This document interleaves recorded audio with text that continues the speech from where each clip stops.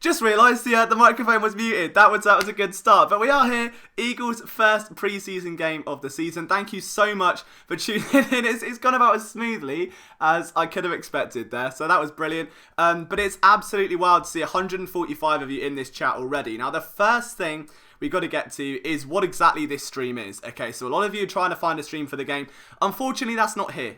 So apologies for that one. What this is essentially a watch-along. So if you've got the stream on, fantastic. You've now got my British voice and a cup of tea to serenade you to sleep like a lullaby. If not, and you can't find a stream, what you've got instead is a live commentary feed from myself. You're going to have analysis. You're going to have a live chat that is clearly filled with Eagles fans right now. So it's going to be a fun night. We're going to have plenty of giveaways, lots to talk about. As you can see by this, I think that's the very nice left-hand side of the screen. Starting with mainly the quarterback himself. Captain Carson Wentz will not play tonight. It has just been announced. He's on the sideline, and that is something that I know a lot of you guys were looking to see. You were hoping to see Carson Wentz. I was thinking Doug Peterson may put him in for a couple of series, maybe 2 at most, purely because if you think about it, he's coming off of 2 season-ending injuries. The last time he played would have been around November, December time last year. So it would have been nice just getting back into the swing of it, maybe just get him warmed up and then pull him out faster. Oh my god, Joe's linked this stream. That's pretty cool. So Pyro, Joe's brother.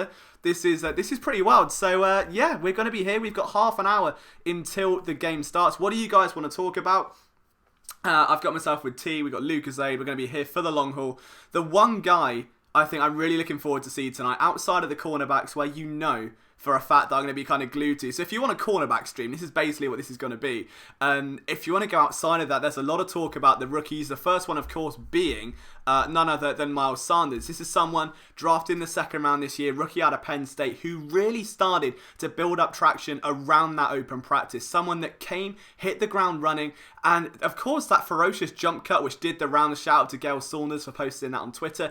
But Sanders is someone that, after missing OTAs with a hamstring injury, has stepped back into the Eagles fold and immediately picked up traction as what many are calling the most talented back on the depth chart. And I don't know how this is going to bode. Are we going to see him as a running back 1 early on? Is that going to take time? I wouldn't put money, but you can certainly advise that a season like LaShawn McCoy's rookie year, where I believe it was around 700 yards back in 2009, that's going to be something to take a look at. That's a nice tally to look at. I think Jordan Howard will take those first couple downs, the downhill runner, but what we love is the Eagles getting guys in open space. We love seeing guys like, they tried to do it with Golden Tate, it ultimately failed. They like seeing those elusive running backs. They've tried it with Donnell Pumphrey, it's failed. Corey Clements had flashes of it back in 2017. They're hoping Miles Sanders will be able to provide that. And I think after what we saw in that open practice, a lot of people are going to be glued to Miles Sanders tonight. This is the guy that everyone is going to be absolutely honed in on. As we don't know, this is the future of the running back position. Since Doug Peterson's arrival, there has been absolute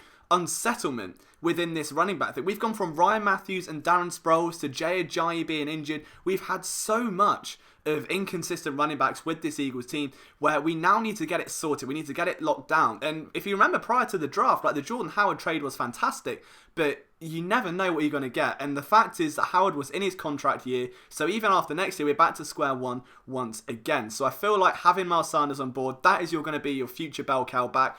How much we see of that, I think, is going to be interesting. But preseason certainly is going to be a very fun, whoever gets the best nickname, who knows. But either way, I think our Arcega-Whiteside is going to be in for a absolute killing tonight if you look at this. So JJ Arcega-Whiteside coming in as a rookie, a true red zone weapon. My stream has apparently died, so that's a good start. Give me 2 seconds. Hopefully it'll come back. That is not. I think we're back. We might be back. This is emotional. This wasn't. I think. Are we back? I hope we're not being tagged. That'd suck. Oh god, this isn't good. Why is that gone down? That wasn't meant to happen. Okay. Let's try this again. I don't know if this is happening. I think it's my internet. Maybe. Who knows? I'm scared. I think my internet might be broken slightly. I'm terrified. I don't know what's going on. Man down. We need to get some help in here. Maybe some nice internet would help for a change. Something I've struggled with for a while. Beggars can't be choosers. I don't know what has happened. Are we back? Are we back now? I'm trying to work out. I think we are. There we go. We got movement. That's fine. I don't know what everyone's kicking off about. Anyway, back to point. JJ Arcega-Whiteside. Someone that I think he's going to have a huge impact as an Eagle. There's a lot of talk about him being the future wide receiver one, the guy that's going to come in immediately and take over from Alshon Jeffrey. I think preseason, there's a very good chance that Arcega-Whiteside is going to be one of the key receivers of preseason. We know we talk about the Paul Turners and guys like that, but Arcega-Whiteside's real dominance inside the red zone. If you look at what happens with Nate Sudfeld, a guy that was an absolutely brilliant quarterback in preseason last year, I think this is going to be a pairing to watch. If you're playing DraftKings like myself, like all those gambling degenerates that are here, I feel like we're going to be in for a nice shot. Michael Kiss tweeted that earlier on that he feels that Arcega-Whiteside and Sudfeld would be a dynamic duo. It's hard to disagree with that. I also feel like Dallas Goedert, if you're looking for preseason standouts, is going to be another name to keep an eye on. I think the stream may be thrown off by the fact that we're playing video. So if I do this and we come back here, this is the screen we'll be looking at for most of it. See, we haven't got sponsors, so we're using our own podcast as sponsors. So the outside inside is mine. We've got Flipping the Birds with Chris inside the chat. I believe Brian may be here for a little bit later on. British accent, Tate, that's well observed. Good effort there, brilliant. But we're now 24 minutes away, so we've officially killed 6 minutes, and in that 6 minutes we have had a stream collapse and ordered. I'm going to give up on that sentence and also the fact that the Eagles are 7-0 up. So we'll change that. Ready? Watch this. Hey, look at that. See? 0-0. We're out here making moves. But let's talk about some of the topics that we've got on that hand side, I think. We're going to start with the cornerback battle. That's something, obviously, I'm very passionate about. Are we going to see the first thing from Ronald Darby today? Are we going to see someone make an entrance? Someone that hasn't taken part in training camp at all. My concern at this point with Ronald Darby is guys like Rasul Douglas. Now, Douglas himself has had a brilliant training camp, as has Sidney Jones, as has Avonte Maddox. Now, if I was Jim Schwartz, if I was a defensive coordinator, I'm looking to those guys to make an impact. Now, what I've actually done here by complete mistake is take the screen off. So, hang on, there we go. See, it scores back.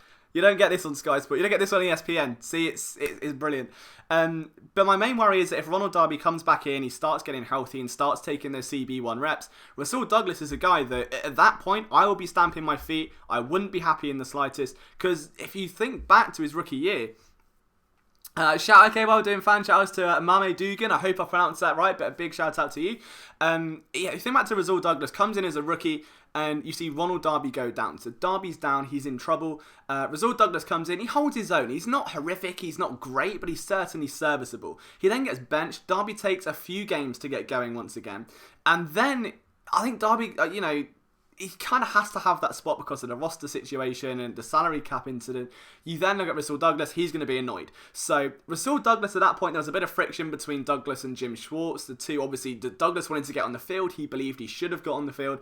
2018 comes around, and the secondary goes into complete disarray. It falls apart, every starter's out, and Douglas still doesn't get on the field. In fact, Jim Schwartz went out and made sure the team brought in Dexter McDougal, who then ran into Jordan Hicks. I've said this story a million times before giving Rasul Douglas a shot. Then Douglas comes in, then he makes an impact, and then before you know it, we're back here again. And now Douglas is fighting for a starting role again. And Jalen Mills is on PUP. And if it gets to a point where you've got Darby, Jones, and Maddox, and I'm Rasul Douglas, and it is the third year I've been denied of a starting role, I'm not a happy bunny. I led the team in interceptions last year. I performed when the team needed me to. I helped get them into the playoffs, and they are stripping me of that again. I would not be happy in the slightest. This has to be a big preseason here for Rasul Douglas, a guy that's got to go out, prove himself worthy of that. I think Darby is a legit starting corner, you're right, but at this stage, you've got to look at it from a contract perspective. Both Darby and Mills are out of contract by the end of this year. So if you get to that stage, if you give Jalen Mills starting reps by let's say week 7, week 8, none of them go down with injury, what you're then going to have is almost a stagnation for guys like Maddox, guys like Rasul Douglas and Sidney Jones, who maybe aren't getting that exposure to first team. Now, the loophole around that, in my opinion, would have been moving Maddox to safety, and that is something I would say keep an eye out for today. It's something where Tim Hawk, the safeties coach, alluded to just before training camp. He said that they'll make the decision before about the end of week 2 of preseason. So don't be surprised if you see Avonte Maddox out there working at safety. And that's the way around it. If you've got Maddox at safety, you can then have Darby, you can have Jones, you can have Rasul Douglas. Everyone's happy. It's nice and simple. If for whatever reason you can't have that and you don't move Avonte Maddox to safety, you have got cluster there. Someone is going to lose out. And if it's Douglas again, I would be annoyed. That's the way I look at it. I'd be absolutely annoyed and probably try and force a way out, because you're clearly not getting the love that you deserve in that system. Outside of that, we've got Sudfeld versus Kessler. That's, I think, being kind of overlooked. Cody Kessler's had an interesting camp so far. He's had a really solid start to his first real season with the Eagles, but for him, this is a make or break, and I've said this before as well. Kessler started 17 games in his NFL career, 17. He's coming in after effectively replacing a bench Blake Bortles, getting himself a couple of wins, and he's now fighting for a QB2 spot with a guy that has less than 3 games NFL experience. His first touchdown was essentially just a flick over the middle, and Aguilar took it the rest of the way. He's not, he got put in that one game when Nick Foles got hurt, did a handoff and was pulled back out of the game again. It's not like we've seen a lot from Nate Sudfeld at this stage. So if you're thinking about it from a logical standpoint, Cody Kessler, if you walk into this environment and you don't beat out Nate Sudfeld and you don't win that QB2 spot, what team's going to take a chance on you? Right now, you're a 3rd round pick. You've got 17 games under your belt. You've won a few of them. I say a few. I mean, that's not exactly the grandest compliment in the world. But this is a guy that has been a serviceable starter at times, or at least a fringe level starter. And he's now battling with Nate Sudfeld, who has become a team favourite, someone that was poached off that Washington team 2 years ago. And his development from year 1 to year 2 has been absolutely brilliant. There have been film rooms on this channel, and I really can't wait to see what this QB battle looks like, because it is a competition. And it wouldn't surprise me if they keep all 3, if Sudfeld stays around. And if they do keep all 3, don't assume that if you get to week 15 and Carson Wentz does go down, touch wood, that doesn't happen, but let's just say it for instance, if that does happen, who are you going to put in? Would you put in Kessler or would you put in Sudfeld? Kessler's been in that situation. He's been in late in games. He's led a game-winning drive. He's been there. Nate Sudfeld hasn't yet. And I feel like that's going to be where this preseason comes in. We've seen Sudfeld develop year on year, but he's still making those odd decisions with the ball. There are a few wavy interceptions against the Steelers last year that stand out. But overall, mechanically he's a lot better. His release is a lot cleaner. Seeing a lot of talk in the chat right now about guys I want to watch and underdogs and that sort of thing.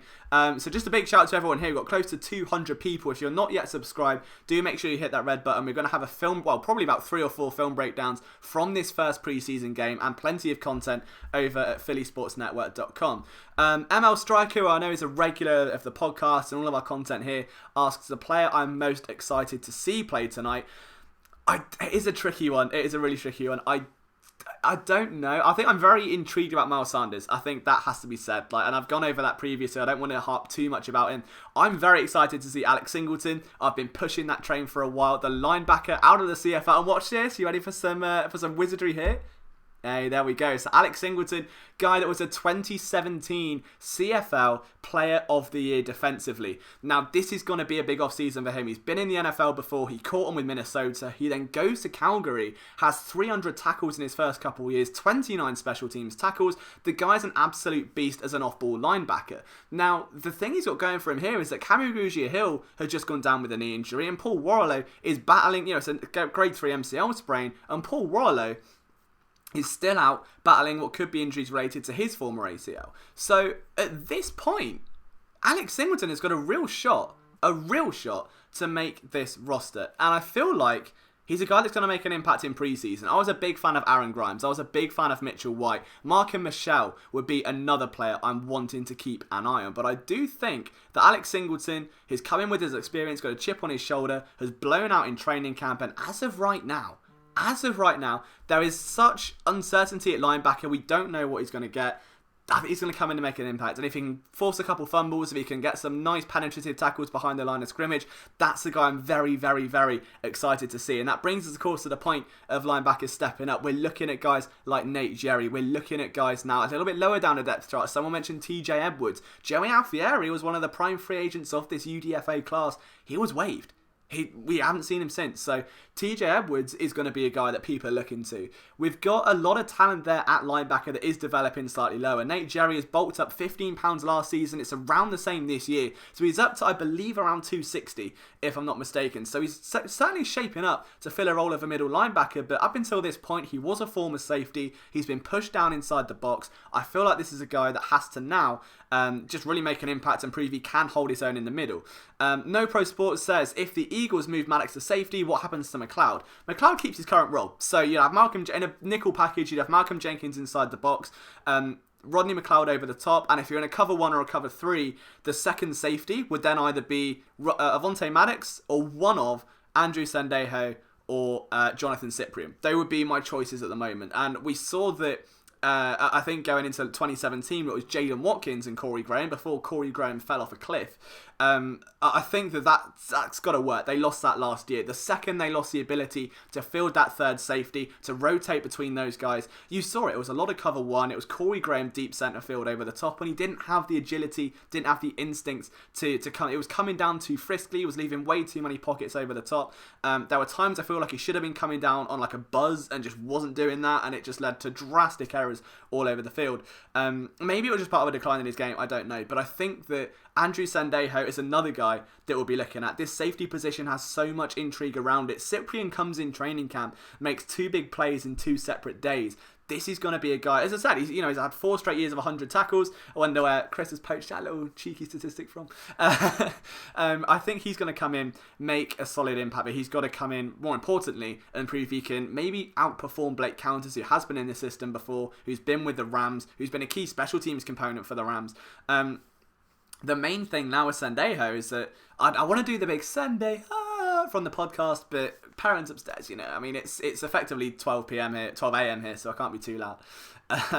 But I think that when we're talking about that safety position in particular, Sendejo, there's a lot of talk about him being cut for a 4th round compensatory pick, which is fine if you're going to move Maddox up there, or if you're going to replace him with Jonathan Cyprien. But he's had a good camp. There's no reason that Sendejo's come in been anything less than impressive. He's been great so far. You've had nothing but glowing reviews. So unless he's going to start being like woefully inconsistent, like there was an NFL.com report saying that he had trouble filling McLeod's deep role, and that was the first I'd heard of it from guys that I've spoken to who are at practices most days.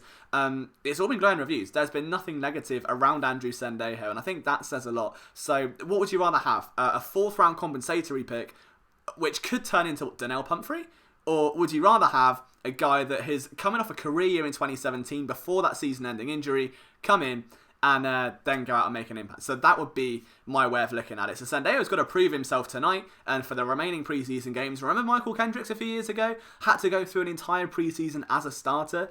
We could see a similar situation here for Sendejo, so don't write that one off at all. Now I'm going to get a sip of cup of tea here because A, it's going cold, and B, I need to see what you guys are saying in the chat, because we have got 186 of you, probably. I don't know the exact number, it could be up or down some, but we've got a lot of you in here. The game starts in 12 minutes. Again, there won't be the actual game streamed here, but we will have is obviously live commentary like this, live analysis. On the right-hand side, you may have noticed some scrolling text. What we've got there is my latest 53-man roster prediction, so it's a little bit hard to read because I couldn't fit 53 names onto a scrolling bar. But that's, if you're interested, you've got a 53-man roster prediction. But I want to know from you guys what you're looking for in tonight's game. Who are the main people that are going to be standing up to you? Who have you got red circled on the depth chart as I try and get my Amazon Fire working into the game?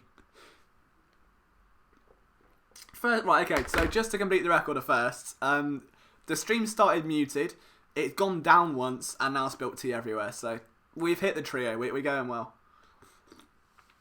Some of you will be asking, Liam, why don't you use the handle? I'd be in complete agreement and say that's why I'm at 12 AM doing an Eagle stream. So you win some, you lose some. Also, it's really cool to see a lot of Eagles fans watching from all over the place right now. So you've got people from Houston, and I saw people from Atlanta earlier on, people from Texas, which I know Houston is in, but let me have that one. I'm going to take to Twitter as well. If you want to follow me on Twitter, it's at Liam Jenkins PSN. Obviously, the Philly Sports Network Twitter is so eloquently put in the description down below. So if you want to follow that one, that's where you can get work from myself and all of our writers, some of whom are in the chat flying the flag today. Others who are just watching the game. Some of them maybe having a little sleep. I don't blame them. We don't get much of it here at Philly Sports Network. Just trying to, to bring on the content to you. But good shout flipping loud as well, of course. Everyone from Philly deserves a huge shout. So I'm going to refresh the sheet. I just want to see how many people we're working with here, because last year I did this. It was a static. 192. Wow, okay. So last year I did this for the OG Philly Sports Network YouTube crew, okay. I did this with a static image with the End Zone Live logo, which you may know looks like that. That one there. So I did that, and I just sat there for 4 hours with a static image. So going from there to doing this full time and having this set up right now is mind-blowing. So just thank you so much for making this possible and for tuning in and being part of this experience, because it's something I've wanted to do for a while, and just trying to make sure we're in the right situation to do it. So thank you for doing that. Someone said, so LT says, my question about a team is O&D coordinators. Now, offensive coordinator, a lot of people underrate this. I've said this a million times in podcasts, so very sorry if you've heard this before. But Mike Groh, I think, should get a massive pass for last year, because if you think, I think the most important relationship on a team, or at least one of them, is between a quarterback and his offensive coordinator. Carson Wentz, when Groh came in, was injured. And Groh inherited an offense that from week 14 through to the playoffs, the entire offseason, and then all of training camp up to week 3 was built around Nick Foles. So he's not getting to work with him. Alshon Jeffrey was out as well.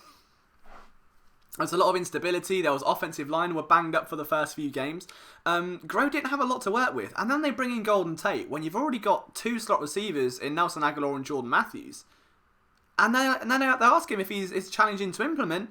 Of course it is. And everyone was like shouting him down and saying, oh, you shouldn't have taken the job because you shouldn't, how dare you think that's hard to do. What do you want him to do? He's got like 7 chefs trying to cook one dish. And they're trying to do different things. It took them a while. I think this year, now he has a whole off season to work with Carson Wentz, a whole off season to work with the wide receivers, a whole off season to work with the new running backs. I can't see Groh having those same problems starting cold that we did last year. Remember those first quarters last year? absolutely horrific. The Eagles put up touchdown. It was like one game all year. It was awful. I don't think we see that this year. I think we see a very different Eagles offense, and that's what I think I'm very excited to see. But we've got Eagles fans on San Francisco. We've got guys in, as I said, Houston, Atlanta, Philadelphia, of course, where I'm sure many of you are. Interested to see if anyone from England is here. I think Will was here earlier on, who I know has been a regular. Yeah, Will's here, Geordie Fighter 14. I know he's been here for quite some time at the PSN channel. 8 minutes away from kickoff. Who do you guys want to see? There's one man we haven't mentioned yet. I know he's come up in a couple chat messages at this point. People wondering, am I going to mention him? Of course we are. That man is Andre Dillard, the first round pick, the eventual heir to Jason Peters' throne. Someone that the Eagles traded up to get. It's an interesting pick. I was a fan of it at the time. I think he's still quite raw in his skill set, but this is what the Eagles drafted him to do because the ceiling is that much higher. And I feel like Dillard, you can see his measurables on the screen now, is going to bring a lot to the table. Now, preseason for him is very important. We know he's been staying behind, working with the likes of Jason Peters after practice and that sort of thing. So I'm excited to see what Andre Dillard can do in preseason. I think he's going to be one of those guys where you want to line him up with first team pass rushers for as long as you can. You want to get him as explosive as you can. You want to line him up with the most dominant guys you can, because there's no point putting him up against undrafted free agents. Like, that's not going to benefit him. You want him out in those first couple series. So I wouldn't even be surprised if Jason Peters doesn't play at all tonight and Dillard plays the first half, maybe the first quarter and a bit, because you want him up against those starters, and that has to be the case throughout because his development is key, and you're not going to learn coming against guys who don't have that kind of reputation, who don't have that prowess or don't have counter rushing moves. You want someone who's experienced, a veteran, who would be looking mentally to take advantage of a rookie who hasn't been here before. And there we go, guys. We've had Eagles live stream bingo. Anthony Traverse has officially been the first guy to tell me to stick to soccer. It took a solid, I reckon, half an hour. So that was 29 minutes more than I expected. So that's great. So well done, Anthony. I would send you a t-shirt, but I think kind of don't deserve one after that. So bad competition to win. But it's the first of many. We had a competition on Twitter. If you haven't seen it already, if you go to the Philly Sports Network Twitter, which is officially linked on here, you can quote something, quote a little tweet, and say the first Eagles touchdown, the quarter it's scored in, and you can win a Philly Sports Network t-shirt. All you've got to do, I'll pay as many as it comes. So if 28 people say Miles Sanders first quarter, I might be in trouble. There might not be Philly Sports Network tomorrow. I might be bankrupt. Okay, so I might have to do like a little draw or something and see. But I know a lot of people have said Miles Sanders. Some people think Deshaun Jackson on a bomb. But yeah, so if you want t-shirts, we'll be doing a few giveaways as well. I would say it's really hard on live chat to do. I think what I'll do on the live chat is randomly select a name. So if you've left a message here, we'll get a couple out. But Anthony, dude, I'm only kidding with you, dude. Please don't take that personally. I'm only messing. Like, I don't want you to feel singled out and picked on. Everyone be nice to him. I'm honestly just messing around because I get it like every day of my life. So it's become a thing at this point. But please don't worry too much, man. Only messing with you, I promise. Yeah, here we go. We are now 5 minutes away. 5 minutes from Eagles preseason. Can you feel the love? Probably the wrong time to drop that. It's a bit romantic, isn't it? But Anthony, I love you too, man. I'm only kidding with you. It's okay. I'm only messing around. It's my British sarcastic humour. I'm basically David Brent, to put it into context, so don't worry too much. My wall looks better, someone said. See, I'm in my living room. The problem I've got is I'm on the edge of a sofa. I was going to sit down on the floor, and then I'd be like in a cockpit, and I won't be able to get up. So I've got to have my cup of tea, right? If we're going full soccer, tea as well. Mark and Michelle, someone puts in now. It's Chris, of course it's Chris. So Chris, one of our writers, I know he's big on him. Morgan Burkett, one of our other writers, is very, very big on Mark and Michelle. Another CFL standout. Dude, these CFL guys are amazing. I'm such a fan of the Canadian game. I think largely because I've done some work for like a player agent that looks after guys there. I've done some work on, essentially spoken to former DB coaches. So there was Ike Taylor, who used to play for the Giants, coached with Calgary, I believe. There was Jeff Reebold, who used to coach Hamilton Tiger Cats special teams, had a chat with him. So there was Charlton did make the championship Domania. See, that's how you get my attention. You say Charlton Athletic, you say Lyle Taylor, and off you go. That's basically what we do. But I'm going to try and make sure my stream's going to work now. So Nova says he's excited to see Alex Singleton. I am as well. I think that this could be one of the big preseason breakouts that people aren't paying attention to. Everyone's focused on Miles Sanders. That's what I'm going to be saying. I don't know where the game is streamed. So for those of you asking me, I know it's local. I'm watching it on NFL Game Pass, but I know that's a different sort of thing. So over here, like, and we get it because it's not blacked out in the media, but I know over there, you guys have it local, so it's going to be. Are you going to ignore this male cheerleader or what? If that's me, oh my god, it's there. I've just put the stream on. We got a male. What a guy! I've just seen that. There's a male. Fair play. The Eagles have a male cheerleader. We stan a king, ladies and gentlemen. We stan a king. Favourite Premier League club? I like West Ham just because my mum's a West Ham fan. She was born there, so we've got that kind of local thing. I'm a Charlton Athletic fan, as you know, so it's all London-based. So there we go. We've got a shot now of the Eagles coming out of the tunnel, which is something I haven't seen in a while. John Eads is back. John, I haven't seen you in a while, man. Good to see you. Thank you for tuning into the stream. Tom Young in Japan. This is so cool. This is better than I could have ever imagined. We've got guys in Japan, guys in England, guys in Houston, Atlanta, Philadelphia. We are worldwide. Philly Sports Network. Thank you so much for sharing this moment with me. Military members shutting the doors. I'm hoping because the Eagles are, honouring the military and not because that's a security measure. That would be a bit worrying.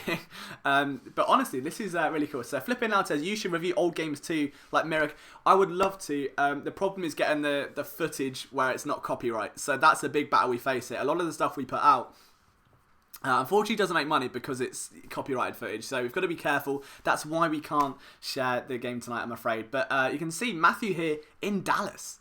Matthew's in Dallas watching this, so that's huge for him. So he's right in the heart of the Lions' den. And we're seeing the new Charlton signing. Should I just start a second channel for Charlton? Because I feel like I kind of have to. But yeah, I've seen the new signings. I'm just more than happy Lyle Taylor's not gone. That was I almost had a heart attack. Like, I've had breakups less emotional than the last few days where I didn't know Lyle Taylor was going to go. So I'm happy. The Eagles coming out now. The hype is building. Orlando Scandrick's there, number 45. That's a guy we have not spoken about. Filling in for Captain Cravon LeBlanc, a guy who's been here for so long. Stealing my heart since the end of last year. He came in, made an impact. The Captain Cravon movement was made. His mum and Cravon himself follow me on Twitter. And ever since, we've just been out here watching Captain Cravon do Captain Cravon things.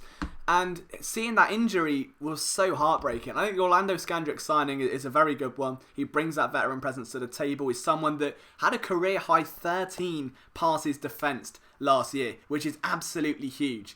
If I'm honest, I still feel a little bit bad that I came at Anthony like that. So Anthony, if you are watching still, Matt, I'm really sorry. My screen's gone black. That's not good. So anyone else's screen gone black watching this? Because that's not good. Maybe it's like an ad break or something. I suppose it is.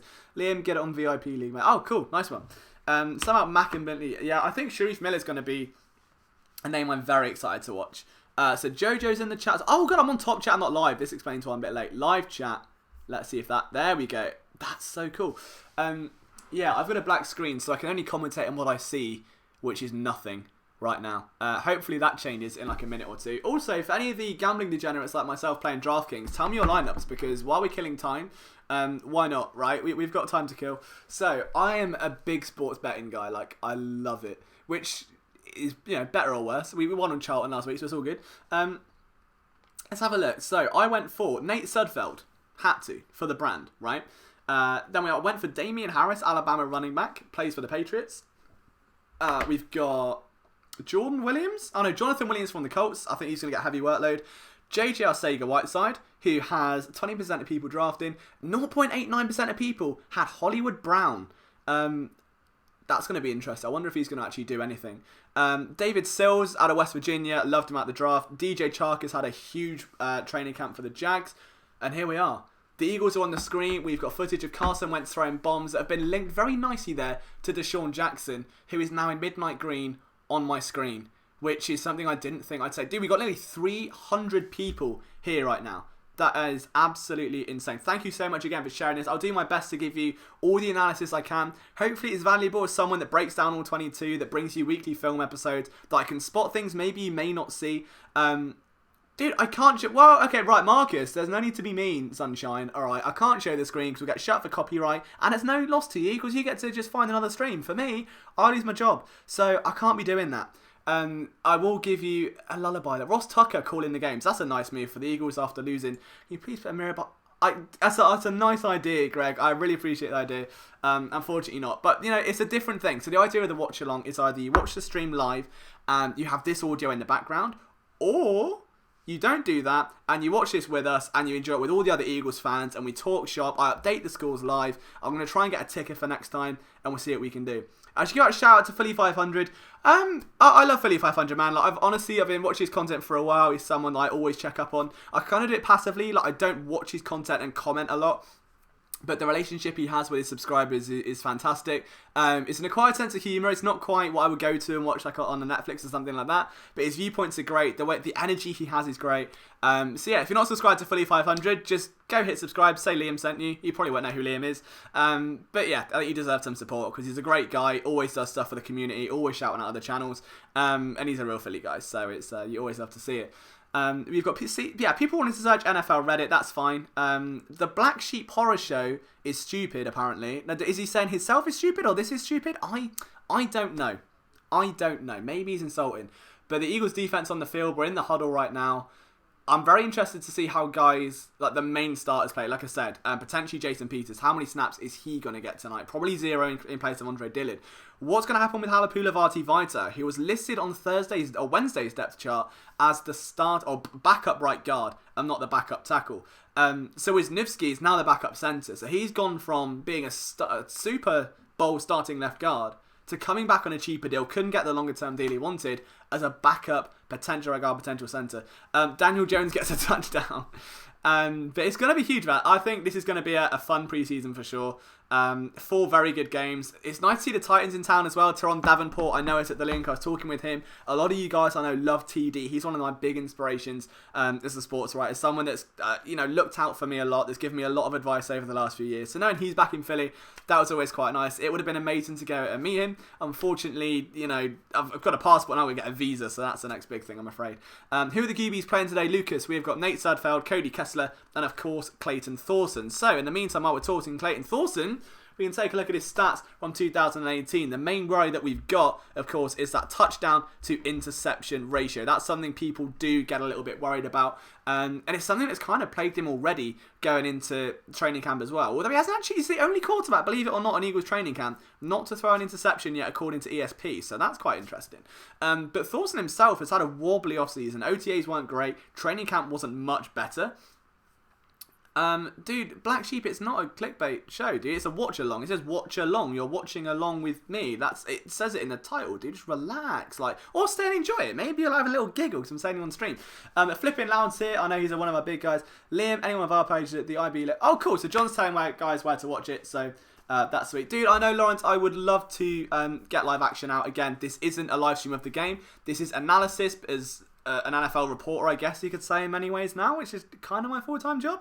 Wow, Daniel Jones went 5 for 5 on a team. Okay, that's new. Maybe this is maybe they were tanking. Maybe the whole off-season thing, they've just been tanking. And he's pretended to be bad so he could get to New York and save that. What a horrifying thought. Let's never do that again. So we've got footage at the moment of Carson Wentz in training camp. The game's still not kicked off just yet. But hey, it's cool. It's nice to see Fully 500 doing a stream as well. I didn't realise that. So if that's the case, yeah, go say hello to him. Don't leave me in the dark. I might have a little cry.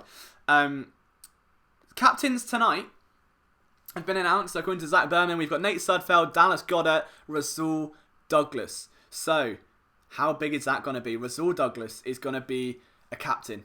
Maybe it is Rasul season after all. Okay, we're going to have what I will say then. Well, I said we'd do this on Twitter. Because you guys are here, because we've got close to 300 of you here, we're going to have a special. We're going to have a giveaway now. Alright, so all you've got to do is drop in the live chat who you think scores the first touchdown and in what quarter. So the Eagles' first touchdown of the offseason, who scores it, what quarter, tell me down in the live chat. Whoever gets it right, we'll put them all into a hat and we will draw from there. And the winner will get a PSN t-shirt. So that is something we will do.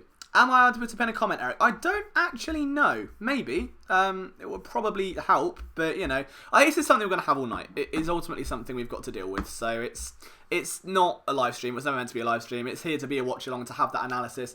Dougie P with a visor and glasses. Interesting combination. This is the analysis we want to see. So Sanders first is bad Sladen. A lot of Miles Sanders first. Okay. Jimmy Butler fourth quarter. Someone get Rob out of the chat. I'll say go Whiteside first. I like that. Sudfeld to JJ. Oh, it's a lot of... Okay, so he's between 3 guys at the minute. Oh my god. Okay, Donnell Pumphrey's back. receiving. This is going to be fun. Oh, Lord. Okay. He's got DLP tattooed. And the game, preseason, is officially underway. We're off. So, first kick return. Oh, it's being brought out. Okay, so Pumphrey's going to try and do some Pumphrey things. And gets to around the 17 and still looks like there's a flag already. So, anyone who had the over-under or flags, I'm assuming the over is going to come flying in today. My problem with Donnell Pumphrey for the last off, well, since he's been with us, or the Eagles more importantly, is that he does it like a bit of a ragdoll out there. That first preseason, he was hammered on screens. Like, he was thrown around. He was bullied. I hope we don't see that. I hope maybe he's able to bulk up a little bit. Maybe we're going to see something. So, Alex Kemp's the referee, which I'm sure is very valuable information. The Eagles get the ball. Nate Sudfeld comes out, so I don't think Carson Wentz is starting. The Eagles can say what they want. Maybe they put him in for a drive, but this is going to be key. So Sudfeld, they want to get an extended look. It wouldn't surprise me to see Sudfeld a quarter, Kessler a quarter, and then 5th round pick Clayton Thorson take the second half. So that would be my guesstimate if we're going to go on that. That's cool, man. Okay, so first formation we're looking at, 11 personnel. Let's see what we can do. It's a handoff to Jordan Howard, who's patient, gets about a 3-yard gain. Yes, Andre Dillard is your starting left tackle. That was something I know a lot of you guys were looking for. You got Vitae in as well. Mailata is actually in with the starters right now. So your guys on the field, Arcega Whiteside's out, Greg Ward and Charles Johnson. I said that today, earlier on. So I said in an article 2 days ago that the AAF tandem of Charles Johnson and Greg Ward would be on the field together. The Eagles like those guys in a pairing. Johnson has got that slot potential. I think Ward is that bigger, slightly more bulky guy on the outside. Let's see what happens now. So Ward comes down in motion. He looks a little bit like a tight end out there, if I'm honest. He's lining up in the slot right now. Sudfeld on the play action, drops a dime down the field, and it's caught. Is that a catch by Sega? I think it is. JJ Arcega Whiteside has got the ball, and that is a huge completion down the field. Absolutely huge. A one-handed grab by JJ Arcega Whiteside as he's diving. I don't think it's going to be a catch. That's going to probably go to the booth. Yeah, it's incomplete. That's such a shame. I think the Eagles fans loved it, though. So as he's diving to the floor, he just can't quite get control of the ball. That's a real shame, man. But that is what we like to see from Sudfeld. And hey, as a guy that is rocking with a Sudfeld and Arcega Whiteside tandem in DraftKings tonight, I would have loved to have seen it. He's still out there lining up in the slot. I mentioned many times that the Eagles have been looking at big slot receivers. We said it in the offseason. We said it prior to the draft. They were working out guys like Jaden Hurd. They're now looking at JJ Arcega Whiteside in the slot, which I think could be an Aguilar replacement. They go to target Dallas Goedert. They can't get it. It's an incompletion. And it's a 3-and-out on the first drive. So Eagles 3-and-out. I wouldn't grade that too badly. There's a nice little flash there for sure from JJ Arcega Whiteside. That was really nice. I wouldn't worry too much about that. The Eagles, I really hope aren't going for that. I think they are. Okay. No, they're punting. All good. So Iron Leg Cam Johnston is here, punting from his own end zone. And let's see how many yards. This has gone all the way to around the... Oh my god, it's to the third. Dude, Cameron Johnston's leg is actually made of titanium. Not that it matters, because the Titans are bringing it out to the 50. And I believe that was... Oh, it's Humphreys. Okay, so Humphreys, of course, recently acquired. Going to be a big name for them this year. And now we get our first look at this Eagles defense. So guys, first real look at the Eagles offense. What are you thinking? Let me know what you think in the comments. Got a few dislikes. I'm assuming that's guys wanting the actual live game, but we don't have that. We can't tell them that. 3 out, nothing changed, says Jojo. I don't mind. I think pass pro wise, I only get to see a lot. At the first glance of a game, you're always just kind of looking at it at face value. I'll then go back tomorrow morning and watch more closely, and then I'll start making my film rooms and stuff like that. So there's going to be maybe 2 or 3 players from a film analysis standpoint that we're going to cover this week. 1st and 10 for the Titans. Let's see what they can come up with. And there's a flag. Predictable. So Mariota in, unlike Carson Wentz. That's interesting. I want to see Douglas as well. Alan, thank you for taking the time to watch his stream. Rory Smith, I know it's one of our big watchers here at Philly Sports Network, so a big shout to Rory. Don't know what Jalen Smith is doing with his hair. He's got like 2 single strands and a ponytail, which is very... If I did that, I look like I'm having a breakdown. So, a bit worried about that. I hope he's okay. Hope he's not going through it. Maybe he's in his Marvin's room environment. 1st and 15 for the Titans after a penalty. Maddox lining up in the slot. Jones outside by the looks of it, along with Rasul Douglas. It's a screen pass and down and missing a tackle. Let's have a look who that was. I think it was number... Okay, I just moved it too quick. I think it was Josh Sweat maybe coming down there. So Sweat's up there with the starters. Nate Jerry out there as well. Okay, so now we get to see them. So the defensive line to begin with is Malik Jackson. So Fletcher Cox not playing as expected. Vinny Curry and Josh Sweat. So still no Derek Barnett at all in training camp. He's not done a single practice. That is got to be slightly concerning. This is a guy that's meant to be your kind of be all end all, right? Former first round pick, third year now. Andrew Sendejo gets a start as safety. Sidney Jones playing way off back there right now. It looks like it's going to be a run. They've got the fullback involved. Nice outside zone and brought down very cleanly by Trayvon Hester. That wasn't so as Asante Brown. Okay, so he's just come back. Zach Brown's back, number 51. Nice tackle there for the former Reds. That's a guy I think a lot of people are looking at. That's the thing when you're a little bit fine behind. But let's take a look. Mills has my favourite haircut. I don't think I can take Jalen Mills. I wouldn't look good with Jalen Mills' haircut. I think JJ Arcega-Whitesides I can maybe get away with. Outside of that, let's have a look. So it's 3rd and 4. Vinny Curry outside. Man coverage. It's a base 4-3. Let's see what they do. So you got Stat to the outside. Mario to 3-step drop. Sits in the pocket. Pass rush can't get there. And a nice tackle by Avonte Maddox. I think that's short of the sticks. Are they going to spot the ball? Okay, that's interesting. Classic. Not much more that Avonte Maddox could have done there. I think he played that as well as he probably could. But I think you're right, Alan. I want to see Josh Sweat as well. That's a guy that is drawn a lot of attention this training camp. Someone that even offensive line, I think Brandon Brooks has said how great he's been. So we'll see what happens. So back on the field, 1st and 10, Tennessee. Throw over the middle, nice easy completion. Now that was a nice wrap up by Nate Jerry, who does look a bit bigger. That's interesting. So Nate Jerry looks angry, but he looks thicker. He's definitely bulked up. Like we said, I think he's done 15 pounds last year, 15 pounds this year. So big stuff there from Nate Jerry. Hassan Ridgway in the game, of course, acquired by the Eagles in the 7th round of this year's draft in exchange for a pick. I think he's got real potential to be almost that Destiny vibe Bo Allen role. You may think that's not really great, but they played over 60% of combined snaps in 2017, so they've been longing to fill that. Depth wasn't there last year. Good get off there from Ridgway. Can't quite penetrate. He's being double teamed. There's a shot down the field, and that's out of bounds.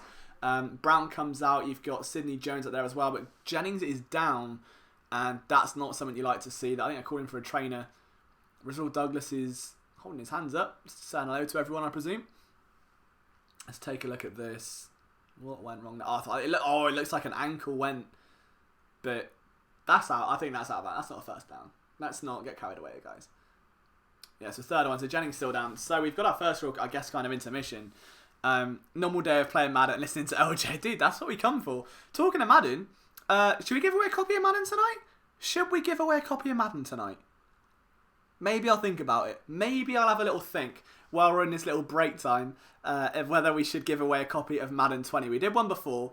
I'll have a little think. We'll see how wild the chat gets to that. So as of right now, I've had about a drive each, providing this obviously goes incomplete. Still 0-0 in the most British way possible, so 0-0.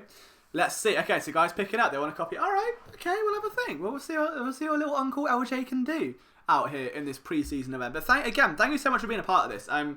Yeah, I don't want to get too sloppy at this point. I'm going to try and save that for the end of the stream. But the fact that we've literally got over 200 people. Last year I remember doing this, and I'm pretty sure it was the girl I was seeing at the time watched it. A few fans I know I've been close to for a while. That was it. We got like 30 views or like 10 people a time. So to know in the space of 12 months it's gone from here to here, and now I've got 200 of you. It's amazing, man. Like, I'm so humbled to be a part of this. So just thank you for coming in and sharing this with me. Still break time at the moment. It looks like I might be giving away a copy of Madden, doesn't it? So Bant is keeping us updated. So I like that. We've got all games covered. People are coming out here looking at the Giants games. I'm getting firm Daniel Jones updates, which is very, very important for just about everything for the division. Well, I'm going to message on Twitter. Okay, cool. Nothing. Let's retweet this again because, we've got to keep bringing people in. Let's see how the old DraftKings lineup is doing. Is anyone playing DraftKings tonight, or is it just me? I'm on 10 points. That's not too bad, I don't think. Oh, it's just the Eagles' defense. Nice. I was expecting more, but other than that, none. Oh, the tea is now ice cold. And I don't mean the tea we're spilling. I mean the tea we're... Although I probably have spilt that as well. But yeah, also let me know, guys, as well, if you are regulars around here, if you've been subscribed for a while, what sort of stuff you want to see from preseason, because I've tried to mould content, you've probably known over the last month or so, to fit what you guys want. So I saw there was like a kind of gap in the market for training camp content, and the last two, I think since, I must be like the 19th of July, you've had daily uploads. So bearing in mind, I'm running phillysportsnetwork.com, I'm writing like 2 articles a day, trying to help everyone else with their stuff, and then doing a video a day. It's been a grind and a half. So if you want to see more film reams now, we've got preseason, more like top 5 videos, more just training camp stuff, like let me know. Maybe like a reaction video to the game in tomorrow morning. Whatever you guys want to see, just make sure you let me know down in the comments. So, oh, look at all the comments. Oh, see, I've done that thing again. I had it on top chat and not live chat, so we're here. So thank you for the shout, Christian. I really appreciate that. Dylan, thank you as well for watching. Nova, appreciate you trying to get people to watch the game. 3rd and 1, it's a completion, and is it? It's fighting for it. LJ fought. LJ, of course it is. Doesn't come away with a pick though, but he's quite affirmed, and he's blacked out visor. That is the content we're coming for. That is the content we're coming for. Now, this is maybe after game 1, who needs to do better, who stood out. Cool, absolutely, man. That's normally going to be in the article. So essentially, when I'm done here with the stream, I'll write a recap of the game, like 5 thoughts after it. Tomorrow morning, I'll do 10 takeaways from the game, and then in the afternoon, do another article, and then probably based off like the press conference quotes, and then a video. So what that video is, you guys can decide tonight, essentially. 1st and 10, they're at the 30 at the minute. It's a handoff to Lewis, who gets swallowed up. Nice run defense there by the Eagles. That time, is it Jernigan on the field? Cool, fair play to Tim. Timmy Jernigan, who's been a very angry young man this offseason, isn't he? Very angry young man. There's Andrew Sendejo making plays, number 42 for the Eagles. That's a name to, as we said earlier on, keep an eye on. Because you can also get a 3-day free trial. Cool. So we've got a nice little all-22 kind of view of what looks like an RPO. They hand it off to Lewis, who just gets swallowed up. We know this Eagles run defense can be good. Now, they've come with an interesting alignment here, their defensive tackles. Sweat on the outside, gets kind of held up. It's run the opposite way. Marcus Mariota play action outside, has to toss it away. And that is now 3rd and 7. So we could be looking at our first points of the afternoon. But Vinny Curry there did a good job, I think, in terms of trying to penetrate, get some pressure onto Mariota. We've got a bit of a replay. Let's see exactly what happened on this play. So early movement from Ridgeway. Mariota has to break off. There was some huge penetration there from number 64. That was great play. Vinny Curry trying to chase him down as well, making his return as an Eagle. Cyprian's not out there just yet. Could I get Michael Kist on again? I would love to get Michael Kist on. I'm a huge Michael Kist guy. Someone that I've luckily been able to become friends with in this business. So he's one of the nicest guys.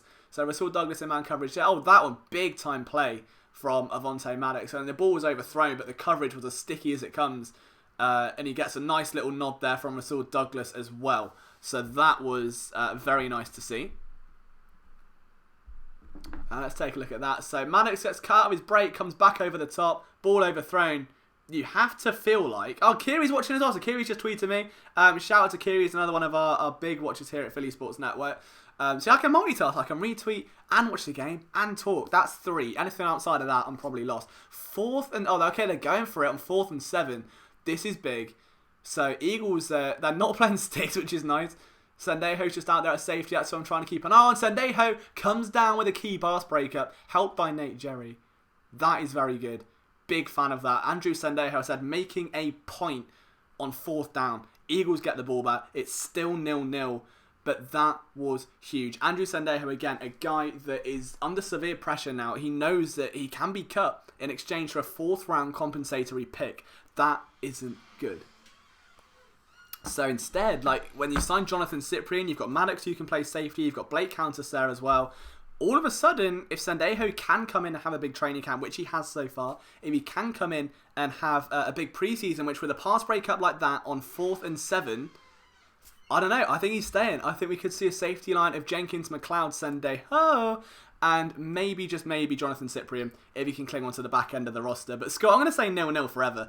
Matthew Adder, thank you for tuning in, man. I know you're another big viewer here at Philly Sports Network. It means a lot seeing all the familiar faces from our videos just coming into the live stream with us. Let me know what your setups are as well. Who is coming out with food. Who's got pizza? Who's got some beers? What's the setup right now? I've got a cup of tea, 2 sports drinks. That's it. I had food before, so I might have to get a halftime snack. Who knows? But yeah, Mr. Sandman helping me out with the film rooms here. I love that, bro. It comes at great cover 3, execution and 4th down. Yeah, Sandejo and Jerry played that absolutely brilliantly. Shivan Patel, I know you're another big guy who watches our stuff. Thank you for tuning in. I promise I won't get too soppy and mention everyone ever, but probably most of you will get a shout by some point. So, first row intermission, we've had a drive from offense and defense. Defense is definitely looking better right now. I'm very impressed with the corners. They seem to have really stepped it up. I think it's a good problem to have for Jim Schwartz of not knowing where to go. But here's a throwback to Nate Sudfeld's preseason last year with the Steelers, and they're basically ripping off Eagles' film room is what they're doing here. They've seen my video, they've gone, look Liam, we know he's going to complete a deep pass to Shelton Gibson on a go route for a touchdown, we're going to steal that, put some funk, yeah, and again, oh yeah, see it, yeah, I've seen, yeah, yeah, I'm only messing, but it's... But yeah, there will be Eagles film rooms on the preseason. You know I'm going to have you guys covered. I'm trying to move to the US, Tim. I'm trying my best. Unfortunately, it's a lot harder said than done. Purely because I've got my passport. That's the main one. But I've now got to go out and get myself a visa because I can't visit on a visitor's visa. Hurry up with the giveaway. Oh, right, well, Emmanuel's not winning. So that's a given. So there's your giveaway, Emmanuel. You're disqualified. That's happened. Well done, Emmanuel. That's... Okay, Eagles back on the field. Sega outside. So they're keeping the start. I said it's starters in. I meant easier said than done. It's late. It's 53 minutes past 12.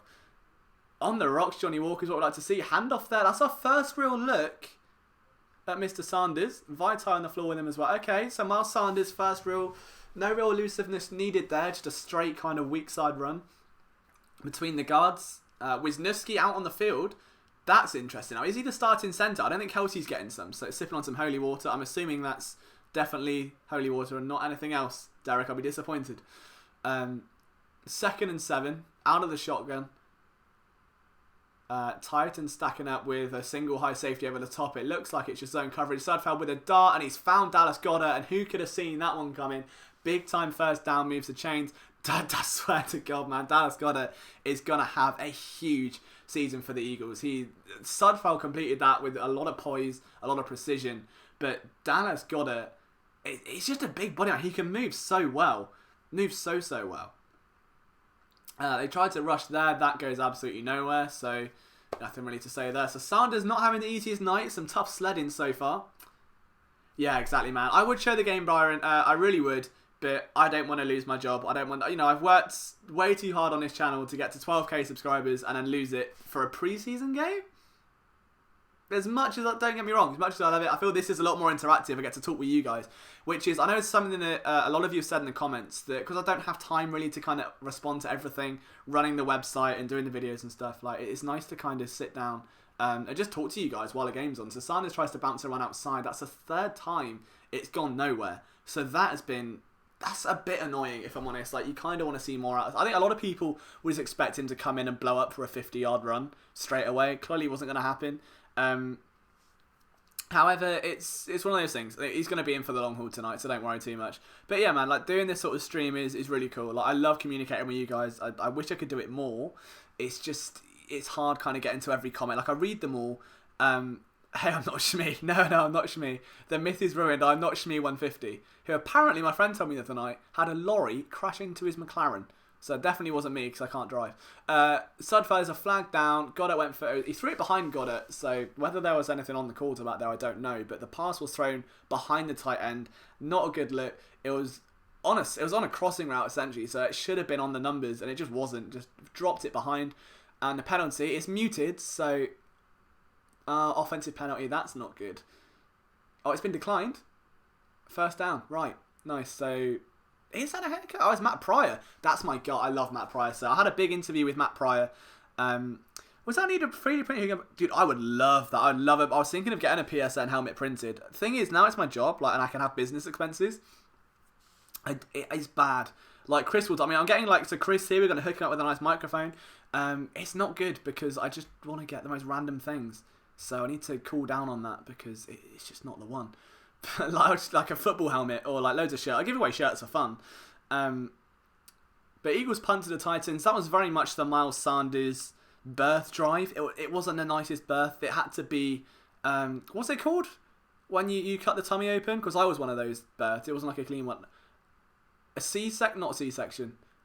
Oh, it's a something section. I don't want to say the wrong thing and sound silly. I was going to say a vasectomy, and that is definitely not what it is. You can tell it's like 1 a.m. here. But anyway, it wasn't the best start for Miles Sanders, which is a little bit frustrating. However, big start though for Dallas Goedert. Obviously, so what have we got here? Get a road wireless going. Like, yeah, good chat. No pro. It's badass hanging out with the LJ and all the PSM fans. Dude, I love you. I've been so fired up for this all day over the idea of hanging out with you guys, talking shop, and almost giving you like a little live film room, and it's interactive, and I get to a cesarean. That's what I meant, a cesarean. It's just fun, you know. I don't think anyone else does it, and the beauty that we have over some of the bigger outlets is that because I'm the manager, I don't have to kind of go out and approve stuff. I'll go, hey, I want to try this, let's go get it approved, and then some really angry old man will say no because it's not right. If I want to try an idea, we just can, which is where this comes from. And I would love to make this a permanent thing for every game. And preseason's very much a trial, so if it catches on, if we get a lot of attention, you guys love it, then we'll absolutely do this more and more often. And we'll try and get some other hosts in. We're going to have a halftime chat with one of the hosts from the Flipping the Birds podcast. I'm sure you can see the advert for down below. That's Christopher Infante. He'll be in soon. But yeah, it's fun. So I'm excited to see where we can go. Who do you think our safeties will be, says Nathan Manning. At the minute, I think Jenkins, McLeod, Sendejo, Cyprian. I think that's going to be the order that's set unless they move Maddox, which we haven't seen in the air yet. He's been starting in the nickel, which is quite an intriguing concept to me. Just quickly read the... see, me and one got a long comment. How many C-section babies have we got here? We've oh, God, this chat has already derailed into absolute chaos. Little worried about Nate Sudfeld. He's been way better than this. Yeah, dude, the way I look at that, Mr. Sandman, is Sudfeld's a guy... I sound like Chris Collinsworth here, but Sudfeld's someone that... If you remember the first game of last preseason, I think he threw 3 interceptions against the Pittsburgh Steelers.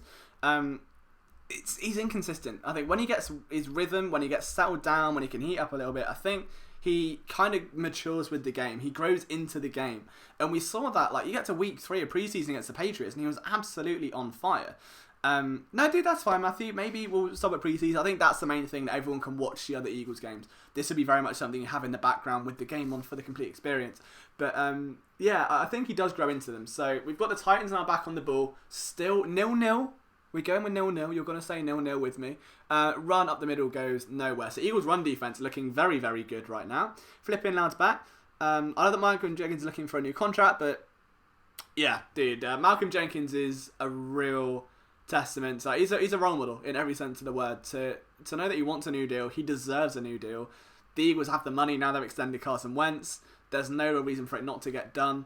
Instead of holding out, he literally comes in, shows up to camp, shows up to preseason, doesn't batter an eyelid, separates work from everything else. Big time guy, I like it. 2nd and 8. Let's see what we do. So we've switched quarterbacks. So Marcus Mariota predictably out, and it's a completion over the middle, jostling around. The Eagles trying to rip it down. I tell you what, Brown has really impressed me. So number 51, linebacker Zach Brown. That's huge.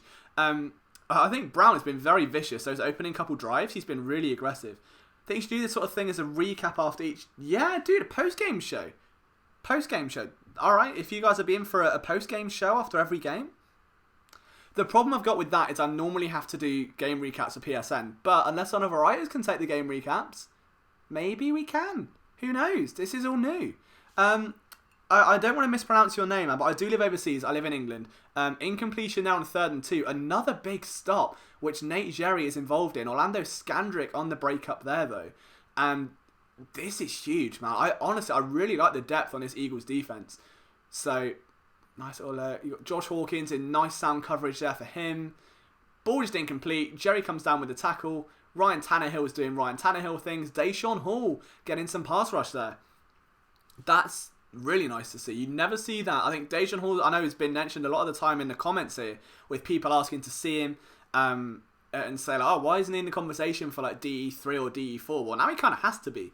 With Derek Barnett still sidelined, with the injury, elsewhere to Joe Ostman, where he's now out for the season. So, I think he's going to be an intriguing player to keep an eye on this year if he can make that final 53. Mr. Hanky the Christmas Poo. Oh, it's been years since I've said that. I miss South Park. What do you think if Darren Sproles becomes running back coach? I think it's a personal decision. Like, he's got to work out what's best for him, what he feels is right for him in his time in life. Like, he was going to hang out the boots for like a couple of years now, hasn't. Do I watch English cricket? I don't, which is really annoying because obviously they won the World Cup. But I can only follow so many sports, and the American ones are kind of what we go with there.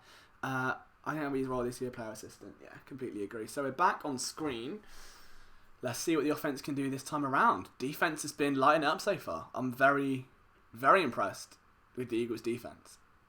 I'm obviously going to watch this game tomorrow morning a lot closer and look for maybe if there's one player that has a big game, we'll focus the film stuff on him.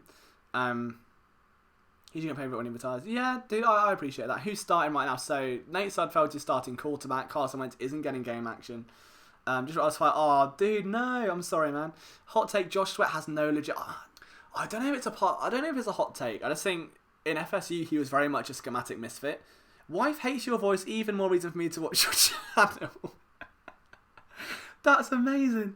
That's iconic, dude. I don't know if there's anyone who doesn't hate my voice, to be honest with you. So that's fine. There is a lot of hype around Josh Sweat, and it's not that I don't see it. I feel FSU, very much schematic misfit, was being used in the wrong places, like over the inside shoulder of the DT, shouldn't have been. Then comes to the Eagles, and I feel like when Chris Long is being forced into action there, when you've got injuries across the position, when you're looking for that DE4 after Derek Barnett went down, they didn't really lean on one. That was a prime a spot then for Sweat to come up and make an impact, and he just didn't. He just wasn't there. Most of his snaps came in that blowout against the New Orleans Saints. So that is a bit annoying. So I don't know. Maybe he's bulked up this offseason. Maybe he's come flying out. No pro. Even a 30-minute like chat with the fans. Yeah, dude, I'd be 100% down for that. So Jason Kelsey's hair. I'm a little bit weak. I'm a straight man, and I'm a bit weak. He looks like a character out of Miami Vice. He's got a mullet going on. It's shaved on the sides and a beard and like aviator glasses. And my God, if I could grow facial hair, that would be my hair. That's incredible. Oh my God. Can we just... Okay, right, with this 1st and 10, let's forget Jason Kelsey there for the minute. Sudfeld's back in. They're halfway through the first quarter. Eagles have done next to zilch offensively at the moment. Come in, looks like 13 personnel. Fake handoff. Sudfeld does well to get outside the pocket. Scrambles. Sega Whiteside. There goes my DraftKings. First downs, Eagles. Great movement inside the pocket there from Nate Sudfeld. Awesome stuff. That's what you want to see. As I said, he grows into the game. You're seeing that there, the awareness. He could have kept that, tucked it in round. He finds Sega Whiteside, who adjusts well to the ball. That's a first down, Eagles. And all of a sudden, we're really starting to pick up steam offensively. I like that. All it takes is one first down. And there's a lot of camera focus here on Sega Whiteside. Sega Whiteside, let's play it right. Fake handoff again, RPO, Sudfeld over the middle, finds Dallas Goedert, and that has been the tandem today. You just can't bring him down. The guy is, for podcast purposes, for anyone who listens to the Outside Insider, you know I'm going to compare him to the 2019 Motor Trend Truck of the Year. We've had a conversation about Jalen Mills' hair, Matthew, and I'm not a fan. He has got 2 little weird things down here and a ponytail, and I don't know what to make of it. Maybe it's a culture thing. I can hardly talk. My hair is all over the place. Terrence Green, really big fan of yours. Can't see the game. Oh, dude, I'm really glad that we can help you out here. That's exactly what this is for. So thank you so much for tuning in. I hope this is going to be a nice little replacement for you if you can't see the game. Carl Drogo, love English Elgay. If you play fantasy football, would I take Miles Sanders? I would. I'd say round 5, round 6 maybe, if you can get him there. Don't take him much higher than that. I'm not a huge fantasy guy. They hand it off there to Jordan Howard, who's got a little bit of a jump cut and picks up around 3 yards. So that you don't see that not very often from Jordan Howard. A lot of people just assume he's a straight downhill runner, but he's got some hops to him. He's got a little bit of ankle breaking skill. So he takes the ball in, and they're frozen it. So that's brilliant. Cheers. So he sees the hole, adjusts. Well, he's so good at reading that offensive line and following his blocks, and that is one thing he doesn't get credit for. And I tried to do it in this the Eagles film room when I was like, should the Eagles trade for him? Like, this was before they even signed him, and I was like, he's so good at following his blocks, and behind this offensive line, that's key. Sudfeld drops back, he finds Goddard again. Dude, that's another first down catch for Dallas Goedert. That's his third one, I think. Guy's a monster, man. Dude, I'm telling you. Dallas Goedert is going to blow up this year. So let's have a look at Andre Dillard. Nice little jump back here. Hold. Okay. Andre Dillard's doing okay. I like that. Go Bird says, Louis, my mum's in England. Cool. I don't know her, but shout out to your mum. Chris says, LJ, you're not getting him in the league. Dude, I haven't signed up for our league yet. I'm the worst example. Like, the Philly Sports Network writers all have a league, and I'm just not in it. Yeah, so I've got to do that. I feel a little bit out of the loop. 1st and 10 for the Eagles again. Sudfeld is moving chains with ease right now. Hands it off to Howard, who tries to barrel out the middle for nowhere. They can't run it up the middle. That's been the one thing. Like, I would like to see some stretch plays, some screen plays. Let's get these running backs moving around. Let's get them into open space. As of right now, it just feels like they're beating a dead horse. They're trying to get it up and up and up the middle. They're getting no movement. Because let's be honest here, this offensive line is Mailata, Wisniewski, Brooks. Sorry, not Brooks. Mailata, Wisniewski, Sayamale, and my head's gone. Andre Dillard. All 5 of them are there. Basically, it's not your starting offensive line against starting defensive tackles. Jay Ajayi isn't here. I wish he was watching with me. That'd be cool, but he's not. Sudfeld. Oh, you hate to see that. Big drop on a comeback route. Charles Johnson, I think that was AAF graduate who I'm a big fan of, man. I watched his AAF tape. I think he's got some real potential. The Eagles like putting him out there, as I said, with Greg Ward, the other Alliance of American Football player. On a comeback, you hate to see that. I think as a slot guy, Johnson has potential because he can run after the catch, and that's what the Eagles need. Real shame. Real shame. I know it's only one drop, it's early, but you hate to see it. 2 minutes 28 to go in the first quarter. Nate Sudfeld steps back, he's getting pressured again, and there is the first sack of the game. I think that came off Mailata.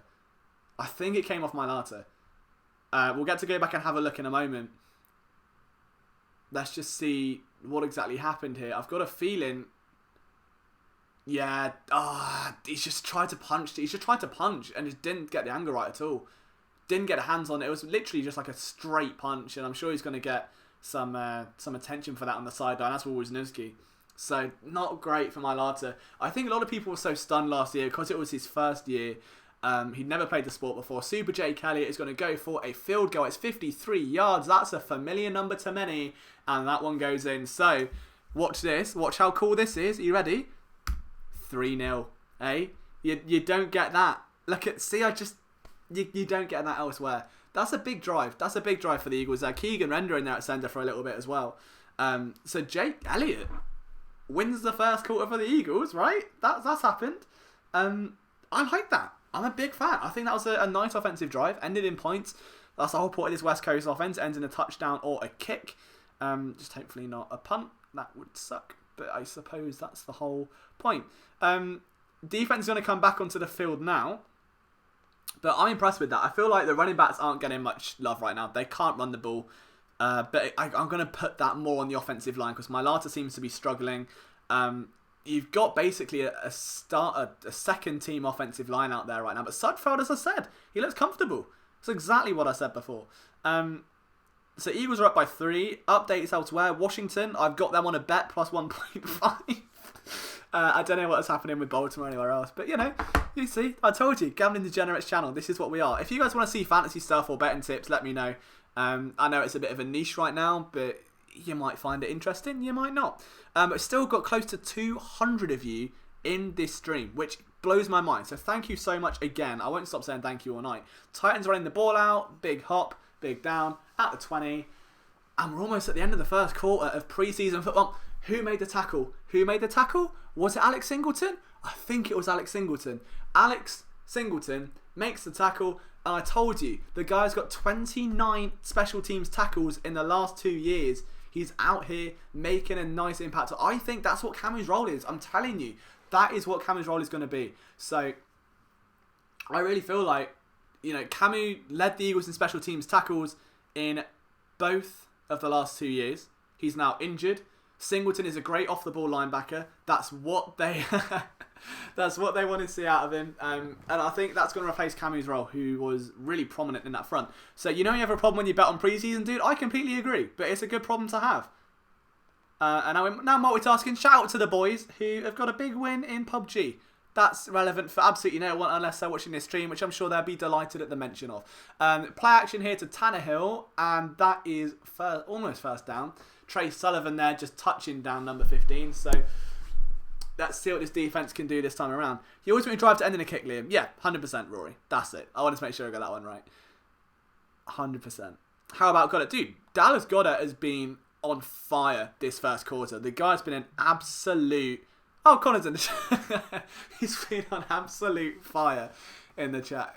So Dallas Goddard has been my standout so far. My absolute standout. Let's have a look. 2nd and 1. That's probably going to be a rush at the middle. It is. And the Eagles' run defense again. Oh, they give it up. They got to him.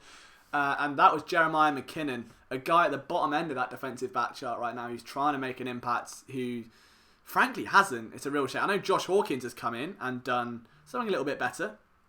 Josh Hawkins is... interestingly, McKinnon wearing the same sleeve as Carson Wentz. The black one with the little yellow bit there. That's okay. I see you trying to drip out in some franchise swag here. Drip of the week for this week in Philadelphia sports, for those who watch. 1st and 10 for the Titans. Tannehill hands off again, and this time the Eagles' run defense holds up. That's much better. Much better. Josh Sweat, I think, got a hand on that as well. Nate Jerry was down there. Trayvon Hester's going to be, excuse me, a real name to keep an eye on. But the first quarter's going to run down. And can we appreciate that for the last 30 minutes, the stream hasn't broken, I haven't spilt anything, haven't accidentally muted it, and the Eagles are winning. I don't know what more you could want. No starters, 3v, all starters 0. Good way to look at it, flipping loud. See, every time I say flipping loud, I sound so British. Like, flipping loud. So, there you go. There's a little personal shout. I'm going to try and see if I can get stats up here, because I feel that Dallas Goddard must have at least got 30 yards. And I want to double check that. So, giveaways. They're coming. BA, it's alright. They'll be alright. They'll be on their way.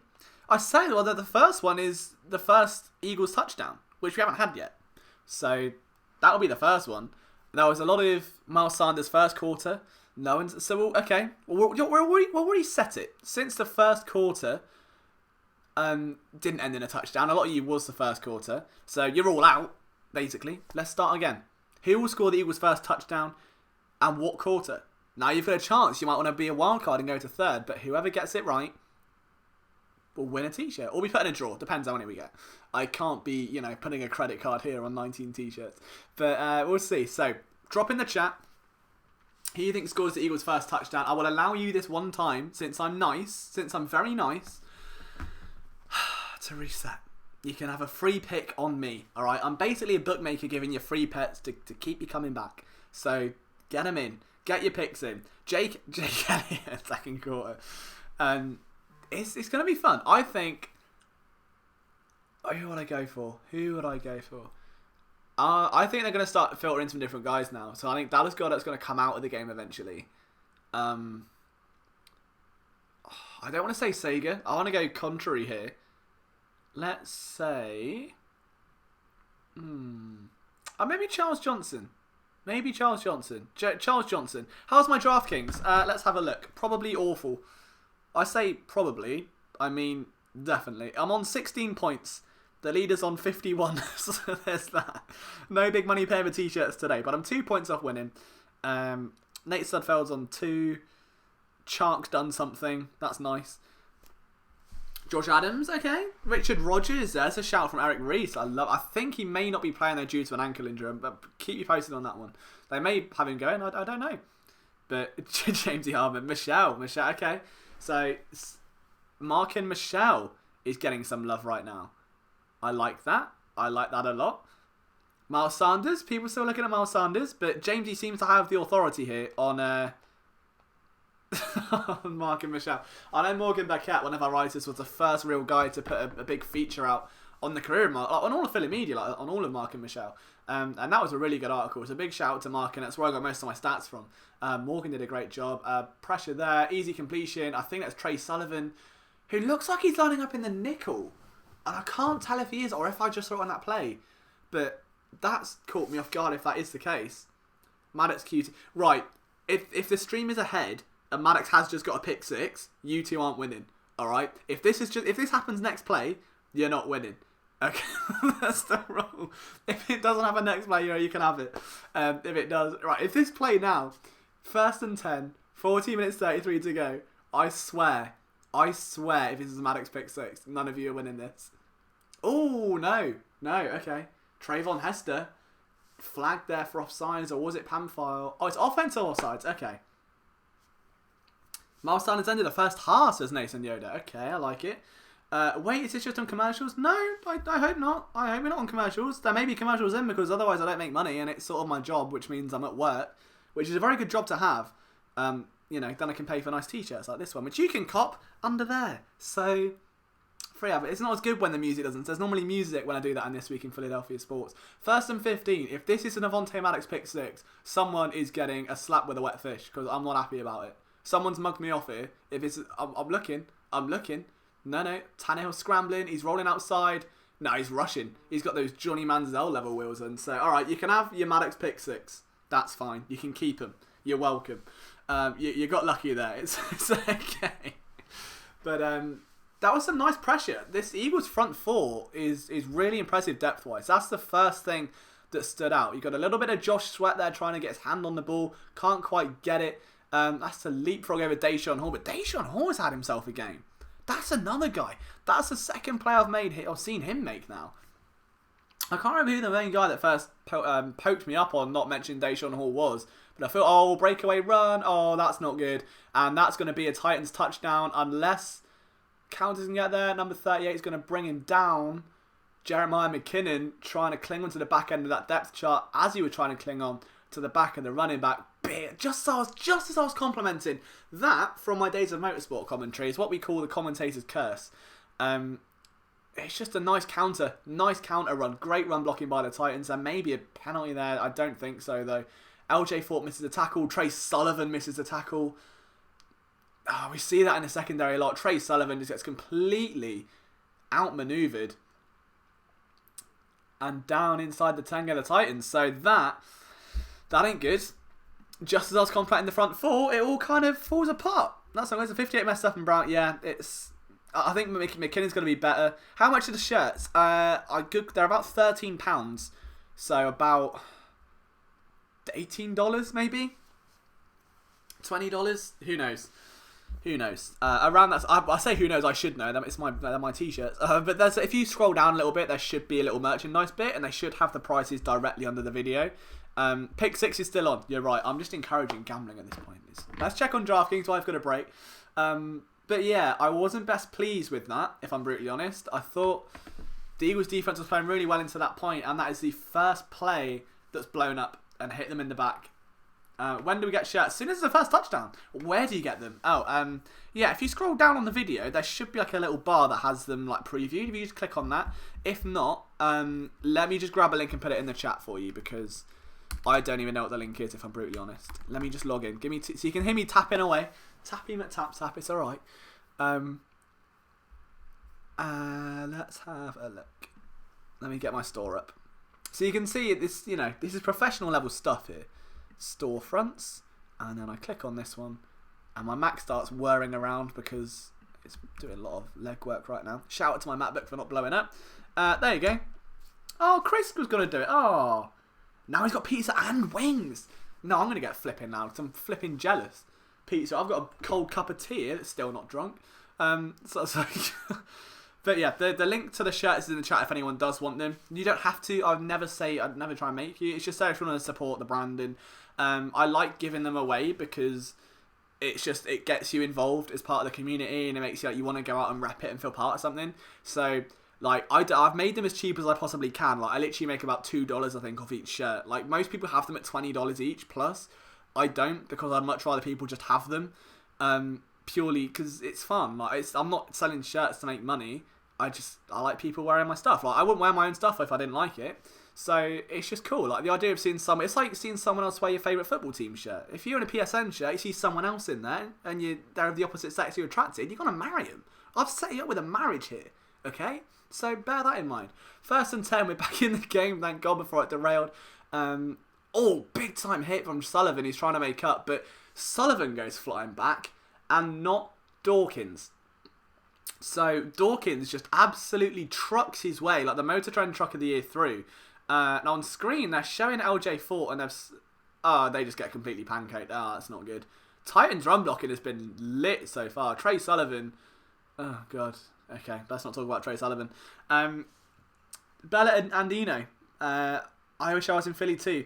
Said Sweat doesn't fire, but yeah, Britt, you're right. He's not the most explosive guy off. It's more, I think, in the mid part of, like, can he shed blocks and stuff. Send that T to me. Dude, Jacob, you never know. You might win one. Yeah, he gets first touchdown. They do a bit of a jet sweep action there. They fake it outside. Oh, that's a big time tackle. Dude, McKinnon is having himself a game. It's 2nd and inches at the goal. I think they just about got the first down, but is that head-to-head collision? I don't think it's targeting. He's gone for the shoulder, but McKinnon is playing aggressive. He's not playing well, but he's playing aggressive. And I think you've got to have a one play mentality for that. Like, at corner, you can't really just go, he's playing bad or that sort of thing. He's maintaining the same level of aggression. I think McKinnon is making a real case here to get onto the end of that depth chart. He's not letting it go down. So I'm impressed with that. But now it's 1st and goal. Let's take a look at this goal line defense and how much bulk have the boys got up front. Ryan Tannehill is going to take the snap. They're going to pass it. And it's caught. And Nate Jerry was in coverage. And the Titans go up. Pruitt with the reception. 6-3. I've got to get ready for the score here. Hold on. Dude, okay, Jamesy, I'm going to get to your comment very shortly, my man. The reason why we haven't got down and distance on the scoreboard is it requires manual operation. And I can't multitask. And it's $40 for me to buy it.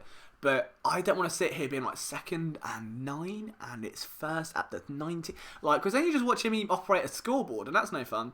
So my other plan was to get my little brother to do it, who tried to charge me. He tried to make me pay him. I was going to do it because I love him. And he got some traffic to the channel, so he runs a YouTube chat. Oh my, did they miss that? They did, didn't they? Oh my God, they missed it. That's incredible. That is amazing. So the Titans missed the extra point. Brilliant. So the score stays 6-3, which is very nice. But I would love to get down in distance. It's something I want to do moving forward, but I have to get someone to manually operate it. And Finn and Joe, my little brothers, don't know anything about American football and would have no idea what any of it means. How much does it cost to make? It doesn't cost me anything, but because I just put the design up on Teespring, and essentially what happens is the Teespring comes out and they take a massive chunk of it for hosting the shirt design. So I don't get any manufacturing costs. Essentially they do all the delivery, the dispatch, the customer service, the making of it. So we get another look at this touchdown here. So Tannehill drops back. He really does what. So Jerry just gets, I think, a bit too physical, caught off guard a bit, maybe outmaneuvered. It's man coverage. The bigger guy won at the goal line. That's what you want to see from, the Eagles, from their tight ends with guys like Dallas Goedert and Zach Ertz. It's just a simple drag route. Jerry tries to get his hands on him, can't. He's sitting in zone. What looks like anyway. Yeah, we've got a lot of angles here, though. So, Eagles filming is going to be fun. Yeah, Jerry tries to get a hand on him. Can't do anything with it. Touchdown Titans, unfortunately. Any news on Jordan Mailata? He is playing today, Reese. He came out in the first series, allowed a sack on the second series, so it wasn't his best work. But I think it's just part of that development cycle. Dude, they'll rinse it. Are you seeing this? If you're watching the game, doing the whole rewind thing. If they could just not rip off Eagles film room, I'm the guy that rewinds film and plays the same play 7 times to get it to 10 minutes so I can make a bit of... Yeah, I'm kidding, but like, come on, man, that's my gig. Stop. Okay, now I'm going to take a look at Josh Sweat.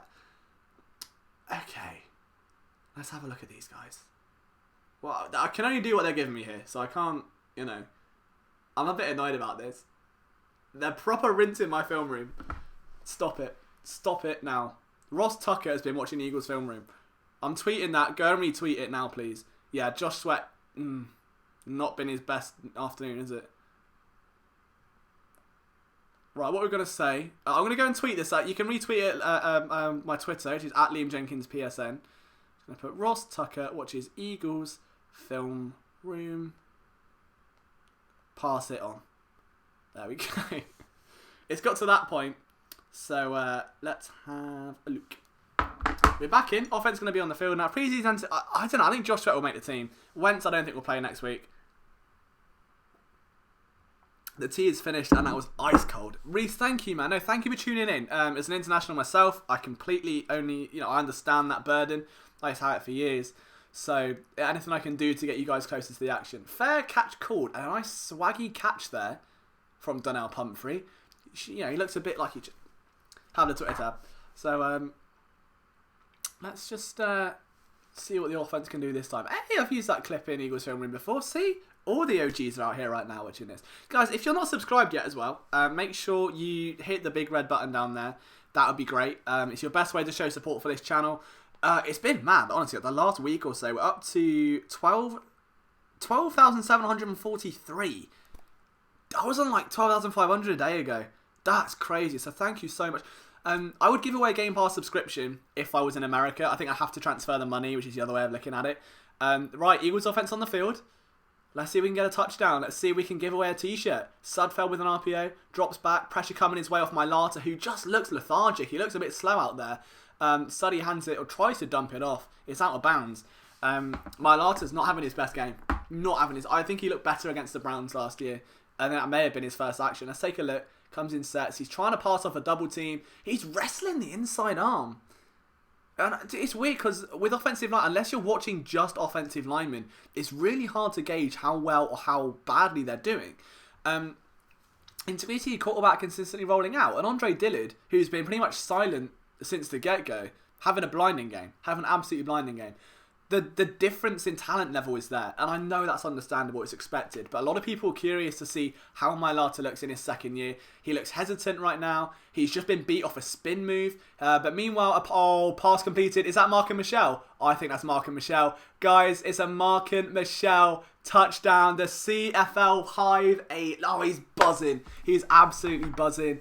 That's huge. Oh, I love that. Big Mark and Michelle guy. And I'm pretty sure we had him on our preseason list as well as a guy to watch. I know Morgan, one of our writers right now, is going to be over the moon. So who in the chat said Mark and Michelle touchdown? I think, was it Jamie? That is a great play. I was honestly worried that Beaton was going to be Jordan Mailata. It's going to be a sack, but got it off just in time. Michelle tracks it over his shoulder, brings it in. He's making the team. 100% making the team. Let's update the scores because I can do that now. Are you ready? You ready for this? 10-6. Oh, 0-1 6-1 Titans. That is amazing. So Mark and Michelle touchdown. That's huge. The stream. Someone who called it? Who called it in the chat? Was it Jamesy? Jamesy, dude, you've won yourself a t-shirt, man. Congrats. If you follow me on Twitter at Liam Jenkins PSN, give me a message. I've got my DMs open. And I will get you the t-shirt. If I can't order, sometimes there's problems ordering it from the UK. So I'll try and do it tomorrow. And if worst comes to us, I'll pay you the money so you can buy the t-shirt. But yeah, Mark and Michelle touchdown. I was going to tweet about this because that's the thing. Let's have a look.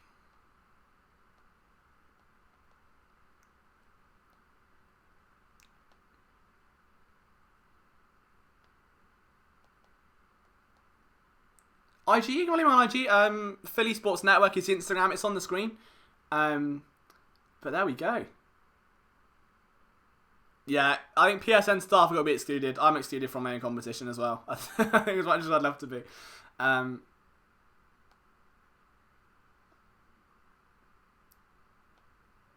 Also, I had said fun in DraftKings. Right, cool. So, there's that tweeted out. And I'm going to retweet that on PSN. How much do the t-shirts cost to make? So I want to give... Dude, there was, they don't cost me anything. But they're hosted there. So, but because Teespring take a lot of the money. So I literally make like £6 a t-shirt. So it doesn't cost me anything in particular. I only make like £5, if that, or $5 per t-shirt. So it's not something where, it's a business model. But Jamesy, you're going to get your t-shirt, man. Okay, who scores the next Eagles touchdown and the quarter? Drop it down in the comments. That's it. That's the next t-shirt. So we're going to select. Matt Collins should be worried. I'm a big fan of this. There we go. All right, so 1st and 10, Titans. We're going to get back on focusing right now. Tannehill hands off, and behind the line, much better from the Eagles' run defense. But I'm still blown away. That was such a good run by Mark and Michelle, tracking the ball over his shoulder. I'm so impressed, dude. I love the CFL guys this year. I'm really big fan of CFL guys. Oh no, dude, I was handling social media stuff for the brand Dom. I wasn't sat there having a little chat with anyone. Don't worry. Unfortunately, manager, I was trying to live tweet. It doesn't go well when you're live streaming, but you've got to do what you got to do. I would love someone to manage my social media, but that would cost money. Or my little brother. And do I trust them? No. You've got a screen there that's been blown up. Oh, someone's down. Oh, that's not good. It's Blake Countess, and if that's severe, that may push Cyprian onto the roster. Oh, that's a huge shame. He's writhing in pain. Trainers on the field. I was really rooting for him as well. He was so good with the Rams last year. It was real special teams cog. Came up big late in the season. Former 6th round pick of the Eagles as well. Oh, that's a real shame, man. Counters down. So he's getting up with the trainers, which he's off his own power, which is nice. That's really nice. But, it's a real shame. So we're back to adverts now, but that is a real shame. I hate to see it, especially just after the high of a Mark and Michelle touchdown as well. Absolutely love the channel. First time in live stream. Dude, Sloppy Joe, Sloppy Show. Thank you for tuning in, man. I'll be sure to tune into your Sloppy Show as soon as it's sloppily live. And say thank you. I really appreciate the support. We're almost getting to half-time. When we get to half-time, we will have Chris Infante, one of our writers and host of Flipping the Birds pod. We'll have him come onto the show. Chris, if you're watching, really quickly, if you could ping me a number. I'm going to check my phone first. I'm really bad at saving numbers. So I have them in like a big spreadsheet. Yeah, I've got it. That's fine. Never mind. Danger averted. We can get you on. It's all fine. But yeah, what are your guys' thoughts so far? Because it has been a very interesting game, to say the least. We've had the highs of the 75-yard touchdown. My Lata struggled a little bit. Running game has not been where we'd like it to see. You know, I think we'd like to see more from Sanders, more from Howard. That hasn't been the case yet. Andre Dillard's looked pretty good. Nate Sudfeld is looking calm and composed right now, which is absolutely huge for his own development. I think Chris is taking the... I say, Chris, dude, I can do the shirt, man. Don't worry. I'll get it sorted tomorrow. I'm gonna have myself a mild admin day and see where that comes. I don't have a link to watch the game. Simeon Blakely. I thought it said Simone Barkley. Then you can see it's getting late. Yeah, I don't know. I think there's some. If you go to NFL Reddit or something, so we're getting a look at Zach. Dude, they're taking my Eagles film room. I'm not happy. Stop. Tell them. Someone tell them to stop. All right, I'm gonna throw a hissy fit in a minute. That's me. Well, it's not me. Would be cool though. Oh, someone is getting a wet fish again. I'm gonna get the wet fish out in a minute, lads. I'm not happy. And Ladettes, because I know Kiri's watching, so got to count. Hey Shakira, I hope you're doing well, my man. We're back. I think Sullivan's going to be alright. We'll get an update after the game, probably. If any of you stay tuned on Philly Sports Network, hey J-Man, I hope you're doing well. If phillysportsnetwork.com is obviously where you can find all of my work. I will have a game recap out, and hopefully I will have some information updates when it gets published, or you know, if it's in the post-game press, I'll have that all sorted for you guys then as well. So we'll see. We'll see what happens. But as of right now, there's a little bit of apprehension. I just don't want to see him go down. Defensive back is already light as it is. I hope it's nothing serious. So 3rd and 9 for the Titans at this point. 10 minutes to go in the second quarter. Let's see what Dougie draws up here. I think that was a Sharpie he was using there, so no temporary note. She's going permanent. Whatever he's taking in, that ain't going away anytime soon. B Scott, third quarter, good shout. Let's see what the Titans can do. So base 4-3 look for the Eagles. Linebackers drop into coverage. It's zone alert. They're trying to block out the line. Click and close, very nice there. And it's brought down. But Trey Sullivan, and I think that was TJ. Yeah, TJ Edwards came down. So it was Edwards who looked really good. Now I'd see you, dude. Yeah, okay, Bird Gang. I'll put the game on. and my channel will get shut down and everyone will be upset. So, no, we won't do that. But nice to see you here anyway, I suppose. No t-shirt for you, though. Mr. Samant, I'd like to see better run blocking execution by the Eagles. Granted, the Titans have a solid... Yeah, the Titans do it. That's a very good point. And they did have their starters out for around the first quarter or so. Glad you appreciate it, Dylan. I think you'd like to see more from them. It'll be interesting to see what happens a bit later on when, the reserves come in and you're looking at guys like Wendell Small and Corey Clement who are clinging on to those roster spots. Those fourth, maybe third, fourth and fifth roles. I don't think we're going to see much of Darren Sproles tonight, if anything. So Donnell Pumphrey has been the strict kick returner today so far. He's back there again now. Clock ticking. Is Pumphrey good? I want to see Pumphrey do something. I really want to see him do something. Shakira said, who wins? At the minute, the Eagles are winning 10-6. I hope I filled my score sheet out okay. I have. Whether that will stay the same. I've taken the Eagles minus 1.5 betting-wise because I think there's a quarterback competition going on between QB2 and QB3 that's going to probably have a little bit more weight, and I think they've got a more complete roster. But let's take a look. There's Howie looking all smagged up. Of course, this time last year, we had Howie Roseman with binoculars, and that was the meme that went viral. And here he is now in a beige suit and a blue shirt and a bit of facial hair. He's getting a bit of facial hair. I like that. Howie is he's going to some clubs, I'm telling you, he's getting some. Howie Roseman is he's on The Bachelorette. Is that the show? It's like Love Island, but he's looking good. That's two. We've had Jason Kelsey and Howie Roseman, the two man crushes of the day so far. They're looking good. Now, 1st and 10. Seidfeld hands the ball off, and that goes, and that's Josh Adams, and that's the first time inside where he's been met with a loss, and he does push through for extra yards. So Adams has been the first real back to actually penetrate that Titans run defense, and that I think says a lot because they want to have his ability on the field. Penalty on the offense, that was on Matt Pryor, and oh man, I hate that. I love Matt. I'm rhyming now. What are you going to do about that? I had an interview with Matt Pryor just after he was drafted. That went out on Philly Sports Network just over a year ago. And he called me straight out of a workout. So Pryor, I'm a big fan. I got to talk to him, great guy. Interesting to see his development. He lined up at every spot on TCU's offensive line. Was big teammate with Halapu Lavati Vaitai. My pleasure, Bands. Thank you so much. Also, Gray, yeah, we're still giving shirts out. We've given one. We've got a screen there to Josh Adams. Eagles offense is moving from a 1st and 20. So I've tried to pick up some more yardage there. And Adams getting his first real look ahead of Clement. That's interesting. Oh, we got a new follower. That's cool. James. Oh, it's James. Thank you. The t-shirt winner. The victor so far. Let's see what happens here then. They're really loving his all-22. Which is great for me in my videos, don't get me wrong, but it's taking my work from me. I'm not happy. But I guess that's the nature of the game, It's all going to come out in getting fans this kind of access is what you want to see. So we'll see what happens here. Fake handoff, Seidfeld, great protection from Dillard. What was that, 8 minute 40? I'm making a mark of that. That was great protection. Second quarter, 8 minutes 43. I'm telling you what, Sudfeld sprinkling some sauce there, it looks like.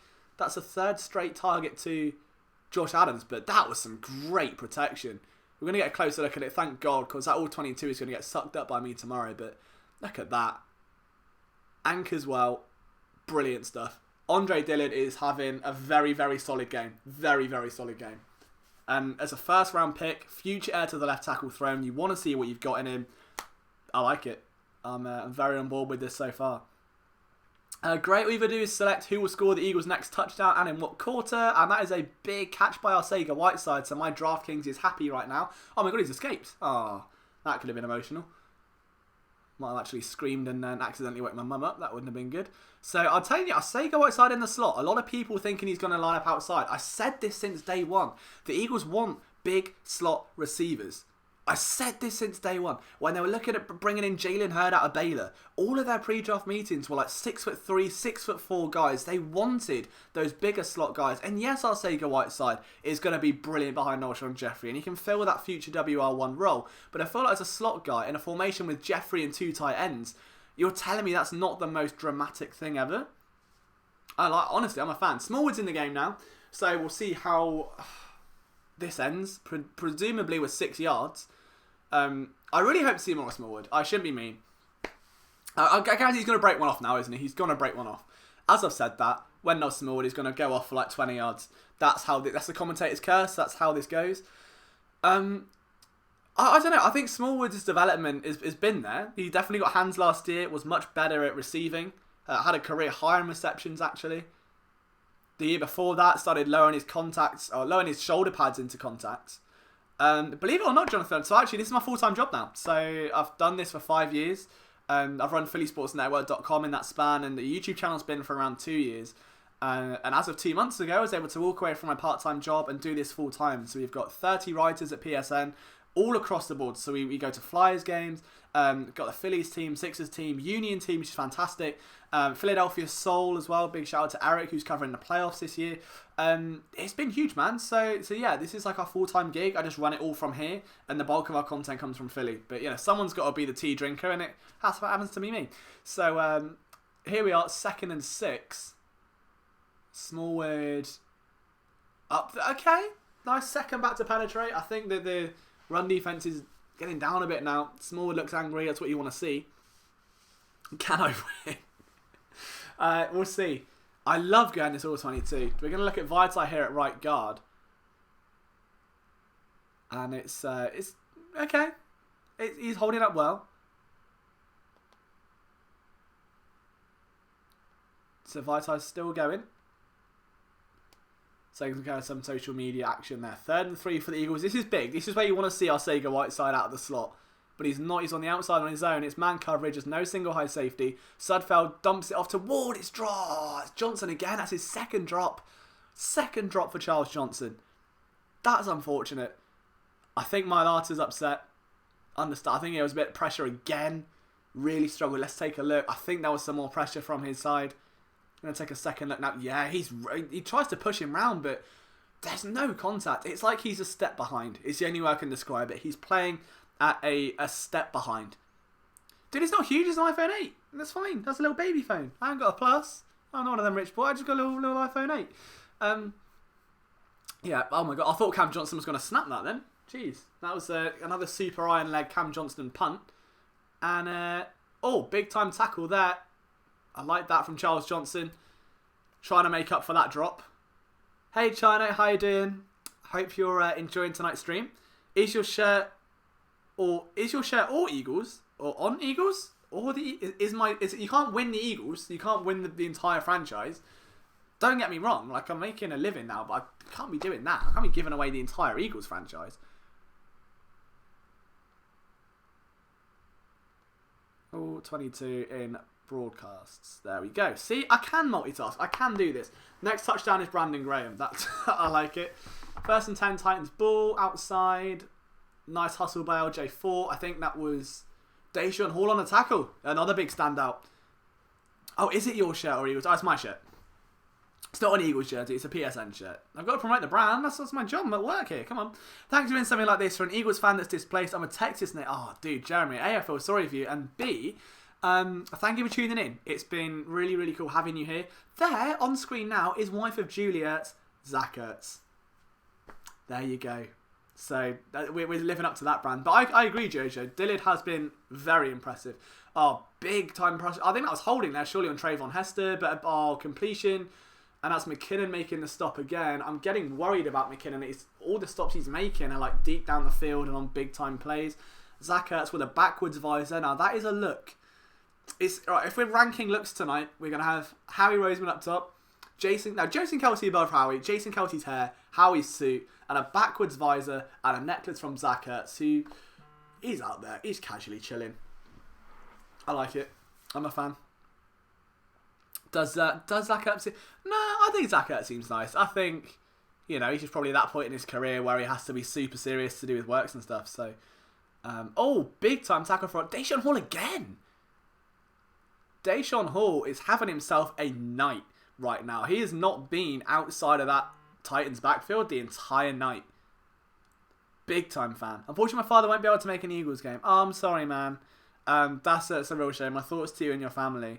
I hope you can get to a game, and I'm sure I'll be watching over you when you get there for sure. That'd be really sweet. But yeah, Deshaun Hall.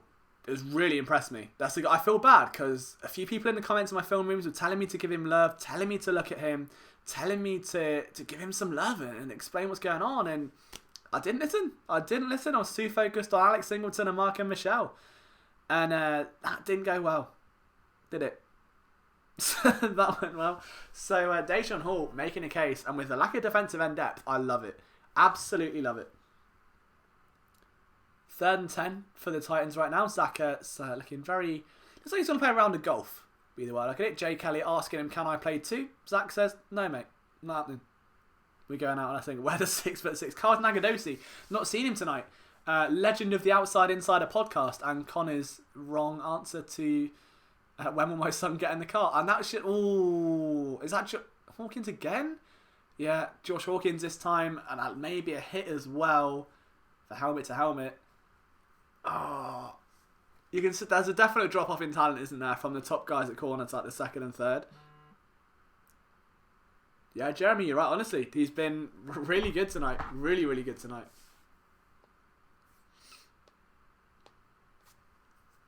It's cool to see a lot of you on my Twitter as well. So that if you're not following me on Twitter already, at Liam Jenkins PSN, there you will find many Eagles article, video, live stream, Charlton rants, Allsop thanking you for being so nice and taking time out to watch this at, well, it was 1 AM for me, but it's 8 PM for you guys, but it means a lot. So all of that good quality content you can find at Liam Jenkins PSN, or obviously the Philadelphia SM Twitter is there as well.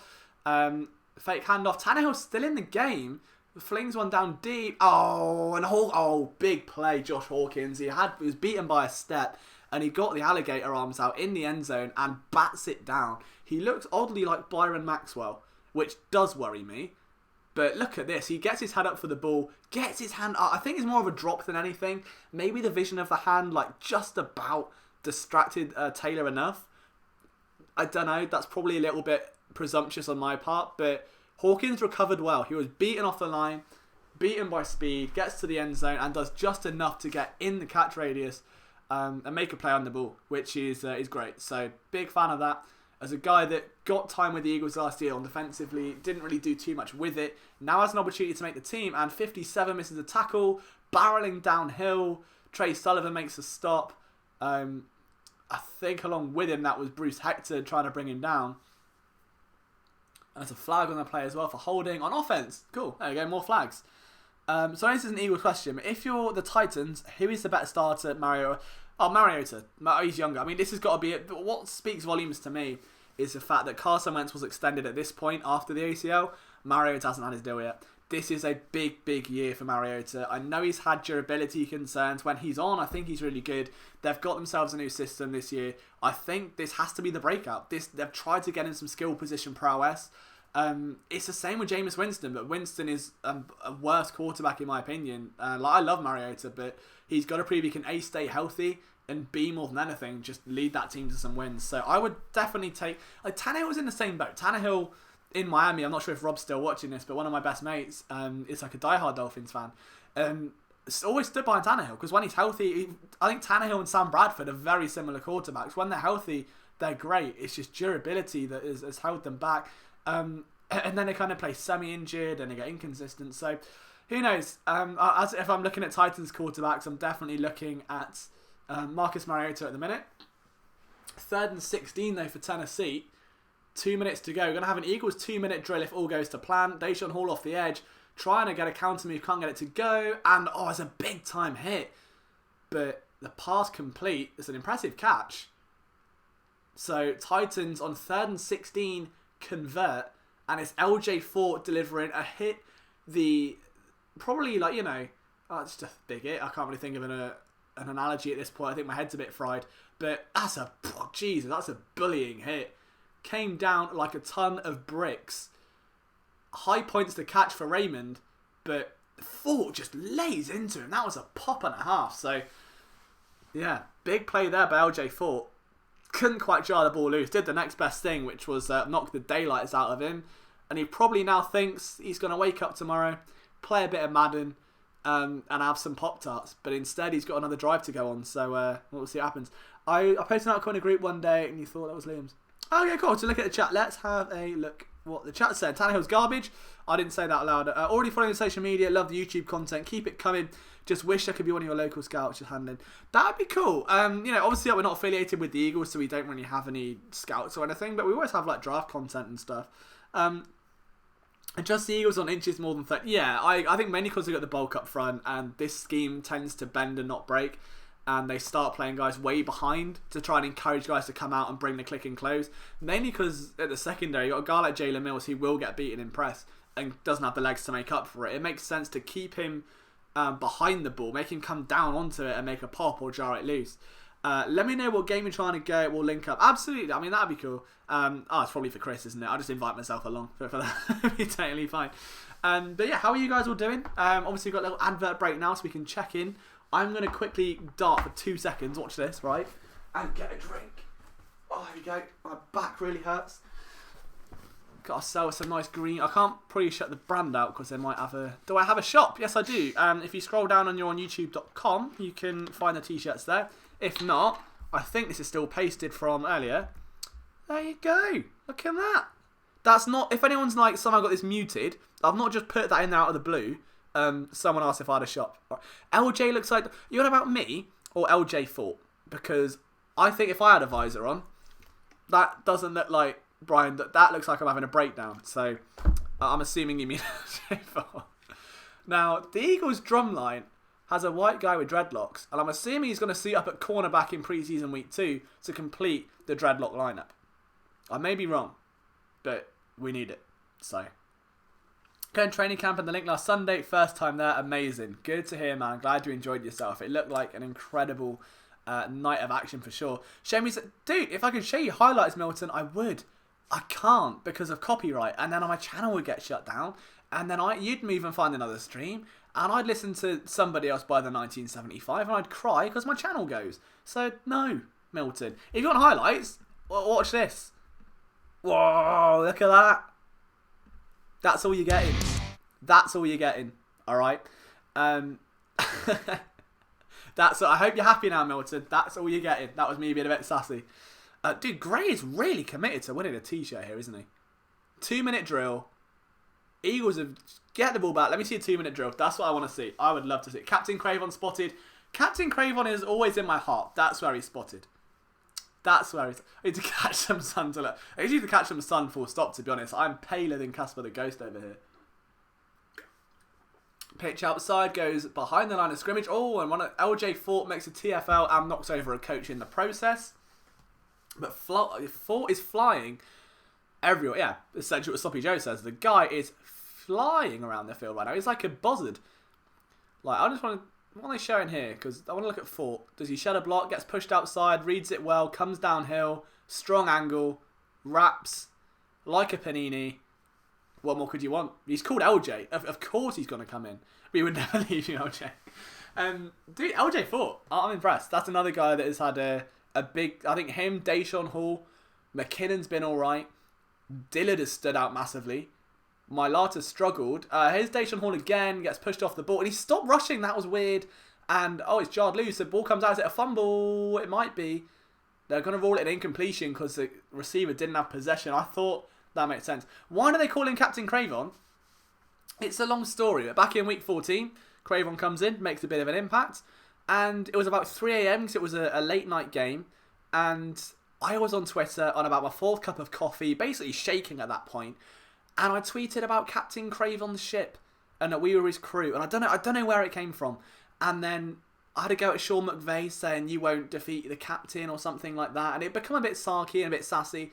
And then his mum followed me on Twitter. His mother actually followed me on Twitter and said thank you for the support you give my son. And then it happened again and he followed me on Twitter. And it's become a thing. And there's a touchdown. And Fort was in coverage. I've jinxed it again. Fort was not happy. I'm not sure if that was a blown coverage or not.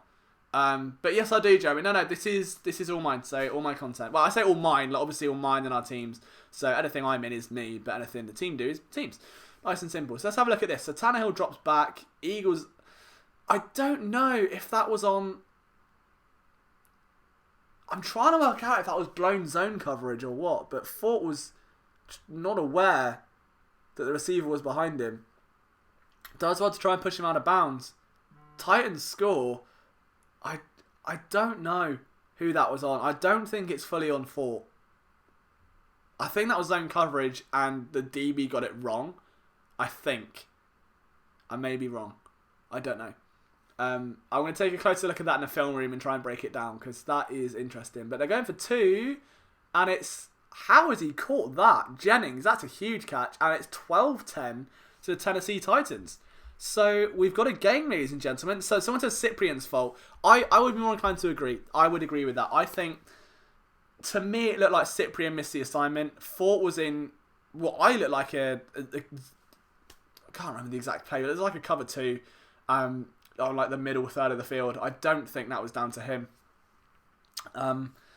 Yeah, we'll have a look. But I'm glad you're excited about the win, Jamesy. I'm really excited. So, 2-minute drill. Let's see what the Eagles can do. Then, it's down by 4. Oh, they got the 2. I've got to edit that now. There you go. That was very smooth.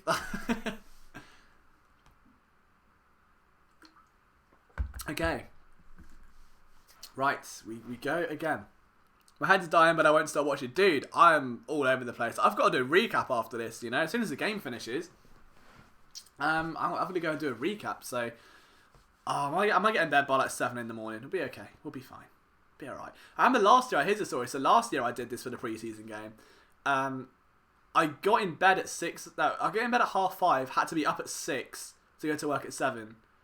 And working 9 till 6 the next day at my other job. So that was the grind I was on before. Oh my god, the ball's come out. It's Pumphrey. Oh, so annoying. Pumphrey has done nothing. Absolutely nothing. I mean, look at him. He looks like a child. What is that? Why is he on his head?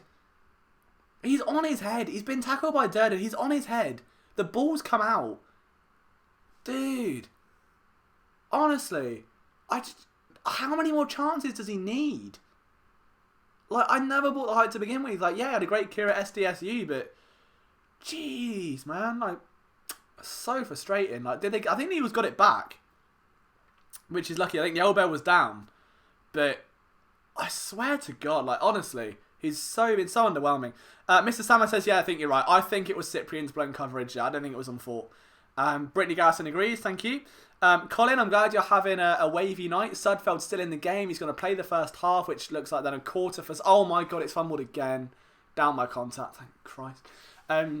Yeah, I think Sudfeld will play the half. Then we're going to see Kessler for the 3rd quarter. Thorson for the 4th, I would probably look at. But yeah, I'm not all about... I would much rather Boston Scott than Daniel Pumphrey. I'm guessing he's out with an ankle, so it's not seeing him. Dillard, good pass coverage again. Screen pass this time to Josh Adams, who doesn't quite get to the markers, I don't think. But is Carson Wentz in the game, Braden? No, he's not. So Carson Wentz is sitting, probably for the best. In terms of injuries, there hasn't been any. It's just been Blake Countess at the minute. Pumphrey wants to put a single season record for me in a Madden franchise. Jeez, what a parallel world. Having said that, I took Sheffield Wednesday to Europa League in Football Manager. Anything's possible in video games. Frustrating with drafting. Yeah, I get it, but there's always going to be that, you know, that level of, I guess, worry with the draft. Anyone can look back and say, oh, we should have picked him, but you don't have that hindsight at the draft. Good run blocking there by Adams. Or not by Adams. Oh my god, the ball's out again.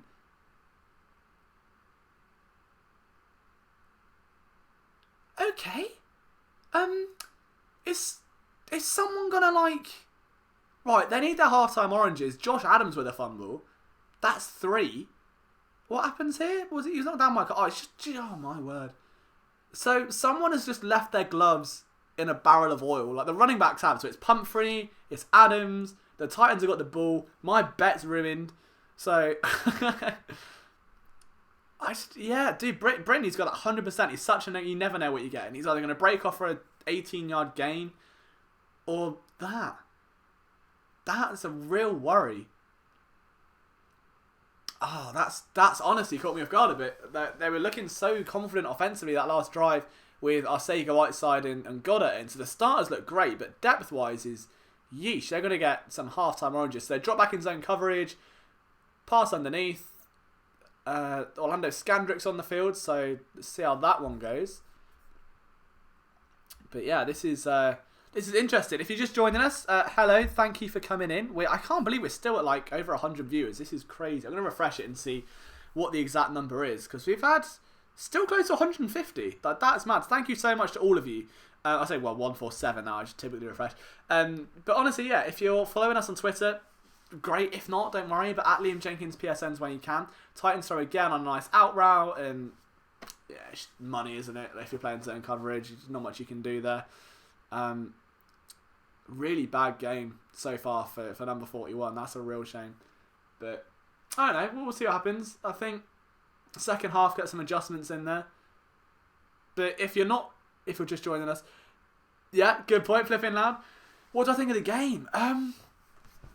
It's a tale of two halves, if I'm honest. A real tale of two halves. I think you've got guys like Deshaun, who are not Deshaun Jackson, Deshaun Hall, who are just flying around the field. LJ Fort making a good account of himself. And then you've got the other side of it where Mylanta's struggling. You've had 3 offensive fumbles. Sudfeld settled into the game nicely. And everywhere for my work, Chris. Yeah, Chris is coming on at half time. So Chris is going to come on and give us his thoughts of what he's seen so far in the first half. Unless he hasn't been watching, in which I'm just going to get him to paint a pretend picture to see what he might have been. But yeah, this has not been it's been a good start, an ugly finish to the first half so far. I think he was out of bounds there, which is quite nice.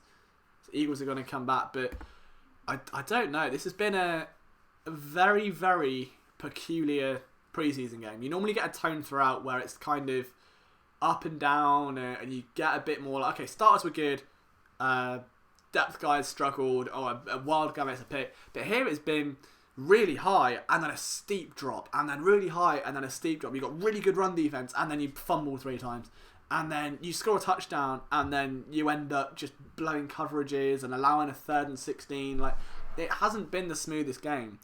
The official reviews come in. I'm going to try and lip read the ref, and he says, words I can't understand, does that, so he didn't get the feet down. I'm doing a breaststroke, which is good because I can't swim. And the call has been overturned. So, big for the Eagles there. And Josh Adams is going to be watching quite nervously, I can tell you that for free. Cody Kessler watching on in the background, wearing the iconic number 7 jersey. What would you do if I sat here with my Sam Bradford jersey on? That would be a very different live stream. But LJ Fort still on the field. He's still got a lot to prove, I think, for sure right now. Clement wasn't dressed when the team came out. Interesting. He's already not going to come out and play today. Okay, he was a man up down the bottom. Josh Hawkins, man coverage, no safeties over the top. Alex Singleton in the game. That's what I'm watching here on 3rd and 3. It's probably going to be a drag route you want to keep an eye on. Singleton comes to cover the flat. The ball comes out, I think. I think the Eagles might come away with this. I don't know. Either way, it's 4th down. Peterson is march. Does he dye his hair? Is that a stripe at the back? Has he got... Wow, we're seeing so many fashion crises today. Titans have switched at QB. It was a high snap. Pass rush does well at getting that. And that's another big outside pass rush there. LJ, it isn't a breaststroke. It might be. I don't know what a breaststroke is. Doug Peterson is calling a timeout or waving to me. One of the two. All right. We've got some life in this team yet. 4th and 11. 44 seconds to go. Eagles down by 4. I'm hoping my score's right. I think it is.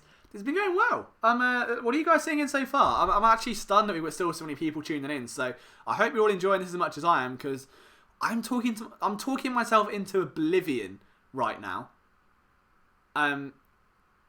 One thing someone tweeted me, Zach Scott has sent me on Twitter saying why Josh Sweat is always the last guy off the line. And that is a big play by LJ Fort. Misses a sack and it's thrown away. They went for it on 4th down. Eagles get the ball with 38 seconds to go. That's big. LJ Fort, for the LJ brand, is on a tear. But so I think it was Brittany Garrison pointed it out that Josh Sweat just doesn't have a first step. He's not explosive off the line.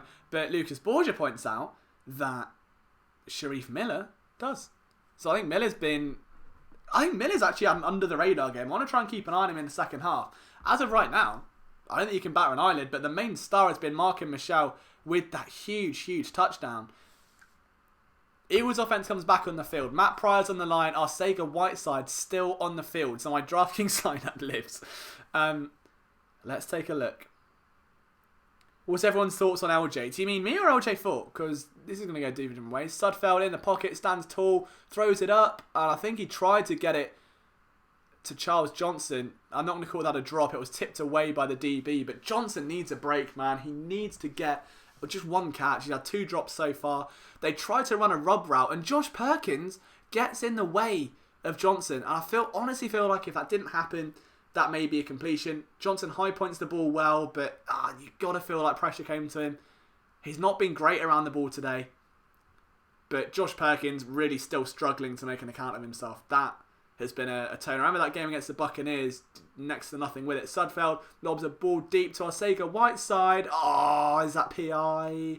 I don't know. It's bloody good coverage. Considering the size of Arcega Whiteside, that was brilliant coverage. Like, that's what I want to see in a press corner.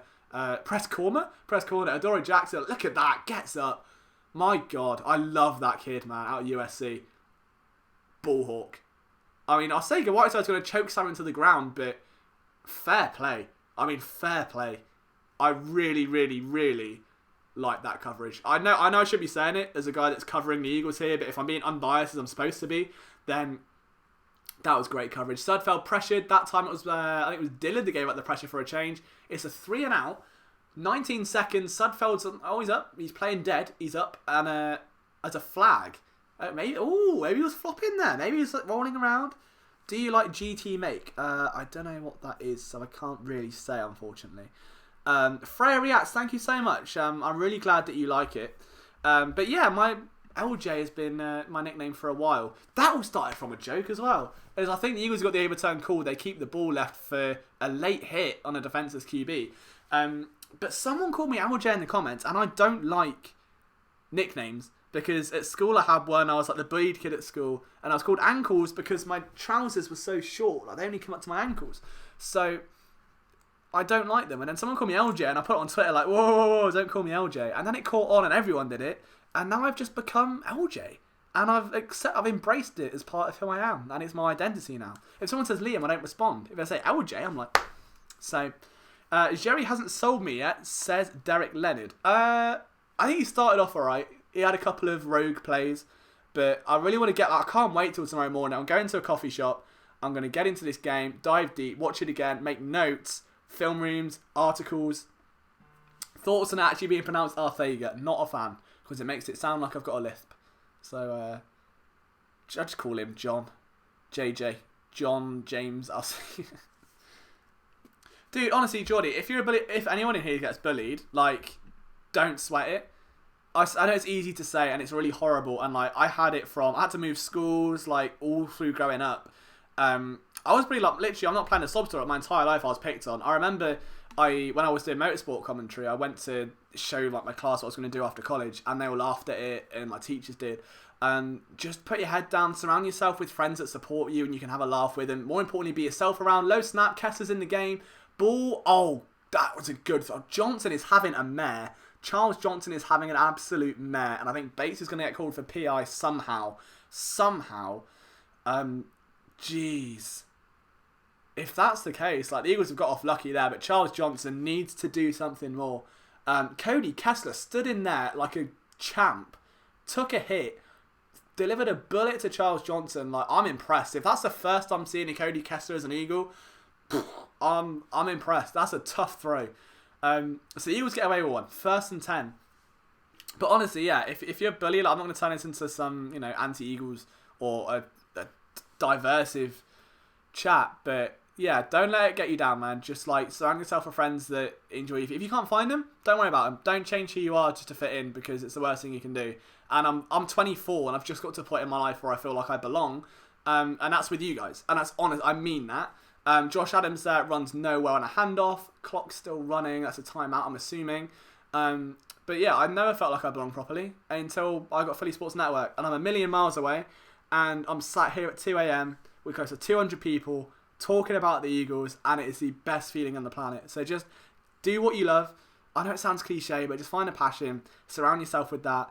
And just believe in yourself. And that's my little speech for the end of halftime with 11 seconds to go. All right. There you go. Don't cry, because I'm going to get emotional now. But Kessler in the game, I'm assuming, because Sudfeld hurt his wrist.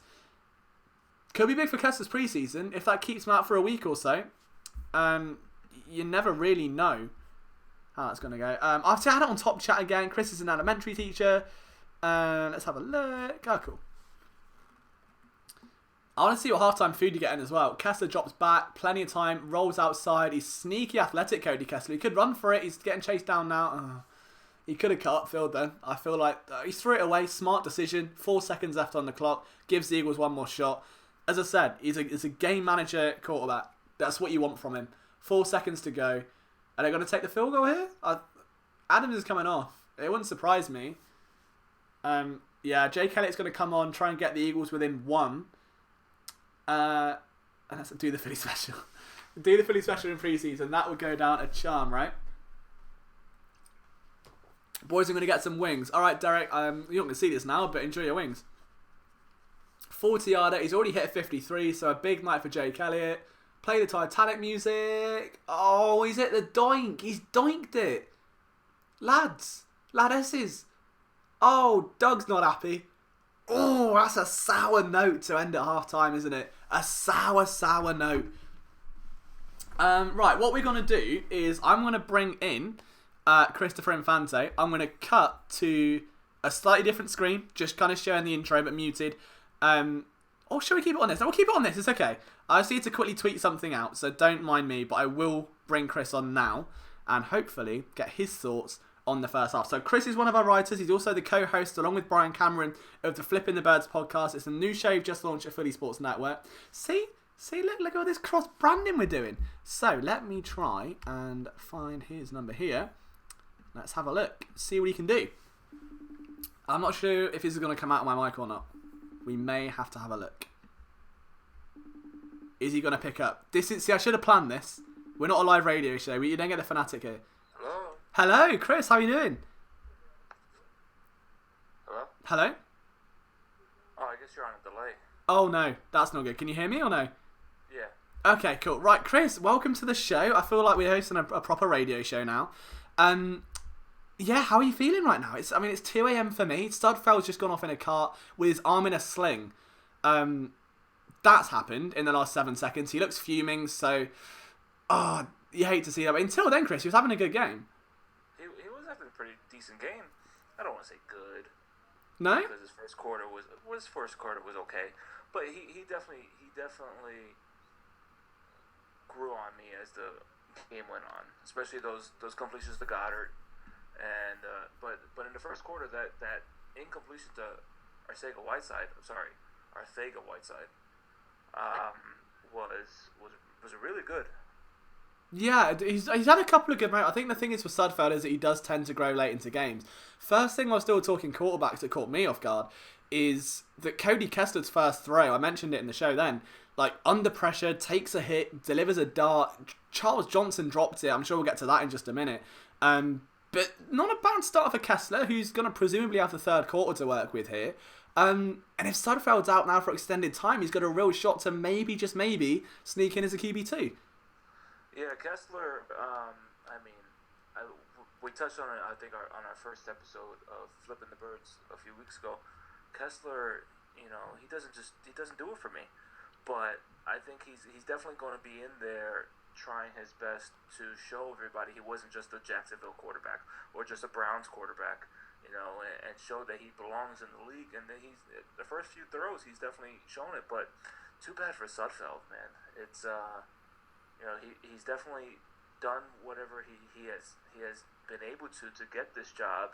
With Foles being out now, it's his time to shine, and then he gets this late hit that looks like it's gonna leave him out for some time now, which really sucks. It's just like Joe Ostman.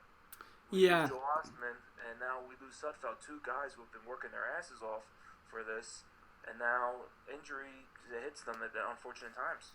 It's a real struggle. So what else have you noted from the opening half? Because there were some really, really good highs. You'd had, that 74-yard bomb. We didn't get to see Carson Wentz, which I'm sure a lot of people were looking for. But what were you looking at right now? As you go into halftime, obviously you're probably making notes for the podcast and the articles we're all going to write tomorrow. But what was your main takeaway? Well, my main takeaway was that I accurately predicted the first touchdown of the game. But no T-shirt because you work here. But no T-shirt, but I work here. I know. Yeah, I know. Jamesy, you got it, Jamesy. Andre Dillard, he's really shown that he belongs in this league. And if you guys hear any noise in the background, it's because my wife has just thrown a ball across my living room to my dog, and it hit a frame. She's just working out. Yeah, she's just ready to come in if needed, if there's any more quarterbacks to go down. Yeah. You know, my wife is working on her arm right now. She's looking like she saw Sudfeld go down, and just in case they need someone in the fourth quarter, she'll bring her pregnant body out. But yeah, Dillard has really shown that he belongs in this league. He hasn't, I think, until like maybe that last drive or the drive before, he didn't let up any pressures, and he was facing pretty much mainly the first team of the Titans, and the Titans are no joke when it comes to defensive ends. No, that was noted by one of our guys in the chat. I think what a really stark contrast was how strong Dillard was and how much of a struggle we saw from Jordan Mailata. Like, there was a very clear disparity between them. Like, Mailata was allowing pressure after pressure and struggling to get his hands on guys, and Dillard was just compact, he was set, he was anchoring well, and I know that the excuse obviously is that Mailata's 7th round, he's only been playing the game for a year, but the difference between a project tackle and a first round pick that is almost ready to come in right away, it's night and day. Yeah, right. You know, Mailata, I love Mailata. You know, just knowing what he can do as being a rugby player, how he could move, and being a 7th round pick, I know the climb was huge for him, and you know, but he's just not there, and it's a shame because he has the personality. The fans love his personality, and he just to see him succeed, but it's just not looking right for him. It looks like he'll be either another practice squad this year, or maybe even cut. He did not look strong this game at all. I mean, I guess the other angle is that people have been begging since day one to see him at fullback, to see him at tight end, you know, because he's a rugby guy, he's used to catching the ball and that sort of thing. I can kind of see it, you know. The Eagles are light on tight end. Josh Perkins had another error just there a minute ago. If they want 13 personnel, do I trust him as a blocking tight end? Do I trust him to go and run down the seam? I don't know. That's down to the coaching staff, but it depends how much they value that athletic rawness, because he does have such a raw profile of being this absolute behemoth, but it is raw. It is like just got out the packet raw meat. You've got a lot of seasoning to do yet before it's even close to being edible without food poisoning. I mean, like, if you're Doug Peterson, what is your goal with Mailata? Like, do you keep him on? Is it a practice squad? Are you looking at a 3-year plan, 4-year plan, or do you move him? Well, if you look at I'm looking right now. It's Sloppy Joe's Sloppy Show. Oh, he's a fan. I love it. That's a new sponsor for this show. who just commented Mailata for defensive end. If you remember a few years ago when we had Villanueva, yes, who is now a stud offensive tackle for the Steelers, who Chip Kelly just had him at the wrong position. Maybe that's what we're looking at here. You never know. And we're looking at Mailata, who was drafted at maybe the wrong position. He came out thinking he had the movement, the footwork for offensive tackle. Maybe defense, or fullback, but gunner on special teams. Maybe that's where his niche really is, and that's where that's up to Peterson. Maybe our special teams, Dave Phipp, that's up to them to find that in him. Maybe after this game they'll look at it and say, you know what, maybe this just isn't for you. Let's try you here. And then next thing you know, you may have a pretty good depth at defensive end now, because Mailata's speed and quickness on defensive end, maybe even defensive tackle, will work very well for him. I mean, talking of defensive ends, that brings us, I think, very nicely onto what was a perplexing first half. Like, you've got Deshaun Hall stealing the show as a guy that I feel bad because we haven't given him the coverage, or maybe we should have. And then a guy like Josh Sweat, who many were expecting a breakout, and the way he's been hyped up this offseason like he's some sort of transformer, who's slow off the line, can't quite get into the backfield, not looking like he's taken this ginormous step that everyone's portraying. Right.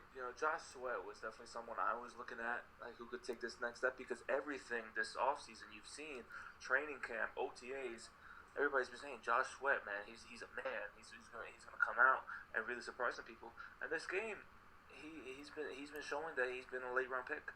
Yeah. You know, and it's not very encouraging. Although he did take Taylor Lewan out for a ride. Oh yeah. A few series ago.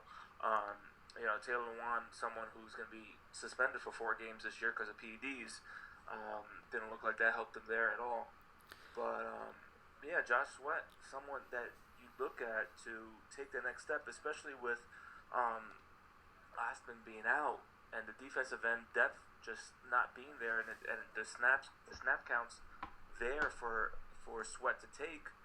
Deshaun Hall really just showed him up today. Deshaun Hall it looks like he's been looking around and seeing Sweat's name all over the place, and like, you know what, guys, I'm here too.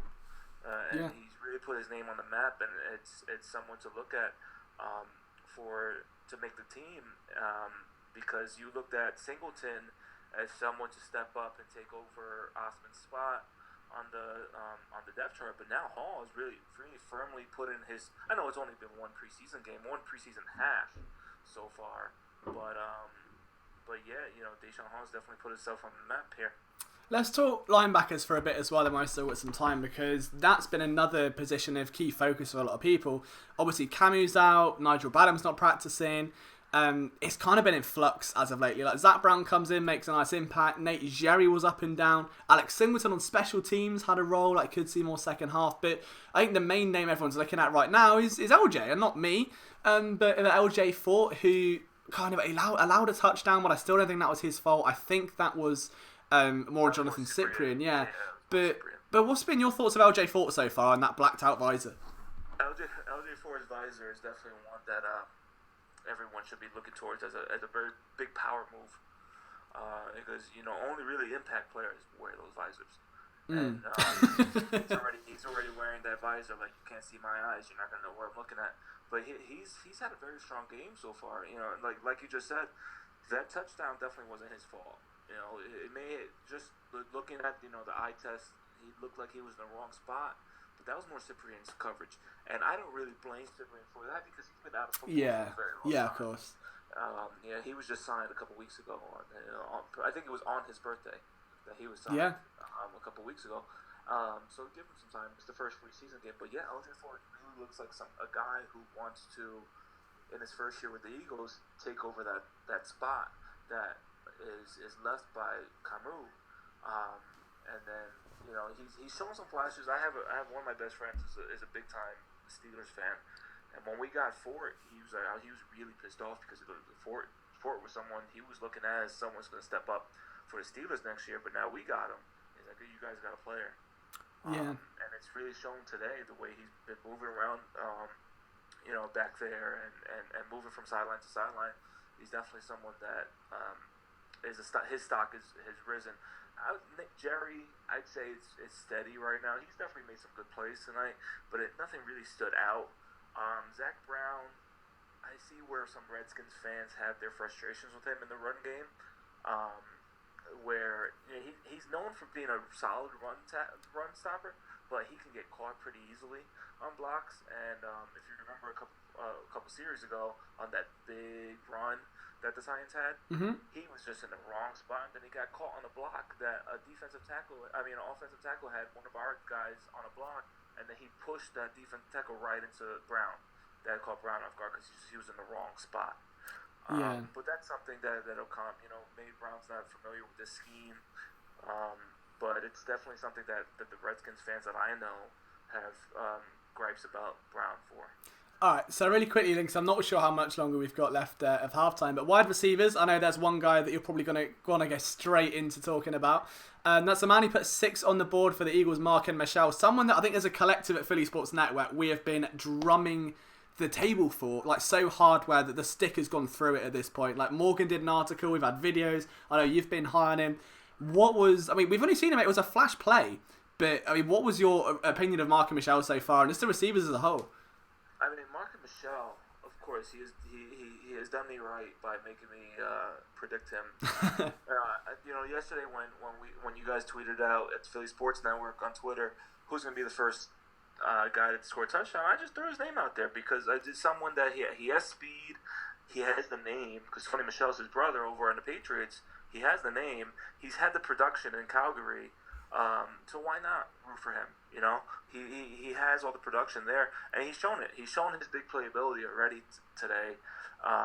JJ Arcega Whiteside, you know, someone that the pronunciation guide has killed my Arcega Genesis nickname that I wanted to throw for him, but he's shown the ability to go up there and get it.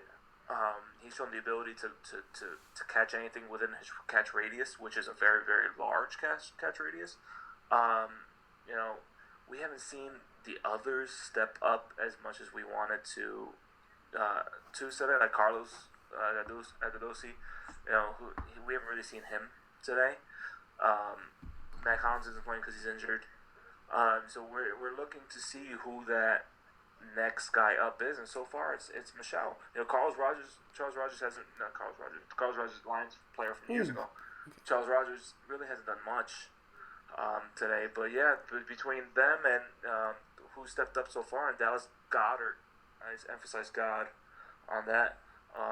They do look strong. The depth looks strong, and I'm looking forward to see what they do in the second half. Beautiful. As we said that, the second half has got underway. Josh Hawkins again making another big hit. So I will let you go and enjoy the game and continue through your quarterback workouts. Chris, thank you for coming on the show. Just quickly, where can people find you if they want to hear more of your Eagles thoughts? They can find me on Twitter at Infante54. It's infant with the E at the end, 54. And you can find our podcast at Flippin' Birds Pod. I will put that in the chat right now. Flippin' Birds Pod. We are 3 episodes in. Episode 4 we will be recording Sunday night, and we look forward to more listeners. Beautiful stuff. Chris, thanks for coming on. Enjoy the second half. Thank you, OJ. Thank you for helping me on. No worries, man. Talk to you soon. Yes, sir. All right, here we go. So Corey comes back with a BLT. The Titans come back on offense. Alex Singleton is out there. Jonathan Cyprien is out there. Now, Cyprien kind of bells out in coverage. He's going to come down. Big tackle there. Nice. I think that's the Cyprien redemption half has to come into play here. He kind of struggled. I need to take a look at that touchdown again. It's really irking me that the Eagles conceded that and it looked like it was 4. I don't think it was. Jim Schwartz out there, I think he's looking good right now. He hasn't got the outfit that Howie does, but he's certainly up there.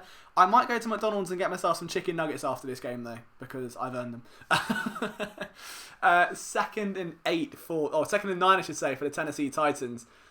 I've got my eyes stuck on Alex Singleton, number 49. He drops back in coverage. It's man. I wish I was an all-22 of preseason. I really do. But Jonathan Cyprien, 2 plays in a row, and he needed that. He really needed that. It's already 3rd down. And guys, okay, let's not get too aggressive. I mean, James Harden, personal ref. We might have to kick. Can I kick him? Should we kick him? Should we have a little group vote? Or put him in timeout. He's going in timeout. Get in timeout. Sit. Go over there. Think about what you've done. All right, you can come back in a minute if you want to be nice to people. So there you go. So he's now gone in timeout for 300 seconds. I don't know what that means. Lethal Talent says, yo, Liam, Mark and Michelle stepped up and is doing well. Most of the other guys... Oh, hang on, my app has just crashed. Oh, no. I have to make up what's happening on now. Oh, no. Great play. But don't say that. I can't see it. It's frozen. Okay, right. You guys have to keep me updated now because I can't see what's going on. I think my game's crashed. My app's... This is why you're doing Amazon Fire Stick. If you can get an Apple TV, get an Apple TV. This is useless. This right here, this thing, waste of time. Alright, let's see what we can do. Let's get the stream back on, boys. I'm coming. Don't you worry. LJ's got you covered. Kind of. Let's have a look. Bang. Alright, we're back, I think. Oh no, watch live. So what did I miss? I missed 2 plays. Be that man. Flag. Okay, right, we're back with a flag. Exactly where we left off. Holding defense? I can't see. It's all fuzzy at the minute. I'm sure it will sort out in just a second. There's Doug Peterson. I'm still pretty sure has died the end of his hair. All right, let's have a look at all 22. Let's see what we're seeing here. Alex Singleton, the mic. Comes down to pick up the running back out of the flat. Oh, that should have been a pick. That should have been a pick, and it was caught instead. Oh, and Skandrick is going to be kicking himself. He should have had a pick. It's tipped in the air, and it lands in the hands of a Titans receiver. He can't have played that much better. That's one of those lucky plays. You can't hold on to that, man. Like Skandrick, As like I said, he's coming off a career 13 passes defensed last year. Spin move there for number 66 goes nowhere. That should be out of bounds. Nice tackle by number 38. My goodness, this has got off to an explosive start. Let's see if that is out of bounds. He missed the tackle. Awful angle. Yeah, it's out of bounds by a mile, but it's Jeremiah McKinnon again, I believe, isn't it? Who hasn't exactly been the most reliable, let's say, today. I should check on Twitter, see if you've got any questions. There's a Sam Bradford hive that still exists, so thank you to Kiri for tagging me in that. I feel like I'm captaining that at this point. That plays out of bounds. Jeremiah McKinnon is flashing up. I think I need to take a closer look at the game. I feel like some of his plays have been really good. Some of them have been a bit lucky. Everyone's getting food and it's making me hungry, man. Not a fan of it. Someone's given a full-on Eagles chance. So Scott is feeling it right now. 3rd and 2. Schwartz is probably going to call sticks defense. Let's see what we do. Scandrick's out there. I would love Scandrick to get a pick and make up for that because that's such a shame, man. Like, he had that, played it beautifully. Still trying to work. Andrew Sandejo does look like a Spanish Connor Barwin. A little bit. Interesting. I like a bit of a tanned Connor Barwin. Like, if you put them side by side, I think they're very similar. Miles Sanders did play Virgil. I don't know how much we're going to see out of him, though. We've got our first commercial break of the second half, which we don't have. All I have for commercials is, going back on one of these. Look at that. Oh, there's Miles Sanders. Cool. Back again. That was our commercials. We have no sponsors. We're self-built. Who said that? Who's being mean here? Mr. JH, he's gone. He can go in timeout. You can all go in timeout. Someone's getting in timeout. I got White Claws and Pringles. Oh, okay. See, Pringles. Pringles is the one. Like, Pringles are the ultimate snack. I've got some upstairs. They're half eaten. They're the cheese and onion ones. Not my favourite. I should have gone sour cream and onion. It's a rookie mistake from me. I know. Don't scold me in the comments. So many memes on NFL Twitter tonight. I love football. Dude, I love football season as well. I can't check Twitter too much because I don't have like an iPad or anything I can sit. I kind of do. It's over there. So I can't check too much, but there will be a written recap on phillysportsnetwork.com as soon as this game finishes. So once you are finished with the game, your coverage is done for the night. Don't even worry about it. We're going to have a full written recap on the website. We're going to have a video out tomorrow. The Outside Insider podcast, which is my podcast. You can see that one down there. That drops tomorrow. That's my Friday podcast. I'm excited for that. Who's standing out so far? I would say Deshaun Hall has probably been the main guy. Him. LJ Fort has been flying around, but I think I need a closer look at it before I call him like a real standout. I think Cody Kessler had one throw. He's not been obviously done anything since the end of the second half. Dallas Goedert has been the huge one. Dallas Goedert, and maybe I'll say go Whiteside. Charles Johnson has been one of the biggest disappointments, unfortunately. I don't think he's actually caught a pass. I think he's honestly just dropped everything thrown his way. Yeah, you're right. Dillard has had a great start to the first half, Brittany. Absolutely right.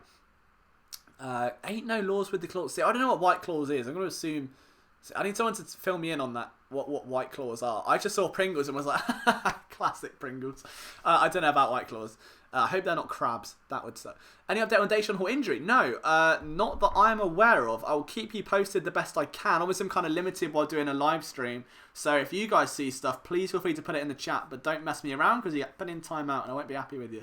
But here we go. There's Corey Unbin, the cornerback coach, one of my favourite Eagles coaches. I think he's brilliant. Oh, it's a drink. It's booze. Oh, okay.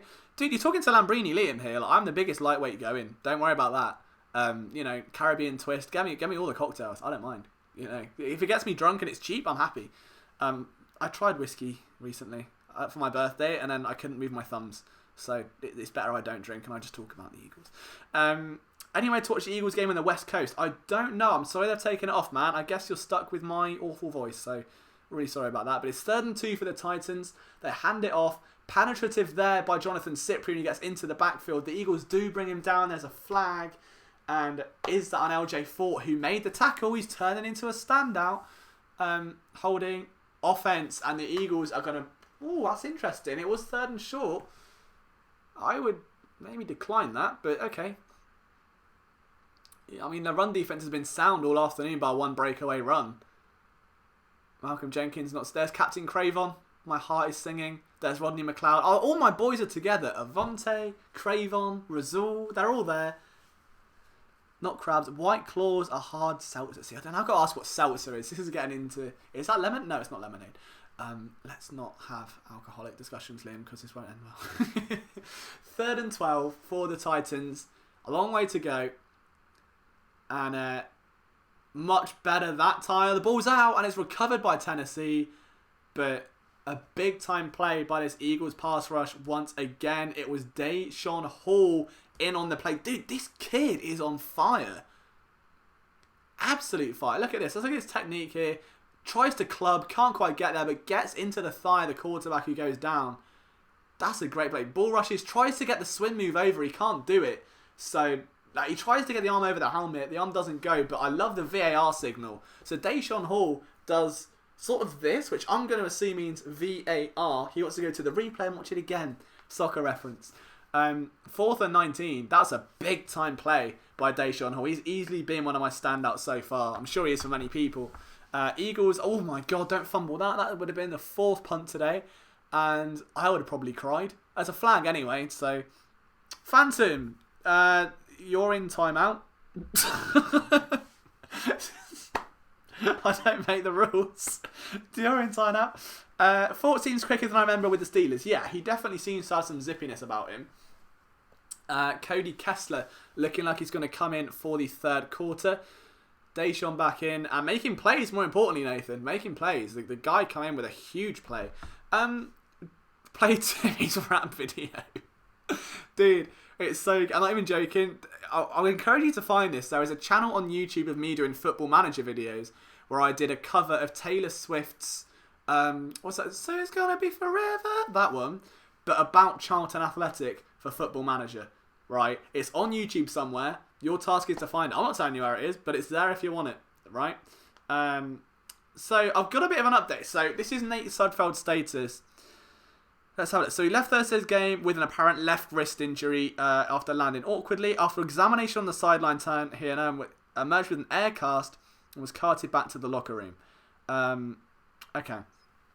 So that was how to say nothing, really, wasn't it?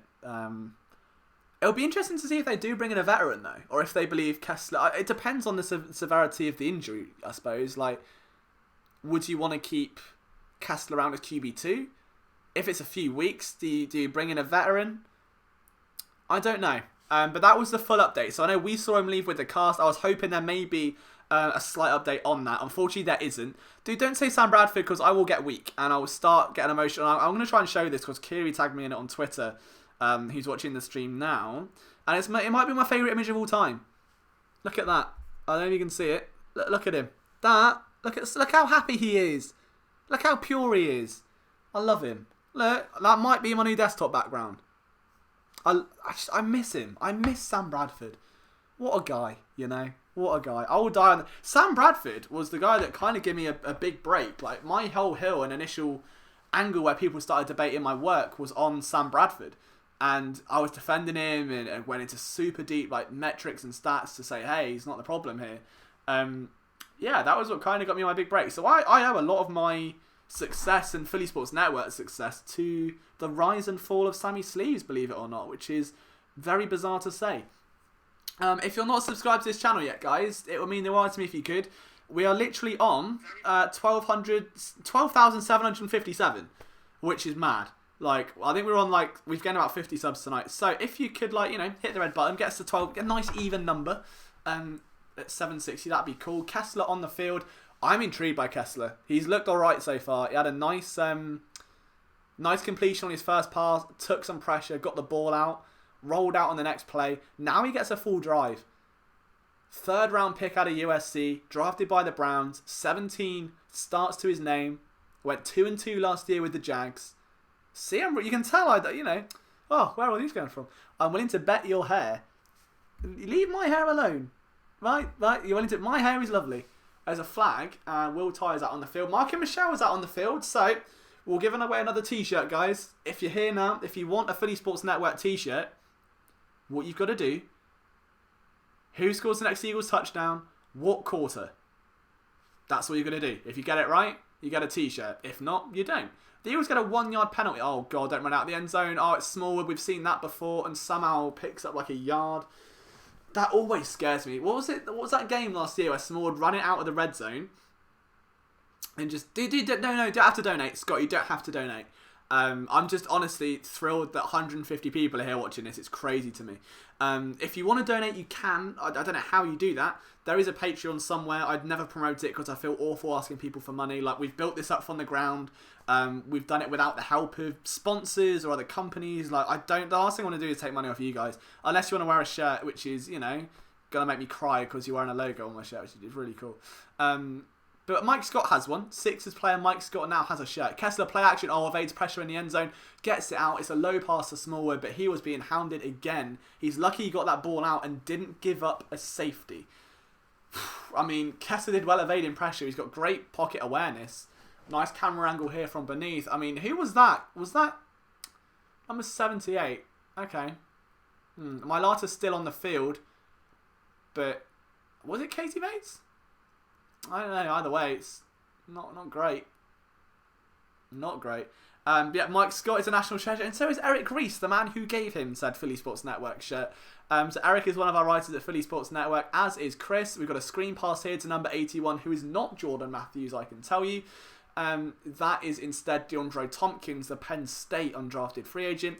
It's 4th down, a quick 3 and out. Eagles down by 4, and it hasn't gone swimmingly well. All we've got as an update is that it's an injury for Nate Sudfeld, really, on his left wrist. But it depends. I guess it depends if it's his throwing arm or not. That's something that we're not really focusing on here. Can I get a sure if they score? If you can put in the chat who you think, which player you think, who you think scores the next touchdown, what quarter it's in for the Eagles, you get a shirt. Oh, Petter, that's it. I can't see. I'm sorry, man. I'm trying to watch the chat. I'm trying to watch the game. You're right. It's definitely Suro Petter. Interesting story about Nate Herbig as well. He is a very nice guy, from what I've heard. A very kind, he's like a big bear, which is like Winnie the Pooh, if you will. So Nate Herbig has been a big friend of someone here at Philly Sports Network, which I like. So I'm kind of rooting for him. Who drew that logo? I don't know, Chris. I don't know. Some guy, presumably. Don't know. Nah, it was Chris. There was a Philadelphia Union shirt there on social media check-in. Now, they've got social media check-in. We've got 150 people live in a chat talking Eagles. What more could you want? I'd rather be here. I'd much rather be here than featured on that screen. Be featured on this screen like Gray, who's saying Q3 Whiteside. That's a big run for the Titans, and that's not good. Can't be starting on that. My back is really hurting now. Oh, I need to go to a chiropractor or a gym. Either one. Boston Scott in the 4th. I like that. Miles Sanders 4th quarter. Nate Herbig repping Hawaii. Yes, sir. Ryan Bates and his team won the rookie chop for the Eagles. Ryan Bates MVP confirmed. Let's see what else is going on. They're all out. Charles Johnson's questionable. Oh no. Is he questionable or is his play been questionable? Because the answer is both. Wouldn't surprise me. That was like an IR stash. That's a big time tackle there. I love that. Deshaun Hall again. Tackle for a loss. This guy is on a rampage. I'm telling you, this is insane. I've not seen a preseason performance like this in a while. I mean, there was no pressure. All right, let's contextualise that. He wasn't being blocked. He was literally following what looked like a trap block around the other side and into the path of Dawkins. So it wasn't. It was a nice play. It wasn't as explosive as it first looked, but it was a good play, and it's going to add to the narrative that Deshaun Hall is making this team and has been gross over. There he gets off a block well, gets tripped up. Titans complete for a 1st down. Jeremiah McKinnon allowing a 3rd and 5 completion. Let's take a look at that. He's in off coverage. How are we looking here? Nice back pedal. Just gets. There's not much you can do. That's more scheme. Doesn't really have the speed to catch up. Turns the corner okay, but it's just a nice simple out route. Am I going to stream on Steelers game? Yes, sir. We're going to stream all of the preseason games, and it looks like thanks to you.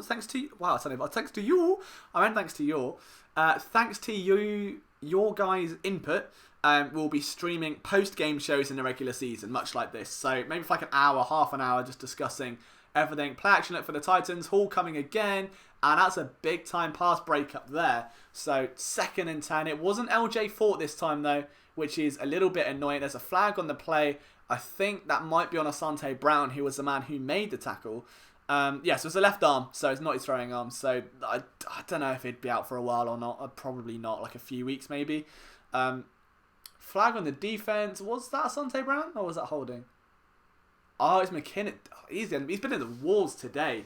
I mean, every time I think the Titans have made a play or it's been broken out, it's McKinnon. Like, this is all or nothing. This is literally the relationship of nightmares. It's either really good or really bad. What is that? So, oh, Jesus Christ. Yeah, fair play. It's okay, I'll take it back. You're breaking up at this point. You just got to throw it outside. It's not gone well. Jeremiah McKinnon not having his best day, but he's certainly getting a lot of exposure. Trayvon Hester bringing a guy down assertively. He threw him to the ground. Like, you know that clip in WWE where The Undertaker threw Mick Foley off Hell in a Cell? That was Trayvon Hester just then. Brian Cameron, one of our other writers in the chat, saying that Deshaun Hall is everywhere. Yes, he is. I don't know what's happened with Josh Sweat, though. Very good point. Been a bit of a letdown, unfortunately. They're definitely a stock down after this. 2nd and 6. And the Titans throw. It's complete on a nice little spot route. Asante Brown makes a tackle. Oh, bit of a scuff there. Like that's Cyprian involved. But, oh. Don't thank you for telling us to score. No, dude, you're welcome. You're welcome. Okay, right. Let's see what do you hear on 3rd and 2. Deshaun Hall gets evades what looked like a chip there. Comes down and another cute. Dude, the guy is everywhere. Every play. Lining up in a 4-point stance on the outside. Can't shed a block that time. Oh, that's a big time tackle by Jeremiah McKinnon. And that one meant a lot. Tackle for a loss. It was 4th and short. And if he didn't make that tackle, if he didn't get that, that was a touchdown. There was no safety over the top. Comes down, makes a play. If he didn't make that, okay, so there was a safety over the top. But the run was going outside. It would have been 1-on-1. Hard cut by Dawkins, but great angle by Hawkins on Dawkins. Cyprian there and Sullivan wishing him well. That's a big rebound play. Fair play to Jeremiah McKinnon. Now they're going for it on 4th and 2. Eagles need this for a shot, and they get the TFL. I'm trying not to shout because my mum's asleep. Shush. But who was that? Alex Singleton?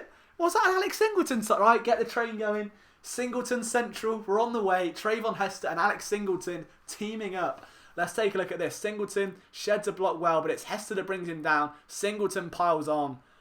Oh, my brand is thriving right now. Oh, it's Bruce Hector with the stop, and beg your pardon. Eric corrects me, so I've got no audio. But wow, nice start to the 3rd quarter there. We're looking okay.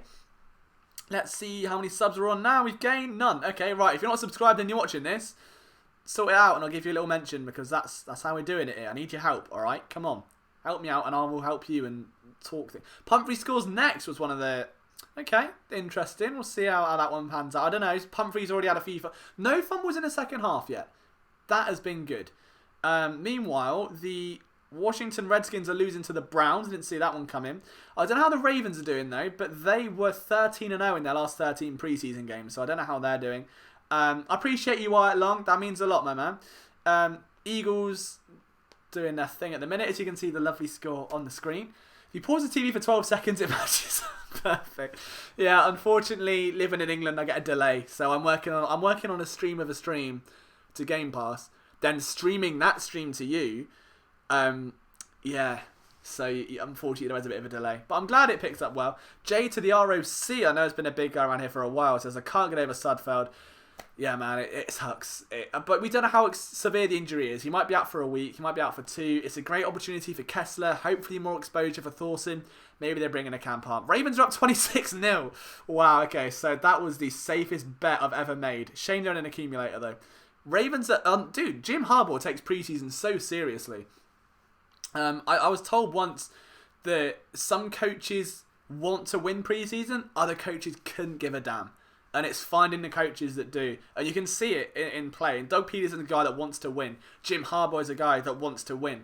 There are a couple other teams that spring to mind, like the Colts normally. Obviously with Frank Reich now, I'm assuming that will stay the same. A big shout to Dom as well. Dom, thank you for tuning in, my man. I hope this was something that that we spoke about before, trying to get more involved and stuff. Like, I'm glad you're enjoying the show. Sloppy Joe's Sloppy Show is probably the best name I've seen tonight. Lions 0. I live in Harrogate. 3 years. Loved England. England's nice. It's a bit rainy. I'm in South Philly, and your stream is still a few seconds ahead. Oh wow, we're just Nostradamusing over here. Is this game over? No. We're still going, man. We're 4 minutes to go in the 3rd quarter.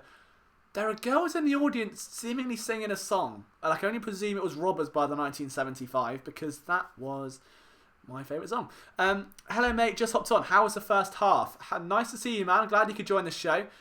Meanwhile, Small would catch out of bounds, incomplete. Brilliant. It was topsy-turvy. Topsy-turvy, to say the least. I think there was a 74-yard touchdown to Markin Michelle from Nate Sudfeld. After that, Deshaun Hall stole the show on defense, but there was an injury to Nate Sudfeld. There were 3 fumbles offensively. It was up and down. Andre Dillard looked good. Jordan Mailata did not. That's about what you need to know so far. Virgil Johnson says, do I think Philly will go after a DE after Josh Sweat performance? It's a bit too soon to say, but his get-off certainly hasn't been encouraging. The handoff to Smallwood here, who has to leap over a fallen body. Doesn't really get anywhere. There's Vinnie Curry, who looks very happy to be back. Obviously a local kid. Funny story about Vinnie Curry. So my first major story that I broke was that Vinnie Curry, prior to the first time... this was 2016, I believe. So prior to his contract, before the big contract extension. He was pending free agent, and the Baltimore Ravens were snooping around. It wasn't tampering. They were just putting feelers out, saying, chatting to his trainer, so they've got interest and stuff. And I was told by a reliable source that they were prepared to come in and try and make him an offer. Curry wanted to stay with the Eagles. The Eagles lowballed him. The Eagles were trying to make Curry a cheap bargain buy. Now, I put that story out, and a day later, Curry signs that massive overpaid extension. So whether the Eagles got wind of the Ravens trying to make a big play on Curry, trying to maybe beat them to the chase, and they had to up their offer to keep the services of him, I don't know. I don't know how much there is to that, but it's something worth knowing. So that the Baltimore Ravens were all in on Vinnie Curry, and the Eagles sent the pack in and went all in on him. But you're right. So J to the ROC says Titans defense playing dirty. Yeah, it's not been great. Horse collar tackle there on Smallwood. Ugly thing. I meant the tackle, not Smallwood. Let's have a look. See what you guys are saying. Gray, where do I podcast? We are on. I've got to do the full outside insider spiel now. Apple, Stitcher, Spreaker, Spotify, iHeartRadio, Google Play, Podbox or something else. It's called The Outside Insider. There's a logo of it there. If you just search that would be amazing. If you want to listen to that new show tomorrow. Quick screen there to Small. Is Smallwood just seen every... Jesus Christ. It's every target's going to Smallwood. It's like the regular... Now, I love preseason. It's like my favourite thing because there's so many guys trying to make the roster. There's so much to follow.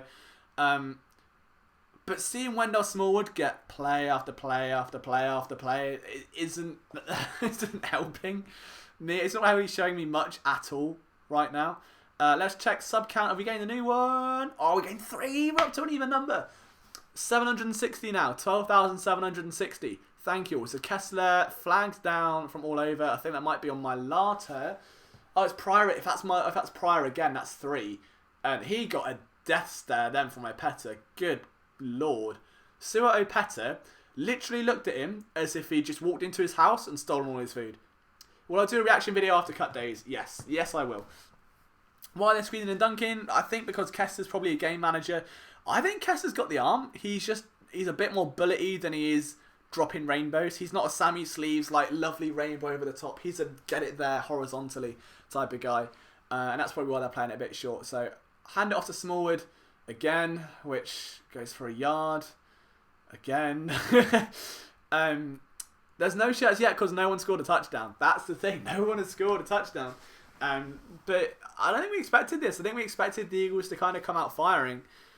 But, I don't know. Peterson's still there, looking like Dumbledore with those half-moon glasses, which I'm pretty sure is straight off the back off of Harry Potter. But damn it, dude, Tom, you're right, man. I forgot you're in the UK as well. Thank you for tuning in. My eyes are beginning to hurt, but I normally go to bed in 3 hours anyway, so this is all good for me. It's really nice. It's so weird. I always go to bed at about 6 or 7 in the morning now because this is everything now. It's my job. Cody, Kessler with a bit of a Manziel-esque spin there. He's going to rush to the outside. Good boy. It's 3rd and 11. It doesn't matter for anything, but I like that. I really like that. That was very nice. 2 minutes to go in the third. Kessler doesn't do anything, but I tell you what. Let's see what Mark and Michelle gets open. Comes back. He tries to adjust to the route as well. I like that. Nice rep there for Mark and Michelle. It doesn't show up on the initial game tape, but completely beat his guy off the line. Had a little start. I think it was a comeback, and then adjusted to turn back upfield. But by that time, it's too late. Jay Hitchcock says, "Do I get a bathroom break?" Don't say that because now I'm going to think I need the bathroom. So let's avoid that. I could probably have one. I can put on some. I'll do it on an ad break. I'll just put on like the trailer for it again. But I don't want the views to go down. You know, like we've got 130 people here, so I don't want to disappoint you all by disappearing to the toilet. I had another subscriber, so 61, so thank you to whoever that was. You're very, very appreciated. It's getting a bit filthy now. Oh, we've got an ad break. Do I go to the toilet? Nah, we'll be fine. We'll be fine. We'll be fine. Just don't tell anyone. Dude, great. I know you would, man. I know. We're trying to get you one. We're trying. What we're going to do is we're going to have to get into the red zone, pretend I haven't seen a touchdown, and then just tell you you scored a touchdown so you can enter that way. Can't see what happens off cam to use a Dude, I've got... Right, because now there's a bottle of water here. That was my LJ Fort visor from like Brian Dawkins. Yeah, see, I think everyone... Dude, why are you making everyone want to go to the toilet? We can't have a unanimous toilet break where all 150 of us go to the toilet. I don't think it works like that. Let's see what happens now. I think Titans are back on offense. But again, guys, let me know, like, obviously, any feedback that you've got about this. Oh, no, don't say that for stream throws. No. I have to restart. It should be fine. But, yeah, let me know what you think. If you've got any feedback, good, bad, ugly, what you want to see more. Obviously, I want to stream the game. We can't do that. Have I played American football myself? No.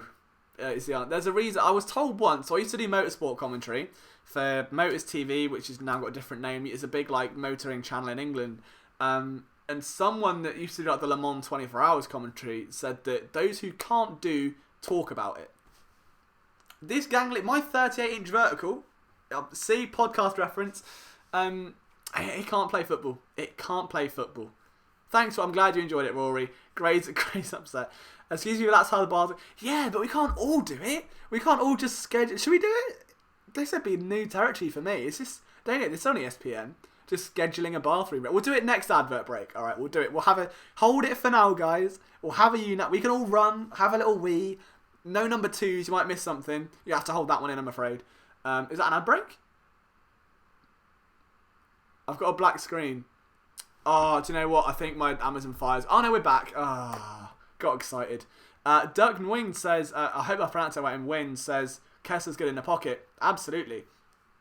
Can I upload the highlights? I can't. I don't want to risk copyright. I'll upload a film room.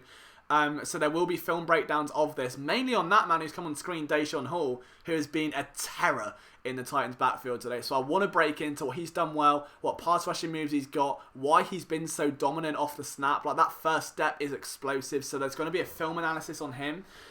Good to see you, Fly Eagles Flight. Brick walls. I know it's never short style, but we really haven't been playing that defense. Yeah, that's fair. Let's see. 1st and 10. Defense back on the field. Alex Singleton in, which is the update you all came for. It's a fake play action. Thrown to the screen. Coming downhill. Big tackle there for... looked like... McKinnon. It wasn't McKinnon, was it? No. Can't see because he's sideways. I think it was number 38. No, it was number 50. So that's one of the... Was that Jay Liggins? Wow, my voice went really high. Wow, okay. No. I don't need to go. I'm fine. We'll have a unanimous one. That's great. It's cool. 2nd and 1. Still on the field is Josh Hawkins. They're really getting him a workout today. Are they going to get there? There's a flag down. He's brought down over the line. So it will be a first down depending on the outcome of that flag. Let's take a look at that. That was the new defensive end they've just signed. The veteran who is now on his 8th NFL team. That's not gone to plan. Let's see how that works out for the Eagles. He's made it as an Aztec. I don't get it. Yeah, I don't know. It's one. So Jay's gone for a wee without me. That's brilliant. Game Pass is so expensive. Yeah, I mean, I think I'm lucky with Game Pass because obviously with the film breakdowns that I do, it pays for itself. Like, luckily in a year, I'll make back that money from advertising and stuff. So like, I'm lucky on that front, but it is expensive. I honestly had to pay it monthly for ages because I just couldn't afford it. And I hated watching games. Obviously, for what I do, my job, I kind of need it, that live game. Quarterback throws deep. Oh, big. Was that incomplete? Josh Hawkins having himself a bit of a second half here. Okay, I see you. Little young baller. All right. Eric, do you think the Eagles keep Osman in? Yeah, he'll be on IR. Osman's going nowhere. They love him too much. They're way too high on him. Almost a nice bit of pressure there for Bruce Hector. Nice little swim move over the top. And Hawkins comes over and sends that back to Narnia. That was one hell of a strike with that hand. So good ball hawking instincts there. What are your impressions of the first team? So far, been alright. Obviously it's preseason, you can't take too much, and a lot of the guys you're looking at are depth, so you can't put too much stock into it, but they're looking good. Nice completion. I don't know what that deal. Oh, they stop him just short. That was lucky. I think that's a flag down. What was that? Hawkins again. Personal foul. Roughing the passer. Offense. No, I'm joking. It was defense. So that's not good. First down. Who was that on? Was that Sharif Miller? Who's getting a bit of a run? Yeah. Oh, God. He collides into him like the Titanic into an iceberg. No. Let's have a look at this again. He comes off the edge. Just doesn't slow down. Just plows into him. Bit of a weak call. I won't call it roughing the passer. I just don't think he slowed down. Like, yeah, he kind of leapt a bit. He put his hands up as he was falling. I don't think he meant to do it. But played before, yeah, you're absolutely right, Rory. So Miller, mate. Let's keep an eye on Sharif Miller then. No, we can't show the game just purely because, copyright reasons. It's a real shame. When I'm ending the stream will be shortly after the game. We'll have a quick bit of post-game analysis. And after that, I'm afraid I've got to go and write the game recap for Philly Sports Network, which will be out very shortly after. So, if you've never been to our website before, that's where I spend most of my time. phillysportsnetwork.com. This is like a branch of that, the YouTube channel. A lot of what we do is just coinciding directly with what we do there. So, we try and do Philly Sports News a bit differently. We like being fresh, having an edge. We're not... we don't say things are smelling of roses if they're clearly not. We're not trying to kiss up to anyone. There's no relationships we're keeping. We just want to report things as we've seen. We like bringing a different angle, a different slant, doing things more in depth, having fun. So if you're in for some, a daily place for Philly sports news that is a bit different, that looks really nice on your phone or your tablet when you're out and about, phillysportsnetwork.com, that's what the site I made. And obviously we've got the YouTube channel here as well. Too many fumbles in that first half, absolutely. Dude, if I can remember, I'll follow you on Instagram. I'll follow it on the PSN account. Like, I try not to give out my personal one because, you were doing so well that all of a sudden you sound like a third. Yeah, that happens a lot. I'm afraid. I think I'm still going through puberty, Duck. Beggars can't be choosers, Like, I've got a baby. I get ID'd for buying energy drinks. Oh my God, it's an ad break. Yeah, I've got to go to the toilet. I forgot that. Right, guys, unanimous toilet break is happening now. Alright, I'm going to put on our intro. Unanimous toilet break. I'll be back in about 30 seconds. 3, 2, 1. Everyone run to the toilet now. Go.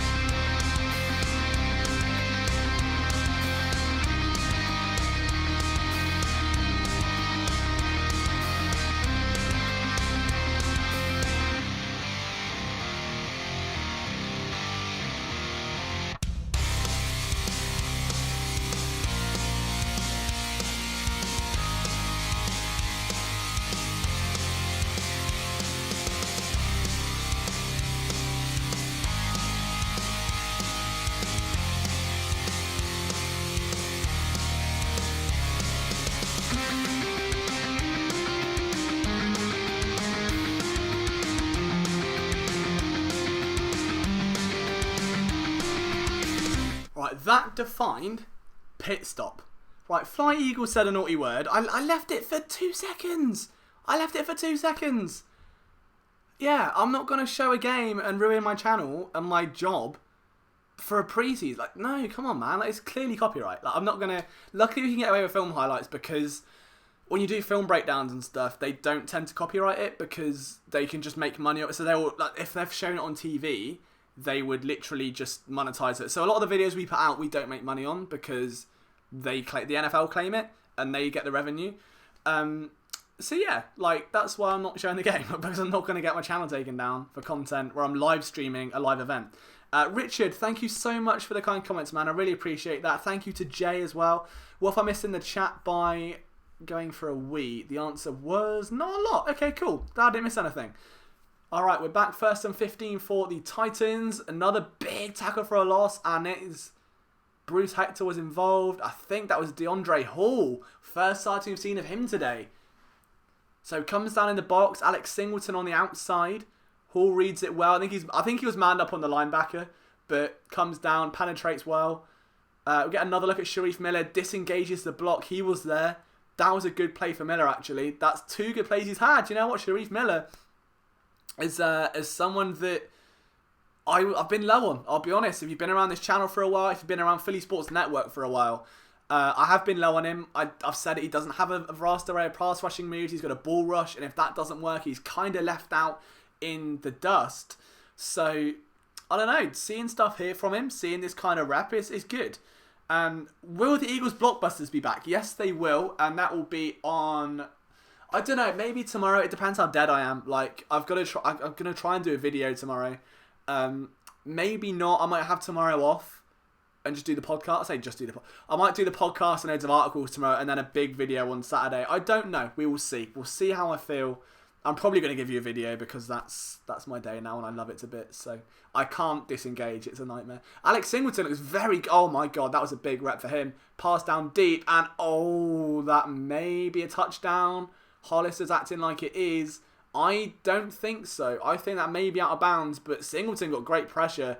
McKinnon gives it up again. Honestly, like, my last relationship had less events than McKinnon's game right now. Like, that, I think that's the second TD. He's in off coverage. He's looking at the quarterback. Turns and goes. He just gets caught, stood still. Easy touchdown for Hollister. Safety positioning was way out of whack by DeAndre Hall. Is he in? Oh, yeah. I think he's in. Touchdown. 20-10. Bad coverage. McKinnon is in such an up and down game. It's unfortunate. It's really unfortunate because the plays that he has made have been really impressive. Like that guy where he comes over the top and bats the ball down, really good. Then there are other plays like this where he's just struggled. He's just struggled massively. Yeah, Titans TD. Let's have a look, see what you guys are saying. Is this a live thread for the game? Yes, it is, Ashley. Welcome to the show. Hawkins got beaten. Not a good game. No, it hasn't been a good game for him. Someone said cut him. Let's have a look. Titans. Okay, we got Titans, but we'll allow the Titans fan because he's nice and he's not swearing and being mean. All right, we're civilized people. We like engage it. I think having different. I think if fans from other teams want to come and look at this and enjoy the stream with us, then cool. They can give us different opinions like on how the Titans players are doing. Like, I love that. All about that. Just don't be mean, and I won't put you in timeout. Hawkins got beat. Yeah. I think Hawkins just kind of got caught looking at the QB too long, got caught peeking. Literally, there's a point just towards the end zone, just got stuck. And yeah, it's a tricky one. Are you going to keep doing head coach 09 with TC Ostrander? Yeah, like, I would love to. It's just been a case with the training camp diaries, doing them every day, having daily videos since the 19th now. It's been mad. Honestly, it's been absolutely mad. Like, I've not stopped at all. And I love it. It's my favourite time of year. Like, I always think my work ethic is bad anyway. Like, it's so obsessive. But when it hits August and training camp starts, I just go over the top and it breaks me. And now that this is my full-time job, I'm just obsessed. I'm like, no one will outwork what I do or do better than what I put out or put out more than what I put out. So I just get so honed in. Knowing that you guys like this training camp stuff, unfortunately, NFL head coach 09's been put on the back a bit. So I'm really hoping that I can get back into it. Maybe like on a quiet day or when the Eagles aren't practicing, I can get one out. But I'm adaptable. I feel like if you don't adapt your content on any form, whether it's my website, whether it's here, then you're not going to grow. And if I would stay doing the same thing over and over, then it's not going to grow as fast. And with training camp happening, you guys want to see content. Maybe you don't have time to go and read the articles we're putting out, recapping it all. So having a video just makes so much more sense for you. And I'm just dedicated to giving you what you want to see. So if there's enough hype for it and people want to see it, it will come back. It's just on a pause at the minute. And hopefully you guys are. Madden giveaway hasn't happened yet. I might do. I don't know how to structure it. That's the thing, because we keep saying I was hoping the second T-shirt would happen, and then we do Madden. The problem is the Eagles haven't scored a touchdown, and we kind of can't score. The extra point goes through. Oh, I've got to update my score. Ready? Watch this. Watch this. You ready? Bang! Look at that. Look at that. Oh, you don't get that on ESPN. Don't get that on TV stream, do you? That's as professional as it gets. So, if you are new around here, let's have a look. So, setting the bar out to cover your favourite team. Oh, thank you so much, man. I really appreciate it. I think just because of where I am in England, I have to, go above and beyond, because if I don't, I'm at a disadvantage. So I have to naturally try and go so much more and push harder than everyone else and do better than everyone else. And in my head anyway, obviously I might not, and you guys can prefer other people's content, which is totally fine. I just get very obsessive with my own standards, and I have to, better my own standards every day. Which I sound like a Kobe Bryant mentalist. Like I promise I'm not. I've just got a very obsessive work ethic, and I love what I do. I love putting stuff out for you guys. So let's have a look. We are now on 12,764 subscribers, which is amazing. Thank you so much to everyone that's new that subscribed tonight. Wife just told me Subfeld may have injured both arms. Okay, that's something worth keeping an eye. I'll definitely try and do some recapping a bit later on. Like, again, there will be an article out on Philly Sports Network. Kick return comes out. The best one of the night so far. DeAndre Tompkins, the guy that was one of Penn State's premier kick returners. And now, in comes Clayton Thorson. And here's what we're going to do. Watch this. You ready? Here comes Clayton Thorson. Oh, yeah. Oh, we come prepared for this. Don't even write off for a second. Yeah, that's what we do. Clayton Thorson. Oh, no. Wrong one. Got a bit cocky there. Oh, it's 21. I've ruined my score. See, I've all gone wrong. It's all gone a bit wrong. There we go. Right, we're fine. Don't panic, guys. Got you covered. Right, so Thorson's first snap as a Philadelphia Eagle is a handoff. Oh, okay. To Donnell Pumphrey, who doesn't fumble. At least I don't think. That's a start.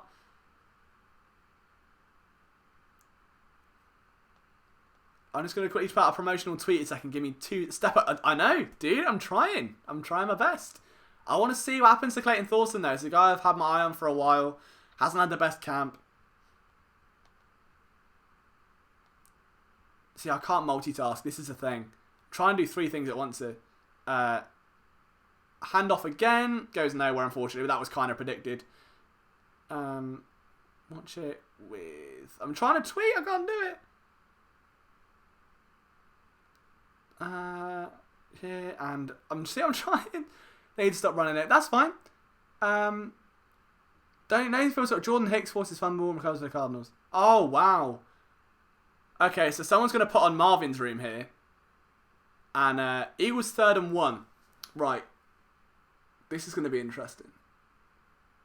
Is this going to be another handoff to Donnell Pumphrey? Because I'm not ready for that content.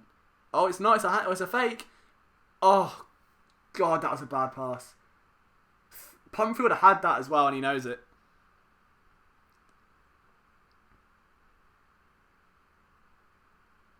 That's so annoying. Hang on.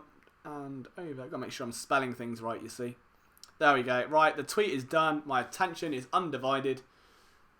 Thorson, 4th and 1. We know it's Doug Peterson. We know what he's going to do. He's going to go for it. Of course he is. But... I don't know. Thorson's had this. He's missed a receiver in the flat before. I think it was Boston Scott. He came out of training camp. He's done it before. He's missed out wide open looks. Thorson drops back. There's pressure. Throws. Oh, it's dropped. It's bobbled around. And angry with himself is DeAndre Tompkins out of Penn State. The Eagles, who are down by 11. 4th quarter. Thorson 3 and out on the first drive as an Eagle. And that wasn't great. I think we can put it down to nerves, I suppose, but it's been a wobbly off-season. OTAs haven't been great. Training camp has not been great. I wouldn't worry, though, because I think the Eagles want to get back to drafting cyclically, if that's a word, or cyclically. I'm a journalist and this happens, so you can tell it's 3 a.m. They want to draft a quarterback every year. And if Thorson doesn't work out, it's not the end of the world. They've got a backup. They just want a project arm. And I do feel like that give it some time. See what happens over a year. Get him on the practice squad where he's away from the limelight. He had a worrying touchdown to interception record, as evidenced by this lovely graphic that I made earlier. So you can see as a senior, 61% completion percentage, 17 tutties, 15 picks. It wasn't great. It was a tough year for Thorson. He didn't go out there. accurately. And I think ever since he tore the ACL, he came back, led his team to a Pro Bowl. Peterson likes that aspect of it. He likes the fact that he's an underdog. He reminds me of himself, I think, in many ways. And I think you can attest to that mentally. And that's what they want to see from him. They know that physically he may take a little while to catch up. But Thorson right now hasn't been, one of the better players this training camp. Like, if you're going to compare it to Joe Callahan or someone like that, I don't know. I mean, the Eagles' backup quarterbacks have been wild. Like, we've seen days of Tim Tebow here, for crying out loud. I'm still a big Kevin Hogan guy. I would cry if Kevin Hogan ever became an Eagle because that's the hill I'm going to die on.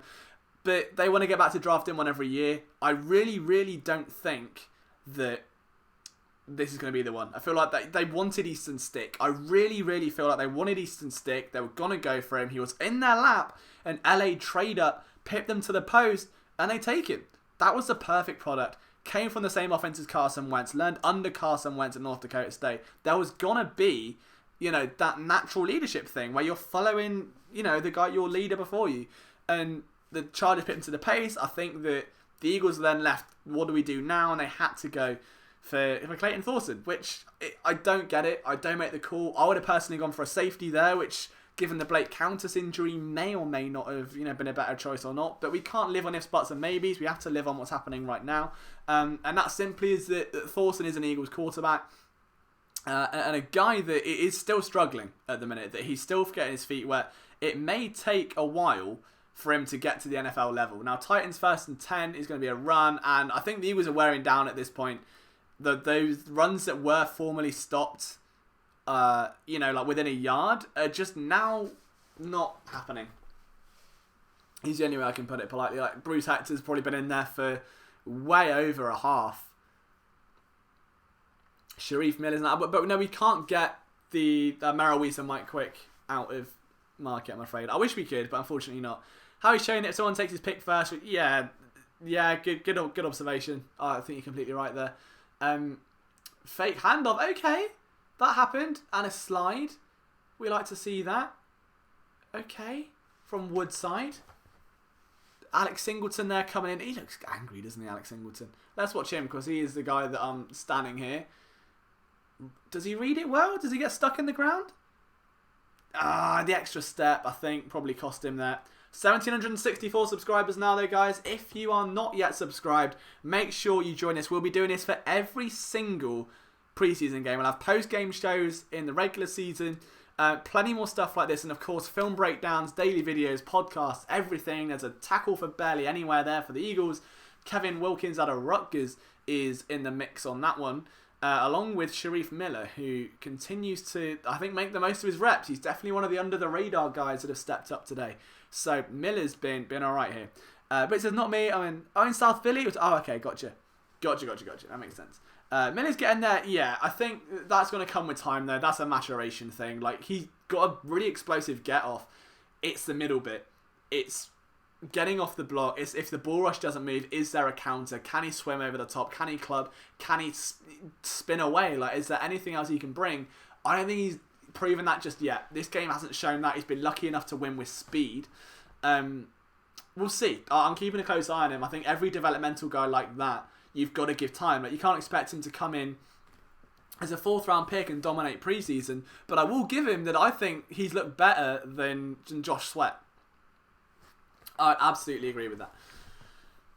Yeah, dude, I love Merrill Reese. Absolutely love. You're not related to me, Eric, by any chance? He kept that one quiet since joining PSN. But no, like, I'm a big as someone that I think really loves the craft of broadcasting and commentary and podcast and radio, that has grown up around that. And like I said, motorsport commentary was my initial career path, so I've been around this sort of industry for a while.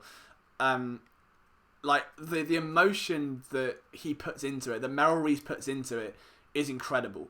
Absolutely incredible. Yeah, so I'm always a big fan. What's the DNL Pro Football 2K? Hey, Brandon Summerman, nice to see you, man. It's been a while since we've caught up. Definitely have a little catch-up soon, buddy. It's obviously used to write for Philly Sports Network for the Flyers, for those of you who don't know. Great guy. I'm sure we're going to see him around the Wells Fargo plenty next year. Oh, dude, you're going to have to. I don't know what I'd name my son if I was going to name it. Probably Kevin Hogan Jenkins is what I would call my son. Or Sam Bradford Jenkins. One of those two. Okay. I love Merrill as if he's wholesome. Like, it doesn't get more wholesome. And I love it. You can't ever write off the tingles down your spine he puts. Jeffrey Lurie there in a little polo, okay. Howie Roseman with, not Voss. I was expecting a bottle of Voss.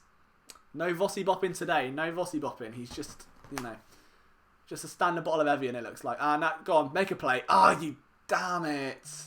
Touchdown Titans. Eagles struggling. I think that was McKinnon again. No, it's DeAndre, number 38. He struggled. Really struggled. That's about 3 plays now. He had a chance to make a play as well if you watch his back. Oh, no, it was Jeremiah McKinnon. I beg your pardon. I'm very sorry. He should have used the underhand to come up. He was boxed out there. Let's take a look again. Turns up to the ball, gets boxed out. I don't know why you jump up. He's clearly going to bring the ball down. You're going to put the ball up. He's going to bring the ball down. As a DB, I guess your instinct is to high point the ball. He can't. It's not bad coverage.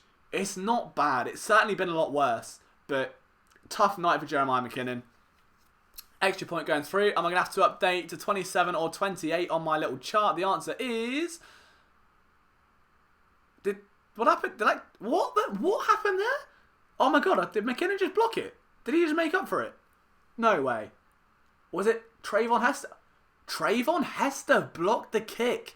A man who has done that for the Eagles before, as we know. Trayvon Hester. He's done that. Wow. Richard, we're not reading too much into preseason, sir. That's what we do. We're a news outlet. My job is to analyse football. I'm analysing football. I'm doing my job. I mean, if you don't want to read into preseason, then don't. But otherwise, you'd have silent commentary, and you'd be watching Kevin Wilkins out of Rutgers without any context, and that would suck. So, let's update the score. It is now 27-10. Not a good look for the Eagles. Not being good score-wise. But either way, thank you to everyone that is still tuning in. It is mad. I don't think this stream has dipped below 100 viewers, which is honestly crazy to me. I've lost a subscriber. Alright, someone's done that. I'm guessing it was Richard that unsubscribed. Richard unsubscribed. I'm kidding. But yeah, Hester. Wow, that was a big play. Eagles still alive. We're still in the fourth quarter, guys. Thank you so much for tuning in. I'm sure some of you are going to start fading off into the land of nods soon. Maybe getting some food. I don't blame you. But thank you for sharing tonight with me if you do go, because this has been so much fun. This is what I dreamed it would be. Like, I had a vision last year to do this. I had one static image, if you were here, just me talking. Like I said, we had about 4 viewers the entire night. To go from that in 12 months to having over 100 of you listening to me, watching this game, it's been great.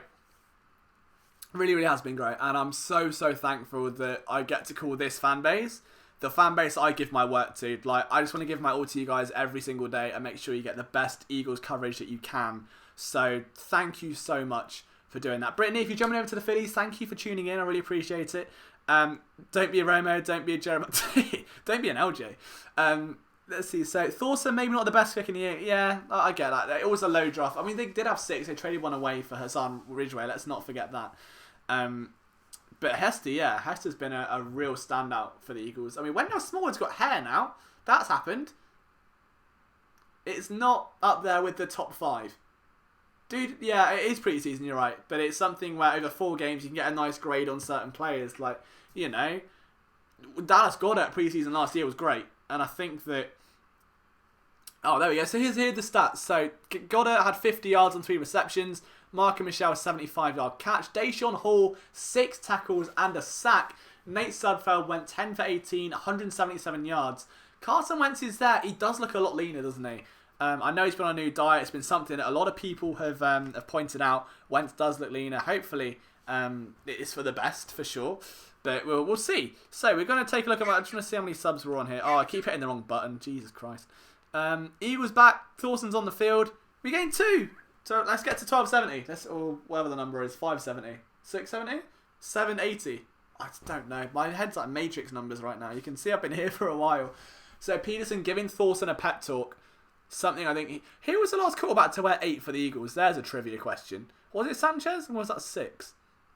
Ooh, right, okay, here's that one. First person to answer who last wore the number 8 quarterback shirt for the Eagles gets a t-shirt. Go. First one. Now, no researching, no Googling. First one. Thorson play action. Steps up. Oh, he darts one. Oh my God. Pick straight away. You could not imagine a more Clayton Thorson pick. It wasn't Bradford. Bradford was 7. But, geez Louise. That was horrific. I don't know what he was looking at. Jeff got, oh, okay. Vic. Vic was 9. Not Bradford.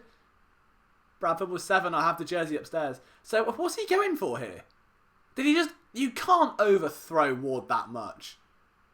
No, he did not overthrow Braxton Miller by that. I think he did. I think the ball sailed on him.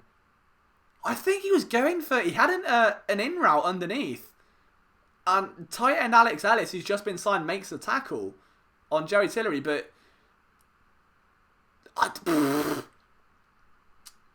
Wow, I do have a Bradford jersey. That's been the story of tonight. People didn't realise. Sam Bradford was one of the reasons Philly Sports Network took off to begin with, because I spent a while defending him. But, wow. I am flummoxed at what the hell Clayton Thorson was looking at there. Bradford may have been 8 at first, and I don't know. I've got the 7, so I'm going to stay 7. You're not cheating me on that one for a free t-shirt flipping now, because I'll be flipping annoyed. I'm going to stop making that joke. But Thorson, it's not been great, is it? It's not been great. What's the channel for the game? It's on... I think it's on a local one, so I wouldn't know. I'm watching on Game Pass. My Lata isn't looking great. Not looking great. Chris, you can't win. You work here. Now you've ruined it for everyone else. Last quarterback. We'll go last quarterback. What was it? I'm going to Google this. I need to check. I'm pretty sure he was 7. I don't remember him wearing an 8. Sam Bradford... Sam Bradford Eagles. Did he? I don't think he wore an 8. Unless it was in the off-season. Someone said Sanchez. I think that is a shout. I think Bradford wore 8 with the Rams. Maybe. I can only find 7s. I can't see an 8 anywhere for Bradford. Because Foles was 9. Bradford was 7. Yeah, Bradford was definitely 7. I'm pretty sure it was 7. If Donnie Jones was 8, I'm very sorry for the trick question. And if anyone else would have said it, you would have... Oh my God, it's a fumble recovered by the Titans. False alarm. But... Damn, Chris has won 2 contests. I'm going to have to give Chris a shirt, aren't I? I'm going to have to give him one. He's just milking me. He's getting a microphone. There's Howard Eskin. Oh, man, he's wearing the Super Bowl ring as well. Got some beats on. I met Howard in London. He came on my podcast. Honestly, he was a really good guy, like, away from the field. I know a lot of people dislike his coverage and stuff, but, nah, Howard's a good guy. Like, I met him, spent some time with him. He came on my podcast.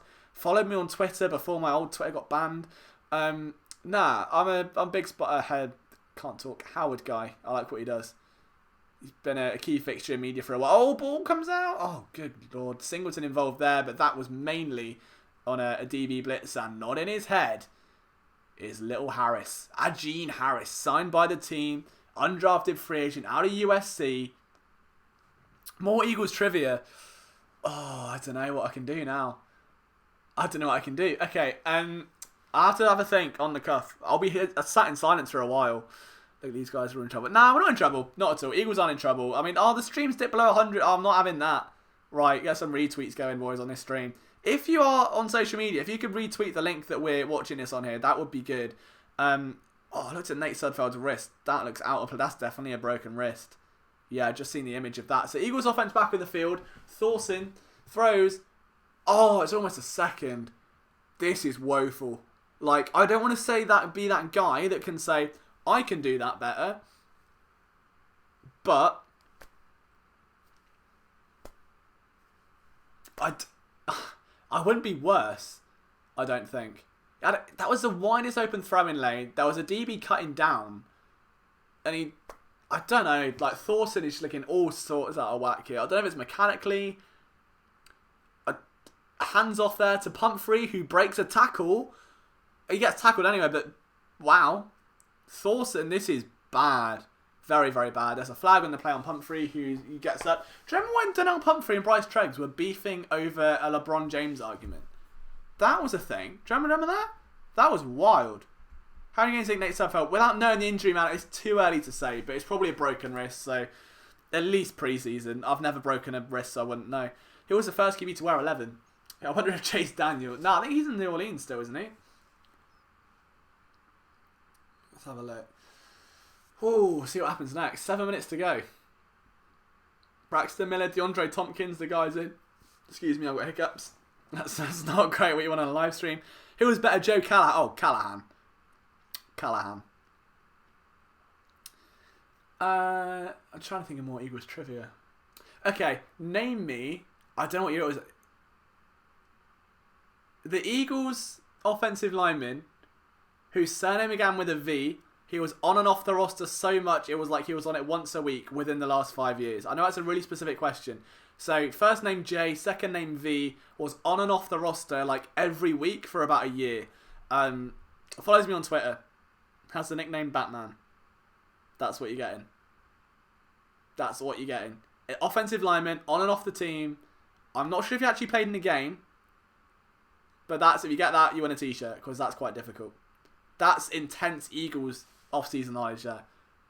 The name will be familiar if I say it. Oh, he's close. It's close. Mike's kind of close. He's probably trying to say, right, okay, Thorson's back on 3rd and 17. Oh, it was almost picked again. This is brutal. Brutal. Like, just put Braxton Miller at quarterback. Put Braxton Miller at quarterback. At this point, what have you got to lose? What have you actually got to lose? Awful. There's no other way.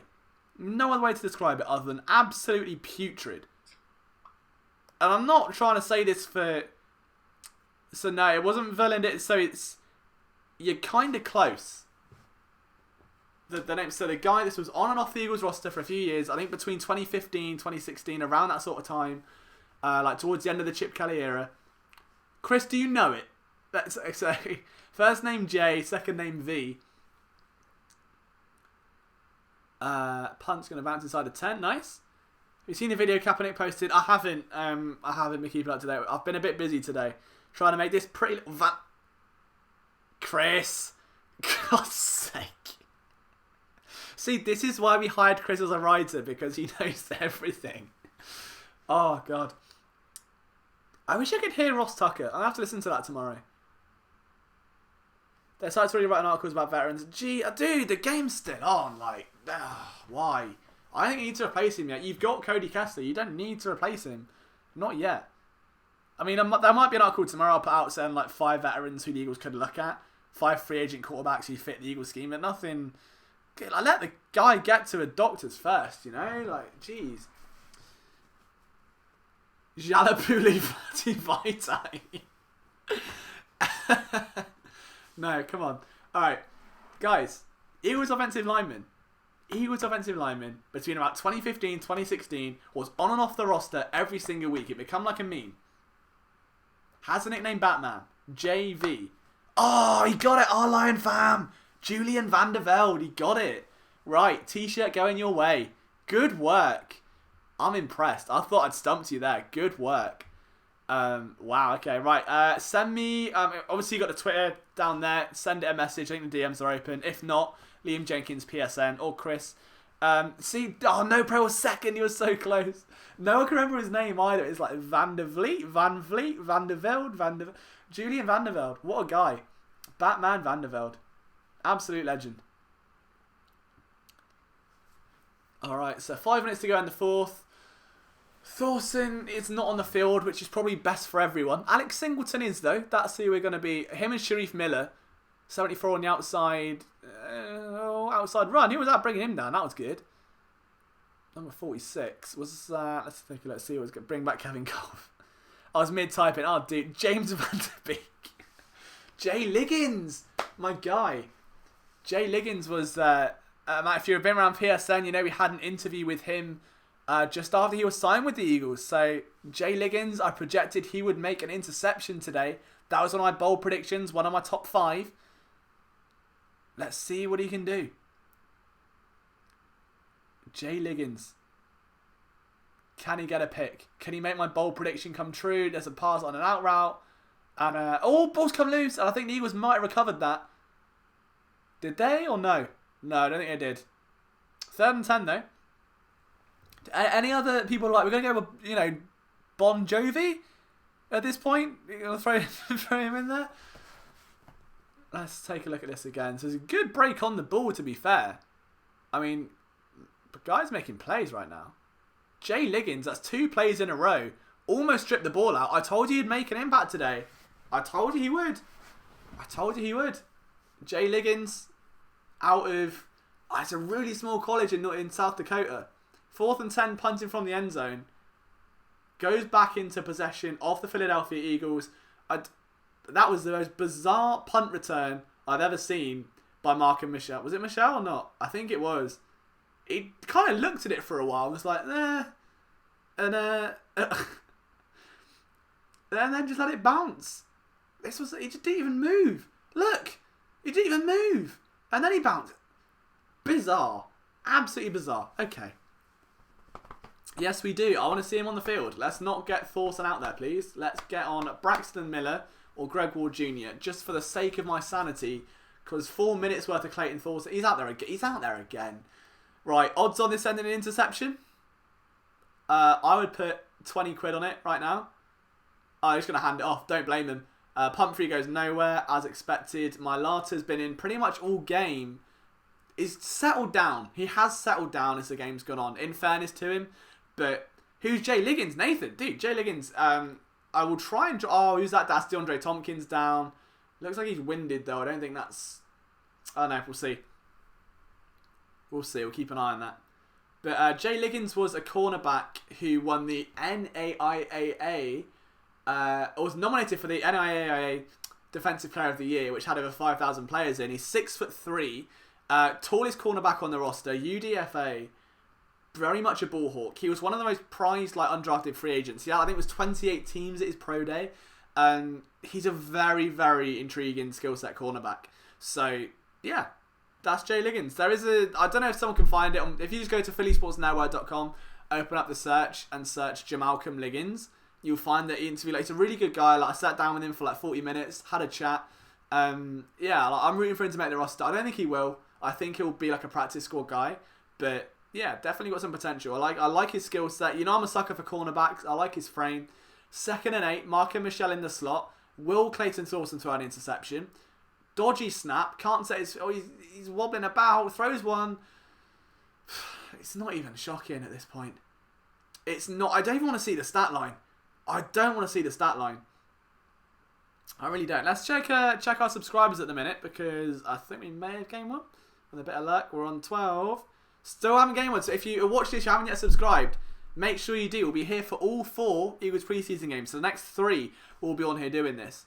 And then obviously we're going to have film breakdowns. We're going to have recaps and risers and fallers and stock counts and all sorts of Eagles goodness. Thorson looks a little bit scared right now, in the eyes. Sets his feet well. That's a bullet. Fair play. Actually, that's going to set some confidence. He needed that. He really needed that. Braxton Miller making the reception, who has already now officially done better than Charles Johnson. He was the guy I did a film room roulette video on. I was really high on. I thought coming out of the AAF had slot potential. Jay Liggins? Dude, Jay Liggins. Oh, thank you, Joel Montoya. I really appreciate you, man. I hope you enjoy your stay. As if you're going anywhere. But no, I really appreciate it. Thank you for taking the time to watch this and be a part of this. Kevin Hogue, don't. Chris, don't. My heart went. Don't do that. How is he? Right, behave, Clayton. Behave. Yeah, someone's guessed it, unfortunately. Julian Vanderveld's been guessed. The name began with an R, so we'll have to give him a T. I think it was R Lion Ford or something. The Madden giveaway. Oh, it's tempting. Alright, okay. I've got to think of a good one here. Penalty's been declined for the Eagles. Can't wait to do this after every... Oh, thank you so much, man. I'm really glad you are enjoying this. Really glad. It was a risk for me. I didn't know how this would go down because, people did come in expecting to see the game. That was a whiff and a half there, but... Oh, God, okay. Right. 1st and 10. That's not gone well, is it? That's not gone well. Thorson's off the field again. Ugh. But yeah, I didn't know how this was going to go down. Last year was just a static image, and to actually have a watch along, I'm not going to get too soppy about it, but just thank you for all of you. It's crazy to me that this many of you have been blowing up this chat all night long. I'm trying not to swear here out of emotion, but I love you so damn much. And Alex Singleton, I love you so damn much. big tackle there with Trey Elston, the former Bills safety, signed with the Eagles this offseason. And now you see a shot of Carson Wentz, Cody Kessler, and Clayton Thorson playing Fortnite on their iPads. They're just... Do you know what's weird? The NFL is sponsored by the Surfaces, right? So the Micro Surface Pro. And yet all of them at home have iPads. It's really weird. So I know that because I used to work for Apple and like their retail store, and when they found out that what I did for a living or like as a part-time job essentially, they were like, oh, did you know? Turns out, yeah, NFL teams low key like iPads. They have to have services on the sideline, but away from that, at homes, if they're like grinding film and stuff, then there you go. But if anyone says Clayton Thorson, Kevin Hogan is an Eagle, I don't know what I would do. This is like, right, my level of like loving players. There is Lyle Taylor of Charlton Athletic up here. There's Kevin Hogan there. And if you know how much I love Super Lyle, who makes me smile every Saturday, you know what I'm talking about. This is actually, dude, thank you so much. I'm really glad you're enjoying this. To Duck, to Nathan, Geordie, Flipping Loud, J-Rock360, J Simpkins, Eric Reese, Chris, our two Philadelphia Sports Network. Oh, I said Philly. Oh, I was a traitor. Philly Sports Network. I'm very sorry. Writers. Yeah, thank you so much. Thank you so much for tuning in. We've still got 2 minutes to go. Let's hype up this last 2-minute drill. One last drive, guys. I need all your energy in this chat right now. Let's play a game of when you're at school. Next touchdown wins. Let's play that, okay? Next touchdown wins. If you can predict the final score, whoever predicts the final score from now, I'll give away a game of Madden. Whoever predicts it first. Okay? Final score predictions in the chat. A copy of Madden 20 on your preferred platform will be given away if you can guess the final score from now. It could be 20, it could be 30-10, it could be 27-17, 27-18. Let's do it. Flipping Loud pipped everyone to the post by saying it's going to stay the same. 30-10, 34-10. Alright, okay. Copy of Madden 20. Only if you subscribe to the channel. Should have said that. Make sure you subscribe, otherwise I'll cry. J-Rock, thank you, my man. I love you. Thank you so much. Copy of Madden. 2-minute drill. It's 20-10 right now. If you can predict the score and you're subscribed to this channel, copy of Madden. Unless the first one to predict it. I can't give multiple away because I will be broke and I have to, survive. But Flipping Loud wasn't hanging around, was he? He came straight in and went 27-10. Double down. It was like, dealer. He had 10. He had 10 on blackjack and he went, dealer. Double down. And he knew the ace was coming. He saw it a mile away. He was like, let's go. Alright, but the question is he going to get a 6 and then bust? Or is he going to get blackjack? Who knows? NFL 2K, dude, I know, right? NFL 2K5. I used to work at GameStop. Chris, you're getting a microphone. Alright? I'm joking. I'll think about it. Just wait for Christmas, alright? Wait for Christmas, and I'll treat you all and get very, very soppy. Maybe I'll get everyone around it. Who knows? I'll think about it, Chris. Depends how well you can sweet talk me tomorrow. I'll think about getting you a copy of Madden. If you win, keep the Madden game. It's each... Yeah, fair play, Joel, but it's a free copy of Madden, Alright, if you win it now, I'm going to give it to someone else and you might get upset. That's on... You've printed it, alright? So, everyone's put their score predictions in. I'm going to go with 27-13. I think it'll be an Eagles field goal. British Eagle, thank you. Nice to see another Brit up here at 3:44 in the morning. I don't know how much coffee you've had, man. I wish I had more, but my body clock is that broken. I kind of don't need it. But thank you for tuning in. Like I love that there are other people in England watching this right now. Blows my mind. We have people from all over. But again, if you want to win Madden, you have to be subscribed to this channel. All right, that's the thing. That's the only rule. And predict the correct score. We're back. It's a 2-minute drill. It's 3rd and 5. The Titans have the ball. Who's gonna get Madden? Is it gonna be Flipping Loud? It only makes sense though, right? That Flipping Loud is gonna listen to the Flipping the Birds podcast. That has to happen because they've both got flipping. Flipping Loud, Flipping the Birds. Flipping the Birds is Flipping Loud, right? It's got to that point. I'm borderline delirious. I'm very sorry. I think I've run out of words. No, but oh god, okay, right. We might have to split a copy of that. Let's have a look. I need one of the PSN writers to verify this. We need to go to VAR. We need to go instant replay. We'll have a look.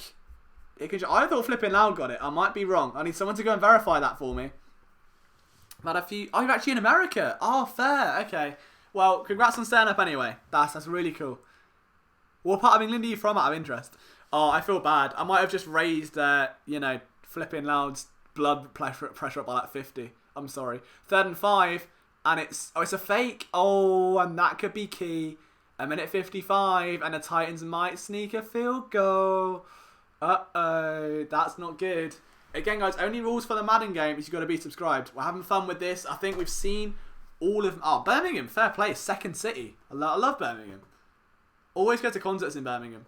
Really good night out there. 1 minute 35. We've seen all we can. Jason Kelsey's hair. Look at it. Look at it. That's mental. That's so mental. Liam, what's my thoughts on Sudfeld? Very high until the wrist injury, and now I don't know. But they're not going to get rid of him. Bowling ball down the middle. Oh, God. Whoever went 30-10. I feel like... Yeah, hey, Charlton playing Birmingham this year, mate. Don't worry. I'm sure we're going to have plenty of run-ins about that in Super Loud Taylor. And then end the clock run. 58 seconds. It might end 27-10. It might end 27-10. Here we go. They're letting the clock run down.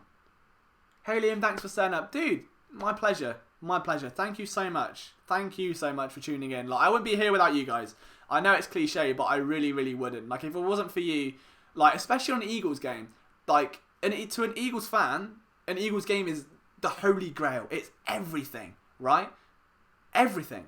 And for you to spend that with me means even more. Like, that you would take a risk to read it on me. So it's 27, okay, right, so it's 27-10. Who got the copy of Madden? I need my PSN writers. I trust those eyes. Eric, Chris, I'm looking at you. Scroll up. Who got the 27-10 final? I think it was Flipping Loud. I may have misinterpreted it though. I think he was first. I think Flipping Loud has got Madden here. Has he done it? Has he done it? I think he has. I think he has. Copy of Madden coming your way. Copy of Madden coming. All right. I want to double check it. A lot of people, I think, right, who was trying to juke me out saying they were before him? Someone's been a bit sneaky there, haven't they? All right. I think it was Flipping Loud. Not the broadcast, I mean the guy. So, that's it. That's the end of the broadcast. We've ended with a copy of Madden 20. Flipping Loud. Give me a message on Twitter. What I'll probably do is send you the money via PayPal so you can go and buy it on your respective platform. But this is what I mean. That's what you're saying, Joel, right? So the world stops when the Eagles play, and you're gonna literally look at me and go, "Hey, I'm gonna watch this game with you. This could be awful. I'm gonna take a risk on this Eagles game being bad, but I watch it with you," and that means the world to me. Absolute world to me. Like, thank you so much, guys. We've still got 77 of you in this chat. The game is finished. The Eagles lost 27-10. But the fact that we have had nearly 100 people, 200 people, all watching this broadcast, watching an Eagles game with me, I'm going to cry, but I didn't think it would be this strong. I thought that we'd get maybe like 20, maybe 30 people. The chat has been rampant. You guys have been amazing from start to finish. Everyone on Twitter, so Kiri, I know, is coming for a little bit. Flipping Loud, Eric, Jeremiah, No Pro Sports, Rory Smith, Flipping Loud, now the proud owner of Madden 20. Jeremiah, Joel, Nathan, everyone in this chat. Bands YT, Duck Win, who's been here for a while. D. Davis, the British Eagle, J-Rock Simkins, all of you guys who wanted to spend your day, your evening, watching the Eagles with me. Thank you so damn much. It has been a real honour to sit here, call the shots with you, give you some analysis, hopefully bring a slightly different angle to the table. It has been absolutely amazing. Like, I have loved this so much. So thank you all for tuning in. To Rory and Dom Purdy as well. You guys have been amazing. Just thank you so much. Thank you so much. From what happens next, don't go just yet. Whoa, so what am I going down? Sit still, right? As for what happens next, I'm going to go and essentially make an article for Philly Sports Network. So I'm going to write my recap of the game. That'll be available within the next hour or two. All right. So within the next hour, you're going to get a recap. PhillySportsNetwork.com. Liam Jenkins. Oh, what is my Twitter? Liam Jenkins PSN is my Twitter. Yeah. Liam Jenkins PSN. If you want to follow me on Twitter, That's where you can find all of my content, all right? Then tomorrow, we're going to have an episode of the Outside Insider podcast. Our guys, right, Eric, Chris, Brian, Morgan are licking their lips right now because they have just seen an Eagles preseason game and they've seen you guys getting passionate about this. So you're in this comment section, right? And they want to give you the best content possible. So we're going to see some articles tomorrow from all of our writers. We're going to see podcasts over the weekend from Chris, Brian, the Flipping the Birds podcast. Outside Insider from myself tomorrow. We're going to see a film breakdown over the weekend. More training camp stuff. More preseason stuff. We're going to spam you with so much Eagles content that is coming out of your ears. Thank you for giving me your evening. Guys, it has been an honour. I honestly love every single one of you. I know I do soppy speeches more than anyone else, but I can't tell you how much I appreciate it. Thank you from the bottom of my heart for giving me this evening, for spending it with me and making this a success. Next week, I'll see you for the second Eagles preseason game. We're going to do the same thing again. We're going to run it back. There's going to be maybe another Madden giveaway, maybe another shirt giveaway. I can't wait. Even Dream Killers made an appearance. All right, and Dream Killers is my best friend and my worst nightmare at the same time. He kills me in the comment section and then he blesses me and pats my head and tells me it's all okay. So, best of luck in your season, Matt. I hope your coaching goes well. Thank you for coming in, guys. I'm going to go write this article. You're a phenomenal audience. I love every single one of you. I'll see you next week. Tomorrow for the Outside Insider podcast and film breakdowns and so much more coming your way. I'll see you soon.